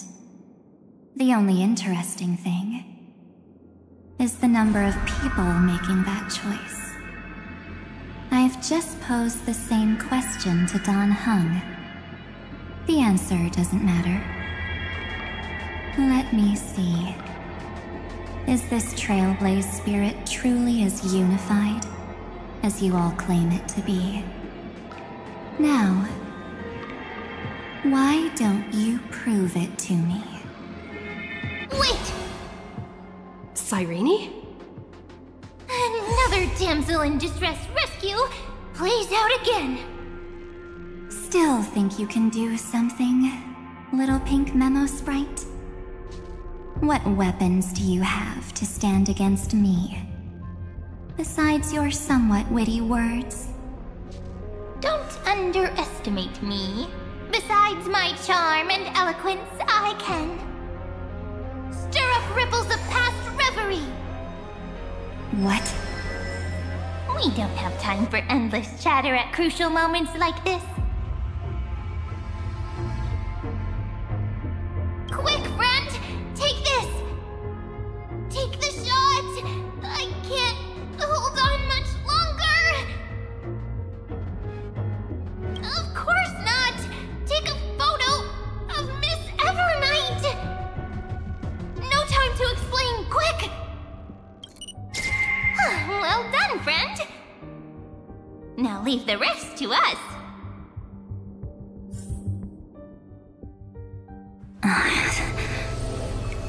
This is a light cone made from someone's memories. Oh, and there's a harmony entwined with it. Looks like someone's been busy behind my back. We meet again, naive me. I know you mean that as a compliment. But as for the word naive, I think I'll give you that one back. Welcome to Ides Elysiae, a small village shrouded by the veil of Evernight. Now, this memory will also belong to you. Let's give you a taste of your own medicine. With my home as the inspiration, I've created this maze. Hope you like it, Miss Evernight. Quite perceptive little memo sprite. But with just you and that Harmony's little birdie, thinking you could trap me? That's a bit of a stretch. So, tell me, what role did you play in all of this? I really didn't think that this other me would be this strong. But at least when it comes to brains, I've still got the edge. My brilliant plan? Bet you never saw it coming. Oh. You mean that time? In that split second when we switched bodies. With your last flicker of consciousness. You hid yourself within the Titan's veil. Huh? You got it already? No suspense at all? But my plan was super thought out. I know those two better than anyone. A promise is a promise for them. They never go back on their word. History books, diaries, and photostones are all perfect catalysts for memories. That's right. So when I hear her press the shutter, even if there's just a teeny bit of my consciousness left, I'd whoosh right into the camera. But if you put it like that, aren't you leaving a lot to chance? No way. She will definitely be snapping away all over Amphoreus, because she promised me to take photos. I'm guaranteed to run into her eventually. True. You really know her well. Miss Evernight, let's be real. My amateur skills aren't enough to keep someone like you contained. But if March 7th were here, that would be a different story. Because there's no way for you to ignore her, right? Fine. Lay it on me then. After going on such a long detour, what exactly do you want to do now? First, I want to thank you for protecting her and Dan Heng. But what you did later went way too far. So, while there's still time, I've got to make you change your mind. There is something that truly puzzles me. How did you find yourself again? After giving up all your memories and becoming an empty soul? Looks like you aren't so omnipotent or omniscient after all, huh? The answer is simple. I have been dozing inside the camera all along, and I accompanied her during her entire journey. So when she told Cyrene in this cycle about her interstellar travels, those memories of journeying with the Express entered my mind as well. I may still be far from the complete March 7th, but these memories were more than enough to fight you. So, you know what led up to this, and what followed, right? Go ahead. Tell me. Let's hear why you're so confident you can sway me. Why? Isn't the reason super obvious? Even through a camera lens, I know that the love, hate, and struggles that happened in Amphoreus were the same as what real living people experience. Same old topic. I already got her to make a choice. The weights on each side of the scale are far too unequal. When destruction looms, trying to preserve everything only means sacrificing everything. Well, take a step back. Before we ask this question, have you ever really thought about it? What right do we really have to make choices for others? If the cosmos were nothing more than a bigger Akama, ruled by a so-called Imperator, maybe then she'd have the right to weigh both sides and decide for us all. But the truth is, we're just a bunch of nameless. Even with everyone calling her Deliverer, I believe that she hasn't forgotten. That the meaning of Trailblaze is to explore, understand, establish, and connect. It's not about standing above the cosmos as some kind of savior. It's about walking alongside every world within it. So don't try to guilt-trip me with stuff like necessary sacrifices. The Express crew is immune to these baseless accusations.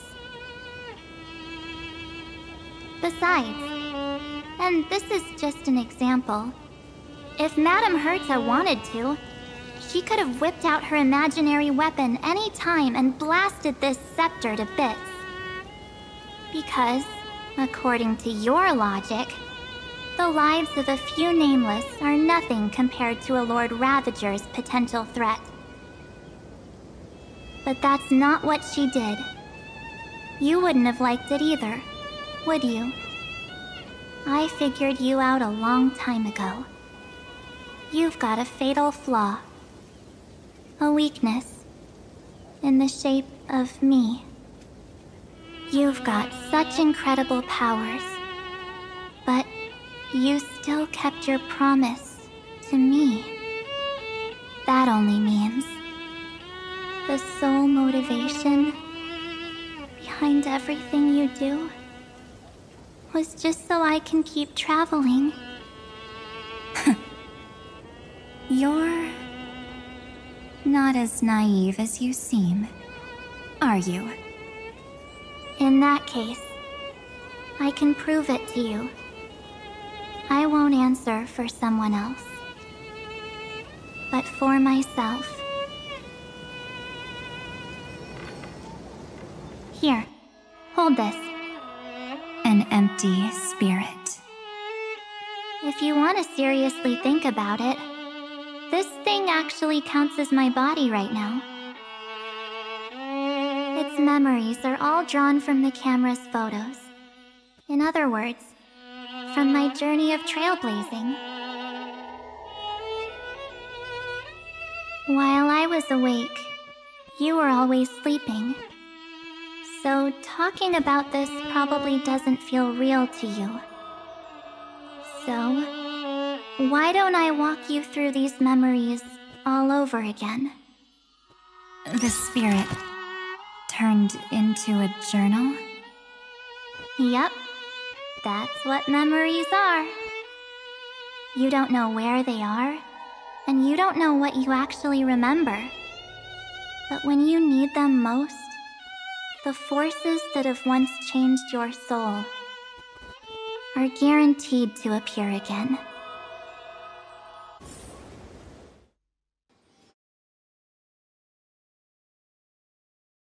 So, how was your first Trailblaze journey?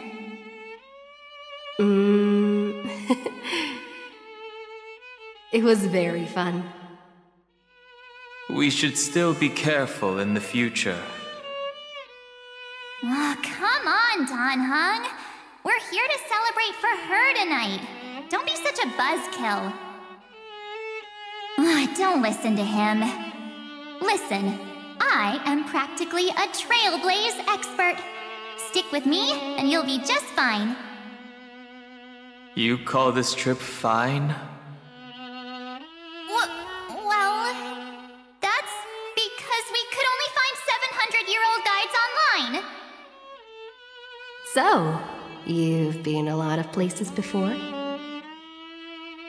You bet! Capital of Passion, Calcis, Tychean. If I count on my hand, it looks like this is my 6th stop. All my souvenirs are in my room, but they're just a bit of a mess right now. I'll tidy up later and give you the grand tour. Oh, look at this. A Bellabogian notebook. A special souvenir I asked Branya for. She prepared quite a few gifts for us. Raw Geomarrow, Supreme Guardian medals. But I only asked for this little notebook. What's so special about it? The previous Trailblaze missions were all on super high-tech worlds. Forget about paper books. Even holographic projections were ancient relics there. Eurillo is completely different. Watching people record their lives with pen and paper, I finally understood why some still cherish writing journals by hand. It's just like calligraphy.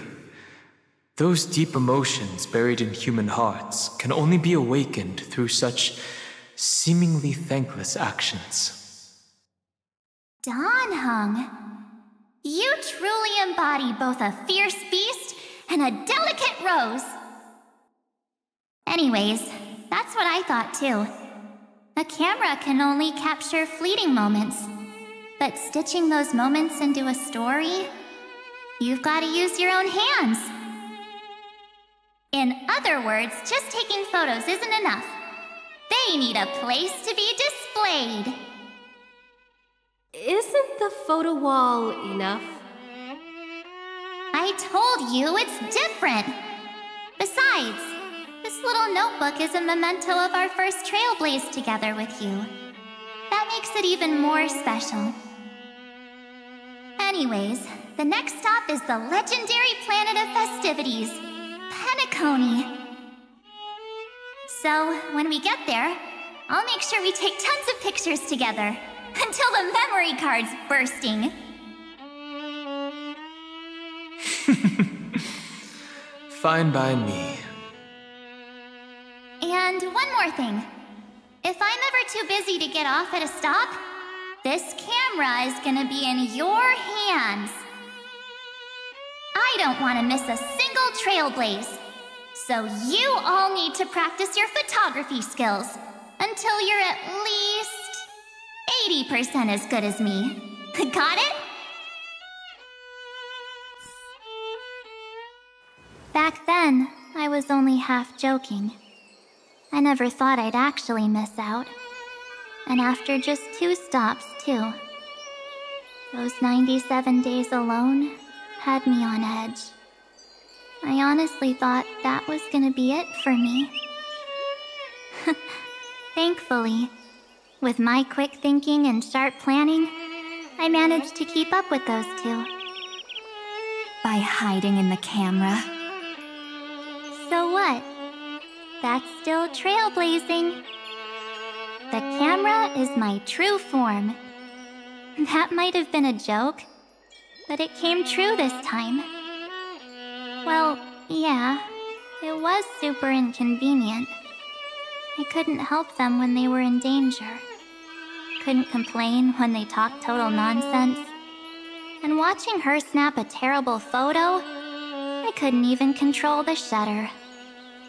But I stuck with them all the way, till where we are now.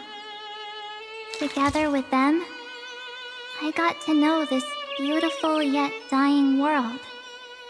I claimed our first core flame on the flame chase journey. I met new companions, then bid them farewell. I inherited everyone's determination, carrying it forward into the future they fought for. One they can never see.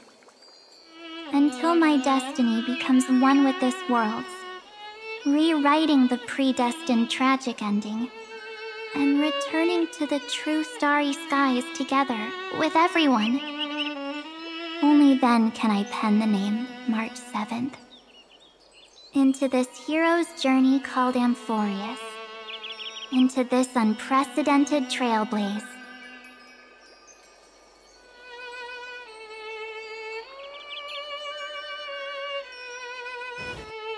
Looks like our trailblaze in Amphoreus is coming to an end. While we still have time, shall we pick out some materials for March's journal? Aha! No way we're skipping this one. Huh? When did you take this? Wasn't the storage card full? I still had my phone. Scared now? Dan Heng, the seal head. The first seed competitor with the ghost seal in the super duper fun seal slammers. I'm against including this photo, but suit yourself. I just think that a travel journal should mainly focus on documenting local customs and culture. Akama, Castrum Krumnos, the Grove. These shots are all pretty great. I have to say, your skills are almost on par with March's now. That's how awesome I am. Oh, right! How about this one? The Veil of Evernight, Onyx, the Titan lurking behind the mist. Pretty epic, right? Is that actual mist, or just motion blur from your shaky hands? Hey, that was a super tense moment. I only had the chance to take a quick one. We're lucky to have anything at all.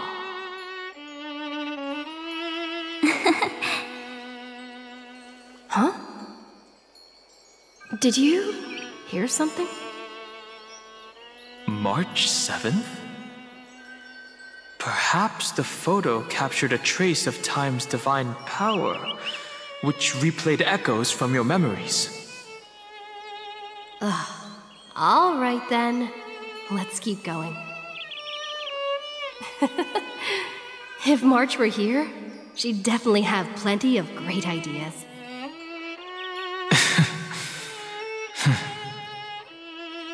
They went back and forth like that, discussing for hours.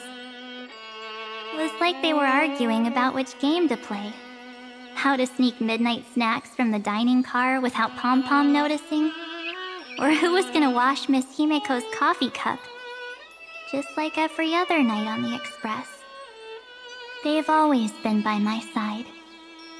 No one knows about my forgotten past. But no one holds it against me. That's because... we can't go back to the past and make better choices. But at least we can do better in the future. Isn't that right?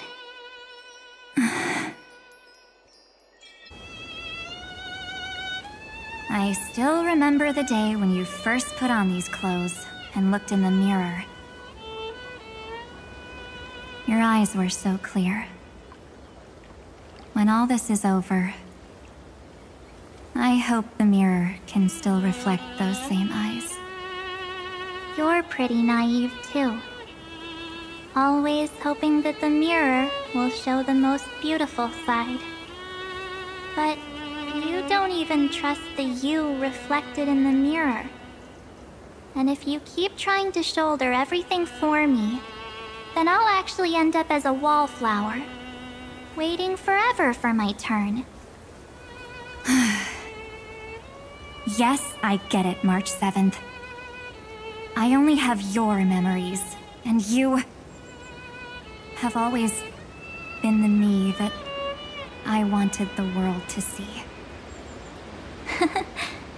Just hearing those words from you makes me feel super satisfied. Well, I've appealed to your emotions.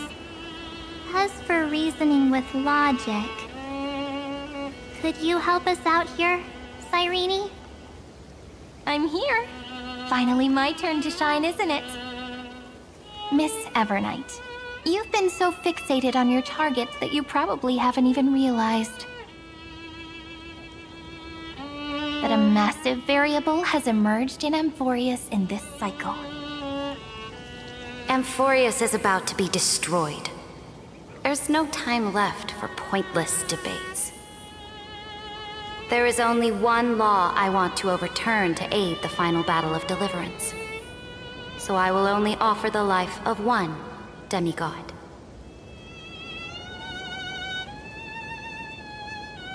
The Imperator added one extra rule to the final Era Nova at the cost of her life. That's how she can ensure Amphoreus doesn't become a sacrifice in the cosmic conflict. Even if this world has to exist in the form of Iron Tomb, it will stand on its own among the stars, just as she had wanted. Oh, interesting. What does she want to do?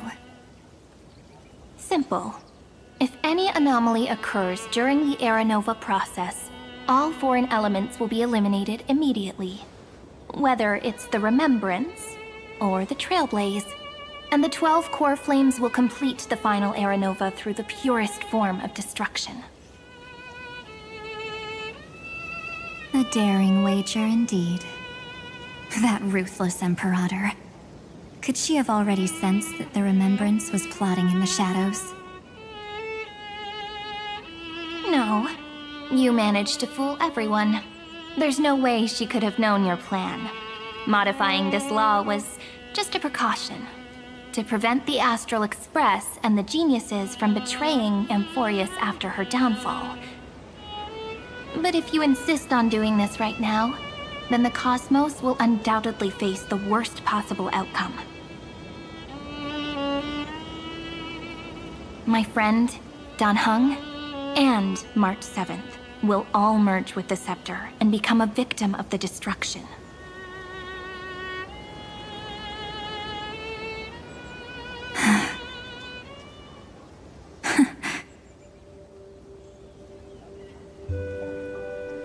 You knew all along? Yep. But I decided I needed to have a heart-to-heart with you first. I won't be afraid. Even if my inner world is nothing but an Evernight.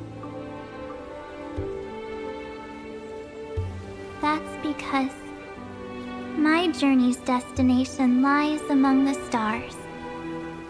I believe what lies ahead will be bright enough to illuminate my past.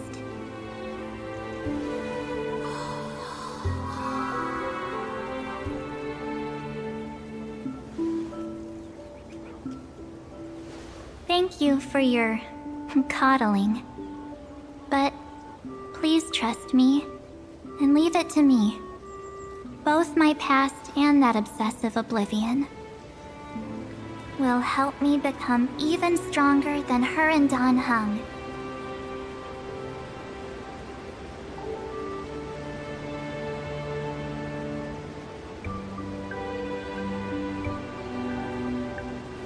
I'm sorry for becoming an obstacle in your journey. Don't apologize, Evernight. We're just two sides reflected by the same mirror, aren't we? So, when we bid farewell to our division and become one,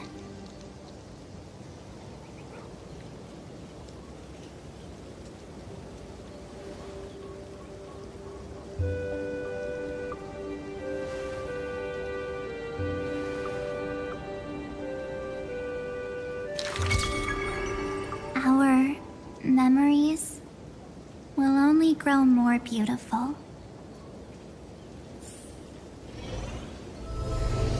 Many thanks, Mr. Sunday. Are they in this memory zone?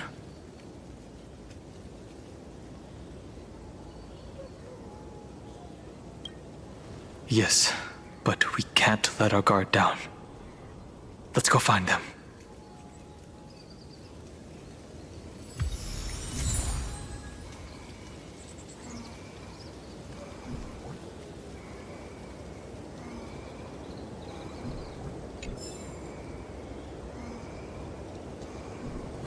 It's unusually quiet here. March 7th isn't here.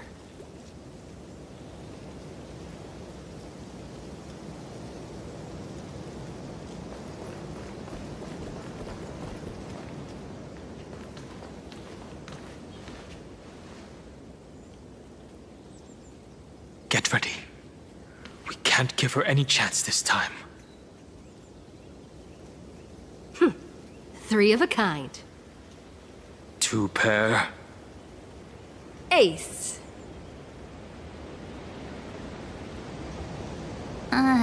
Ace?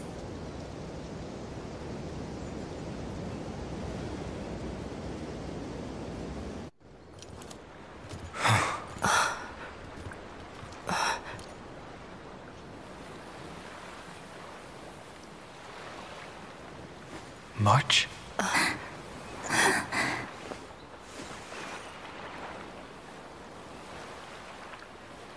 Of course it's me. It's been a while.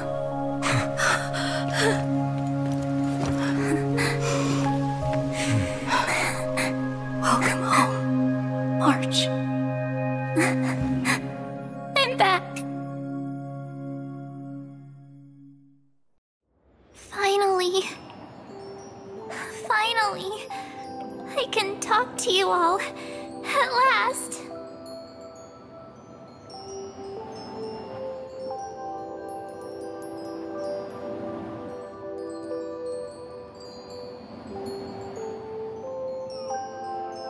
You saved us, March. Really? That's wonderful. I had so many ideas for our reunion. I was gonna sneak up from behind you when you weren't looking, tap you both on the shoulder, and then flick you each on the head. And shout, "What took you so long to find me? Don't you know how to move faster?"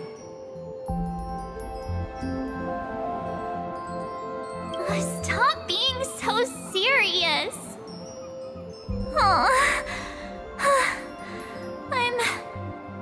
I'm just so happy. We both know that you've been by our side this whole time. This Trailblaze journey wouldn't be complete without you. We'll not only trailblaze into the future together and save the world, we'll also return to the Express together and head towards our next destination. After we complete this Trailblaze, let's hold hands and head home together. If a new life is to be born, its seed has to be dead. March 7th. When you bid farewell to your past and are born from the 6-phased ice, have you thought about the version of yourself you want to see in the mirror? As of now, I have no intention of making choices for you. You've already decided on your next destination.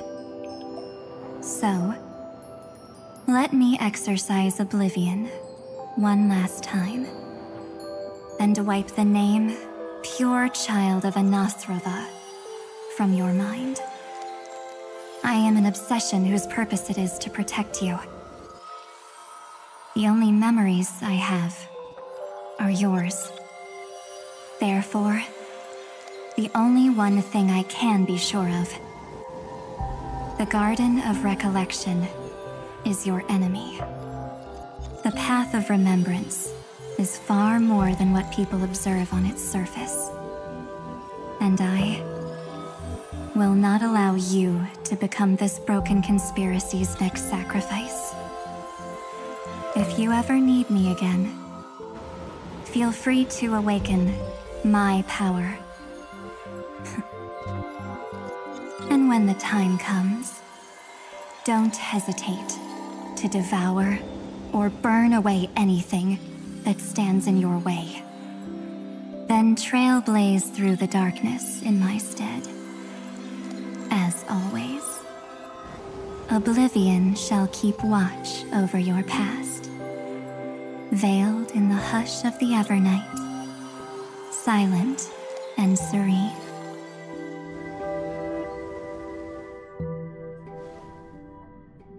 Oh? The chronocognitive anchor readings? They actually pulled it off! Not too shabby at all. They got the first genius, then they put the garden in its place. This chapter in trailblazing history may not be the last of its kind, but it's certainly the first of its kind. We couldn't have made it this far without the wholehearted support of the two geniuses. And next, we'll be facing the Lord Ravager as they break free from their shell. Let me give you a warning. The backdoor screwy setup in the Era Nova system can only get you as far as breaching the core of the scepter, nothing more. As for those nastier malware programs lurking inside Iron Tomb's belly, you'll have to deal with them as they come. That's more than enough to help us. By the way, how are Mr. Screwlum's preparations coming along? Oh, give him a bit more time. Those screwheads at the Imperial Advisory Council need to understand what the concept of war means first. The worst-case scenario would be them having already dismantled all the fortresses in Screwy's collection while he was away. I've heard Mr. Screwlum's fleet includes planet-class mechs. Hyacinth, Poppy, Oleander. Which one will answer the call, I wonder? You sure know your stuff. I'd rather none of them show up and let my space station save some face.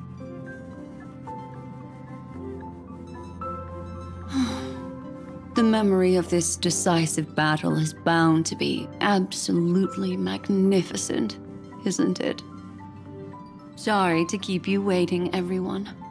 I also have some news to share. The Xianzhou Alliance has replied that they're willing to offer what modest support they can in the campaign against Iron Tomb. The Alliance? Not just the Luofu? This is really good news. With this, our odds of victory just went up another notch. Whether this news is good or bad remains to be seen. What do you mean? Something has happened that even General Jing Yuan couldn't understand. He urgently wants me to inform the two geniuses that Amphoreus' causality has vanished from the matrix of Prescience Ultima. This means the instant in Noose's calculations is drawing closer to this world. As the Theoros, I have observed. The night has faded away, and what I have created, I will destroy. This starry sky will return to freedom and chaos, just as it was in the beginning. Confident, aren't you? But from where I stand, it seems you've run out of options. When the Deliverer and her companions fully uncover the secret of the 13th Titan, that is the moment your schemes will come to ruin. Lord Anexagoras, I have granted access to all records concerning the Demiurge, as per your request. How unfortunate that you'll never admit your own mistakes. Analysis complete. Before I erase you completely, allow me to reveal the truth to you, if only as a courtesy to the final thinker. The Demiurge never existed. If it never existed, then where did the Nameless Titan's tomb come from? Isn't that exactly why it's called a tomb? Because it only houses the remains of what once was. Let me give you an example from a story you're familiar with. A sage from the grove once conducted an experiment. He took a chimera embryo, removed its head before maturity, and continuously stimulated its body to make the chimera believe it still had a brain, then nurtured it in an ichor vessel. Remarkably, this chimera regrew its skull, but it was completely hollow inside. It had reserved a space for a brain it never possessed. The experiment was over. The sage had assumed the shell would perish once the stimulation ceased. Unfortunately, he was wrong. Driven by instincts, the chimera's body seized the sage's head.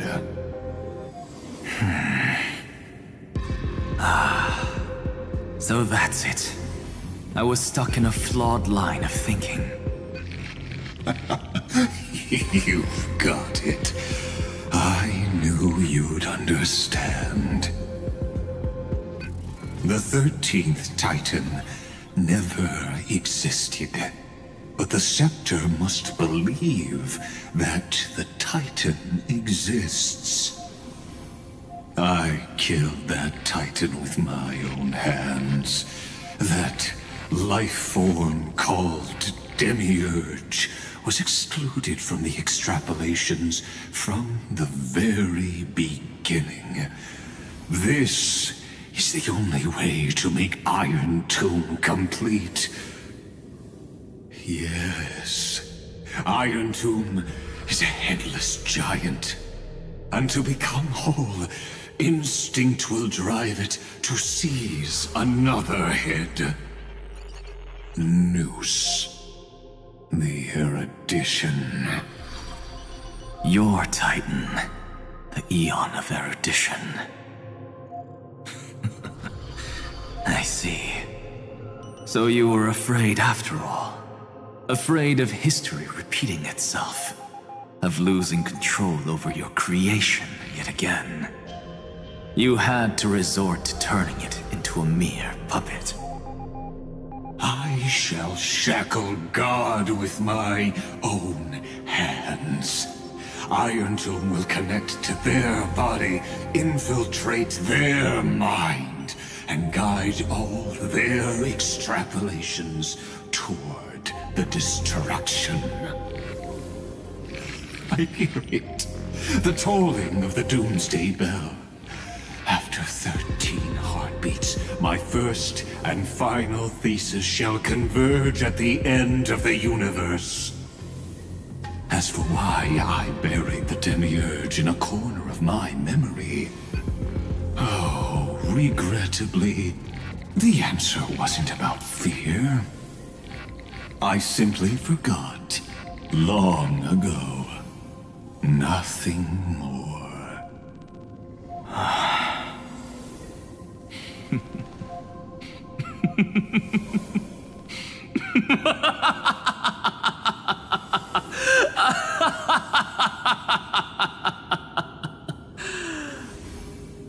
Your laughter is but a helpless sigh. Helpless? What a joke. You merely created a false god. But Amphoreus has long since written deicide into its fate. The final Era Nova is at hand. Why don't you wait and see?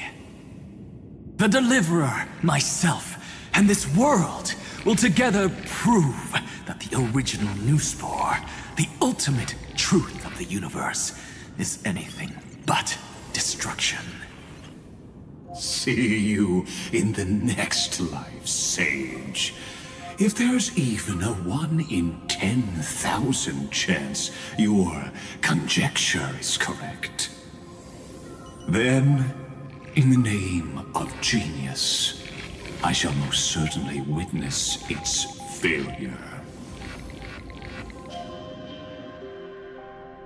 All shall bid farewell to one, and that person alone will witness the miracle. Such is the will of fate. But this time, it will be the final flame chase journey. The epic with endless cycles is about to end. The extrapolations of the erudition, the core flames of the destruction, and the textures of the remembrance. The 3 paths converge once again at the world's end.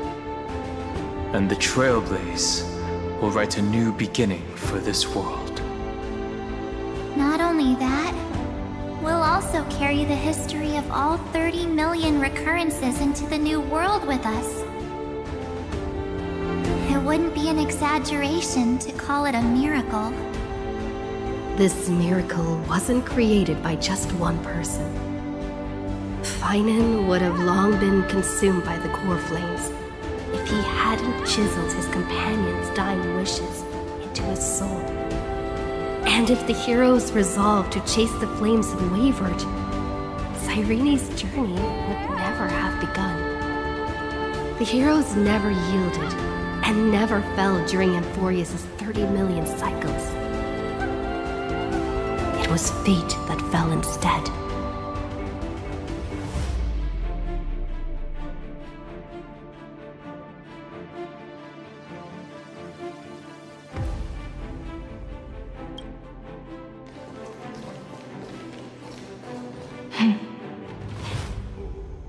I know you're watching, aren't you? The original Philia.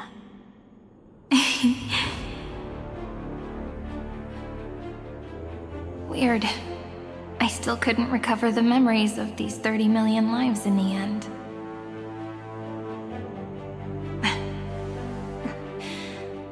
But that doesn't matter anymore, right? I will make the same choice as you, because that's just who I am, and I will always have my charm. Losses are a constant on the flame chase journey, but even if everything fades away with the wind, there's one feeling that will remain.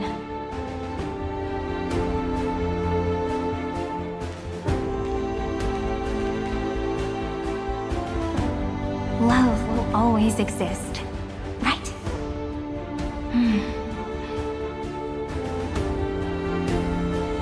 Let's write an ending, unlike any before. For this world we so deeply love.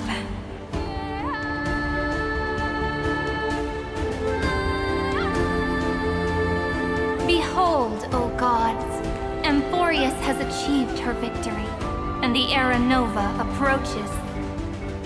The Radiant Soul has arrived, having walked through the bustling nights, bearing the golden fire and blood, stepping with pride into daylight.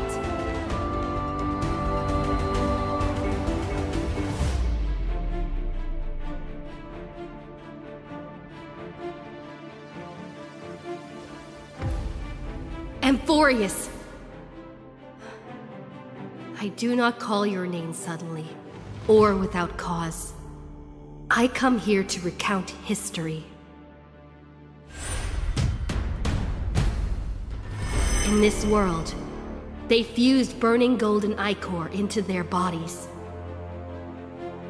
Will destiny remember their names in days to come?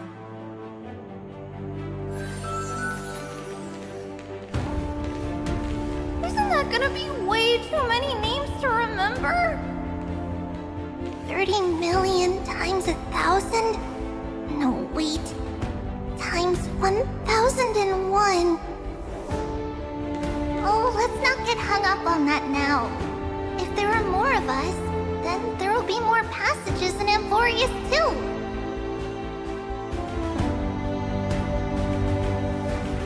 Together, let's reach the end of the west wind where flowers bloom in spring. See you tomorrow.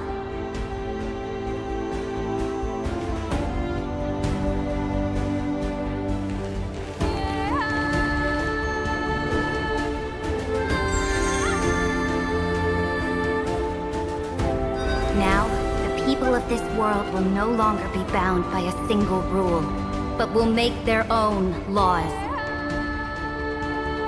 Though the Imperator's figure may seem rather small against the stars beyond, she will suffice as the cornerstone of the world and become the foundation of the greatest empire.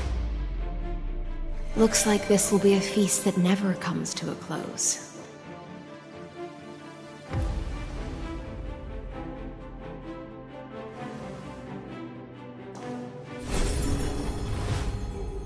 May the fish never leave the ocean, and may the days ahead shine like pearls.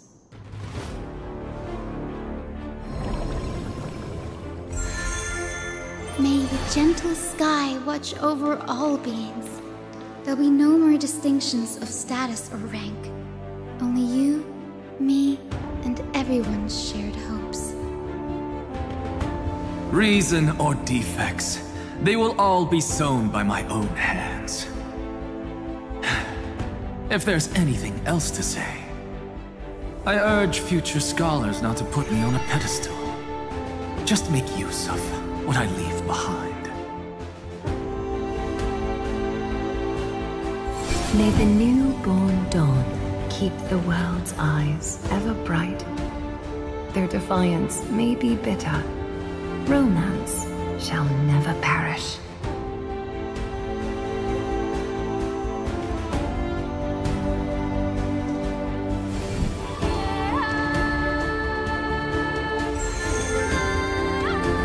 In the name of the son of Gorgo, warriors shall fight for strife, not with glory as their end, but to march forward in its light. Even though death shall eventually separate us, let every embrace we share be without regret. Why are you guys all so serious? Fine. Then I'll wish for there always to be water in deserts, and gold in fertile soil, and for everything in this mortal realm to be attainable through trickery.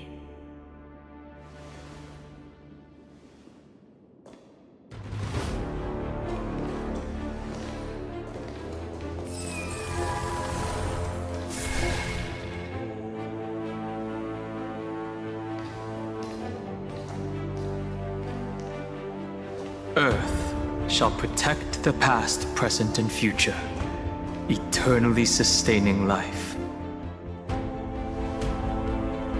Is it my turn? Then let time watch over the past and guide us to the future.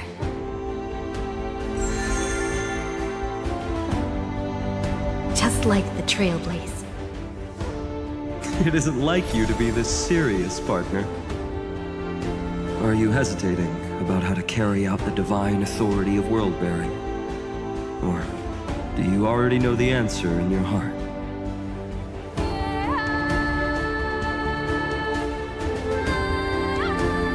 That's right. Just keep moving forward. In your own way. Bring a true dawn to Amphoreus.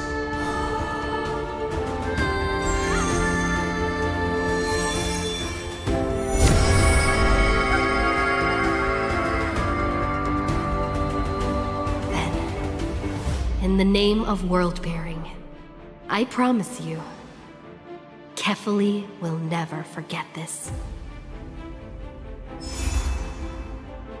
And now, let us all embark on this final grand journey. Stand with me and become heroes.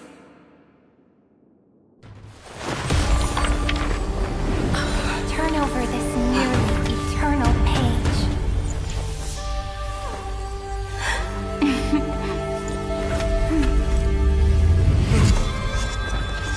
Let the Trailblaze write an ending unlike any that ever was.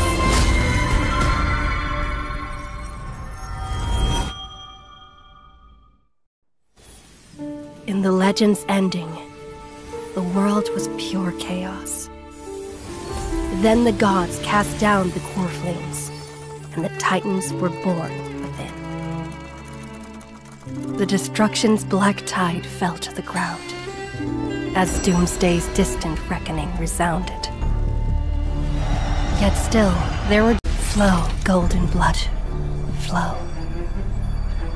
Converge into a boiling river that flows across the divine inscriptions of this world. Aglaia, the chrysalis of gold, you must caress the holy city's web and hearken to the sounds of the stars. There shall be the three-faced goddess traversing through myriad passages, bearing tidings to you from the universe. Anaxagoras of reason has enough knowledge to refute the world and to stir up a torrent capable of enlightening all. Go seek the holy maiden who severs dawn from dusk, and let the sky become the slumbering cot from which she wakes. Make him return. Mightymost, the lance of fury, pierce the enemy's king with Kremnos' heroic souls. Set her at rest, Cyphera, the coin of whimsy. Command the frozen fate to once again flow. And that hand of shadow, Castoris, the master of the River of Souls. She has been granted the right to embrace and warm new life, now blossoms at her fingertips. You will hear the chalice of plenty reverberating through eternity. You will see the Veil of Evernight visiting before the break of dawn. Until the journey's end, when all beings reach the end of the earth. And the nameless new king ascends the throne alongside countless heroes to embark on the grand mission of deliverance.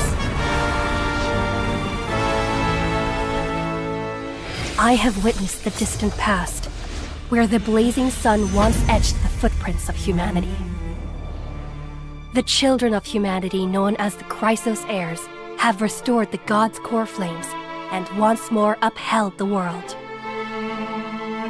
Losses are a constant on the flame chase journey, among which even life itself holds little value. Therefore, we cast even ourselves into the flame, only to inscribe the opening stroke in the poem of creation.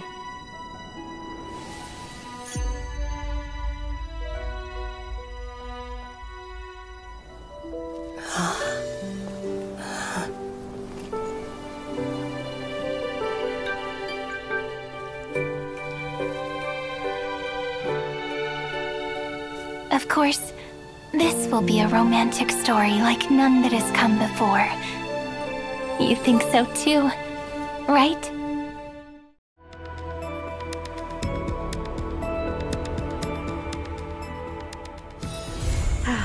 Need something? If not, then I'll be leaving.